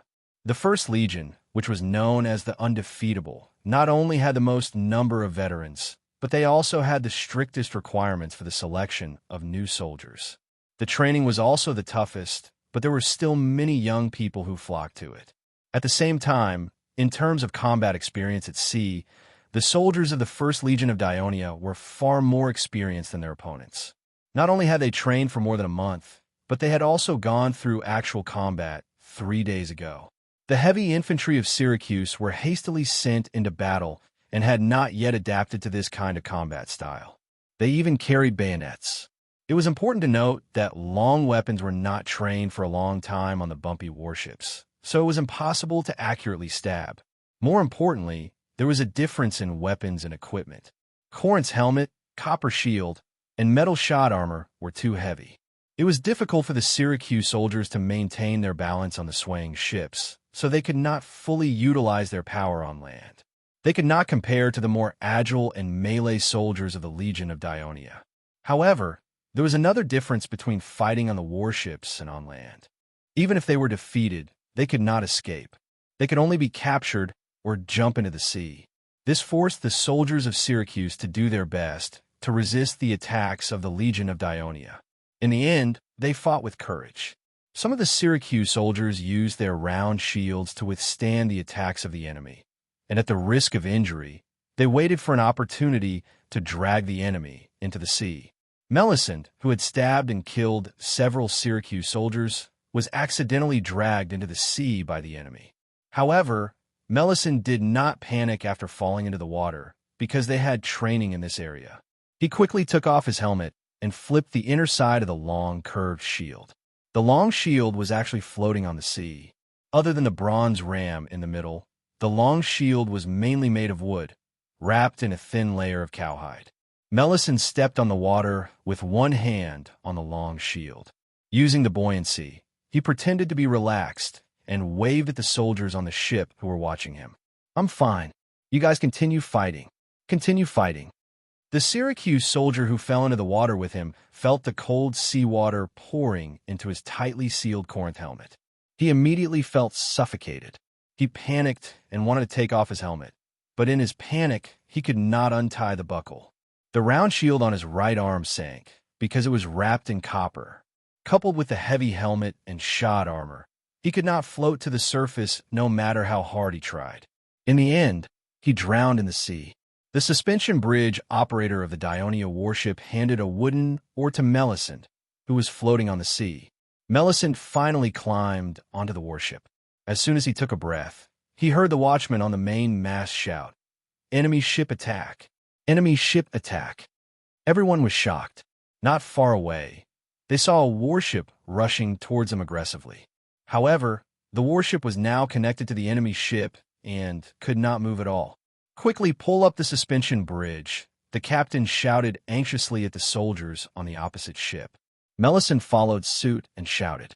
The suspension bridge was pulled back, but the enemy ship was already less than 20 meters away. The bronze ram at the bow of the ship shone brightly under the reflection of the seawater and the sun. "Forward right." Following the captain's urgent shout, the helmsman quickly turned the stern rudder. "Speed up." The captain's voice had just faded. The piper at the bottom of the ship had already started playing quickly and forcefully. The oarsman at the top led the 2 oarsmen at the bottom to quickly row the wooden oars. However, the warship needed time to quickly move forward from a standstill, and that was what the warship lacked the most right now. Chapter 495. Nearly 200 panicked sailors scrambled to the deck. A loud boom was heard. The entire warship trembled and swayed, and the sailors fell down amidst their screams. A large hole was smashed open in the middle right side of the Dionia warship. The bow of the enemy warship was revealed through the hole, followed by a torrent of seawater. The enemy warship's momentum did not stop there. It continued to cut in, widening the hole. The powerful momentum actually caused the Dionia warship to move a few meters horizontally. The Dionia's oarsmen knew that sinking was inevitable and jumped into the sea one after another. Poor Melisande had just climbed onto the ship, but he had no choice but to jump into the sea again with a shield. He could hear the sailors floating on the surface of the sea complaining, "Why aren't there any fast ships to cover for us?" In fact, more than half of the 30 fast ships of Dionia had been exhausted from running for their lives. When Leptillos hid the untrained heavy infantry on the captain, he had already estimated that Syracuse would not have the upper hand in the battle on the ships. However, this time, the navy of Syracuse had nearly 50 more three-decker oars than the enemy. Hence, he decisively adopted the circumnavigation tactic, using the advantage of having more ships to surround the enemy from the outside. When both sides were locked in combat, they could seize the opportunity to cut into the battlefield and ram the immobilized enemy ships. If this was the previous naval battle, the legionnaires on the Dionia warships would have been able to quickly deal with the enemy ships, allowing their own warships to retract the drawbridge and re-enter the battle. However, this time, the addition of heavy infantry on the Syracuse warships greatly extended the duration of the battle after the legionnaires boarded the ships. This provided an opportunity for the Syracuse warships to break in. After nearly 10 Dionia warships were sunk or damaged, the other warships also realized that the situation was not good. Before the legionnaires could finish off the enemy's ships, they retracted the Raven suspension bridge and began a real naval battle with the enemy. They did not dare to use the suspension bridge to hook the enemy, because there were no legionnaires on the warships. They were fighting on the enemy's ships, so they quickly removed the Raven suspension bridge. The Syracuse warships were more experienced in naval battles, and their sailors cooperated more tacitly. However, because they carried more soldiers, they were slower and less agile. The Dionia warships were less experienced in warship battles, but because they let go of their soldiers, they had an advantage in speed. The situation of the two sides was somewhat different from the previous naval battle. The warships of both sides looked for opportunities on the surface of the sea, chasing, circling, sprinting, colliding from time to time. The wooden oars of the warships would be broken, and the warships would be damaged or even sink. As time passed, the Syracuse warships began to be at a disadvantage in the head-on battle. After all, once the connection was broken, the Dionysian fleet had more warships that could participate in the battle than the Syracuse warships, and often the Syracuse warships were in a terrible situation of 1 versus 2. Leptinius, who was in the rear and not participating in the battle, was very anxious and a little flustered after learning about the situation of the fleet through the lookout. Could it be that they were going to die again? At this time, the lookout shouted from above, "There's a fleet coming from behind."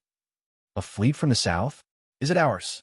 Leptinius knew that Dionysius did not send an order to Syracuse to transfer the warships back to the main port, but he was still very anxious. But after a while, the lookout's shout shattered his expectations. "It's a black warship! A black warship! They're finally here." Middleades looked at the fierce naval battle ahead and breathed a sigh of relief. Before they set off, Sidorian and the other admirals had already formulated a plan for this battle. As they were worried that the Syracuse people would see the size and strength of their fleet and avoid the battle, they discussed and decided to split the fleet into two. More than 60 captured three-tier Syracuse warships will be led by Middleades. After departing from the port of Thurii, they would sail southeast to avoid the detection of Syracuse's clippers and make a semicircle around the coast to rendezvous with the main fleet led by Sidorian at Silatina. But what they did not expect was that the Syracuse fleet stationed at the port of Silatina had already moved to Crotone that morning. Middleades' fleet, which did not receive the news in time, arrived at Silatina only to find that there was no one there. Middleades made a prompt decision and ordered the fleet to turn back. Finally, they found the two parties fighting on the sea near Crotone. At Middleades' command, the fleet quickly joined the battle, pincer attacked from the front and back, and sounded the final death knell for the Syracuse fleet. Dionysius, who had watched the entire battle from the port's lighthouse, was livid in the end. He turned around and left the stage without a word. Phoebidas, who was the last to leave, continued to look at the battle in the distance that was nearing its end. He thought to himself, Dionia's novel naval warfare method is quite suitable for Sparta. Should I suggest it to the Elder Council when I get back? As for Dionia's consecutive victories in the naval war, it might have a greater impact on the war situation in Greece, changing the balance of power between Dionia and Syracuse. He was happy to see that, because the Western Mediterranean still needed a city-state alliance that could balance Syracuse. Besides, he had a hunch that Syracuse's attack on Dionia would be even fiercer on land. The naval war had ended, but unlike the clean battlefield at the end of the previous naval war, the sea near Crotone was now littered with scattered oars, broken planks, broken warships, floating corpses, and countless sailors and soldiers struggling in the water, crying for help. Dionia drove the damaged warships back and forth on the surface of the sea, rescuing the sailors and soldiers of Dionia who had fallen into the water. They tried their best to arrange them on the warships that had been captured by the legions. Before they set off, the Devers had reminded Sicerian, after the naval war is won, if conditions permit, try your best to rescue the sailors of Syracuse who have fallen into the water. Hence, the Dionian Navy extended a helping hand to them. However, after boarding the ships, they would be tied up and detained. Some of the sailors of Syracuse were close to the shore when they fell into the water, so they did not accept help and swam desperately to the shore. In response, the Dionia would change their attitude and drive their warships to crush them. The cleanup and rescue work on the entire battlefield continued until dusk. The brilliance of the setting sun dyed the warships on the sea orange. Only then did Sicerian give the order to return. In the huge Dionysian fleet, the captured warships of Syracuse were in the center, while the warships of Dionia were on the periphery. Although the sailors were tired, the joy of victory made their chants resound through the sea. Accompanied by the melodious sound of the flute, they forcefully pushed and pulled the wooden oars, and the fleet slowly sailed north. Sicerian looked back at the battlefield where the fierce battle had just taken place. The thrilling scene of his warship almost being rammed by the enemy surfaced in his mind, and he felt excited at this moment. His gaze shifted to a place far away, where the sky and the sea were connected. It was vast and boundless. A sense of heroism rose in his heart, and he excitedly shouted to the captain, "From today onwards, we have the final say in this part of the sea.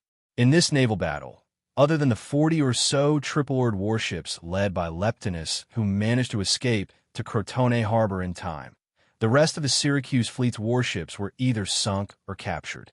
In the Dionysian fleet, 23 Raven warships were sunk and more than 10 were damaged. They captured 68 triple-oared Syracuse warships and captured nearly 10,000 Syracuse sailors. What angered Dionysius the most was that of the 9,000 Syracuse heavy infantry he sent out, only slightly more than 2,000 returned. Most of the soldiers had either died in battle or drowned in the sea. The Dionysian fleet captured less than 1,000 of them. It could be said that they had not only lost the naval battle, but also the land battle.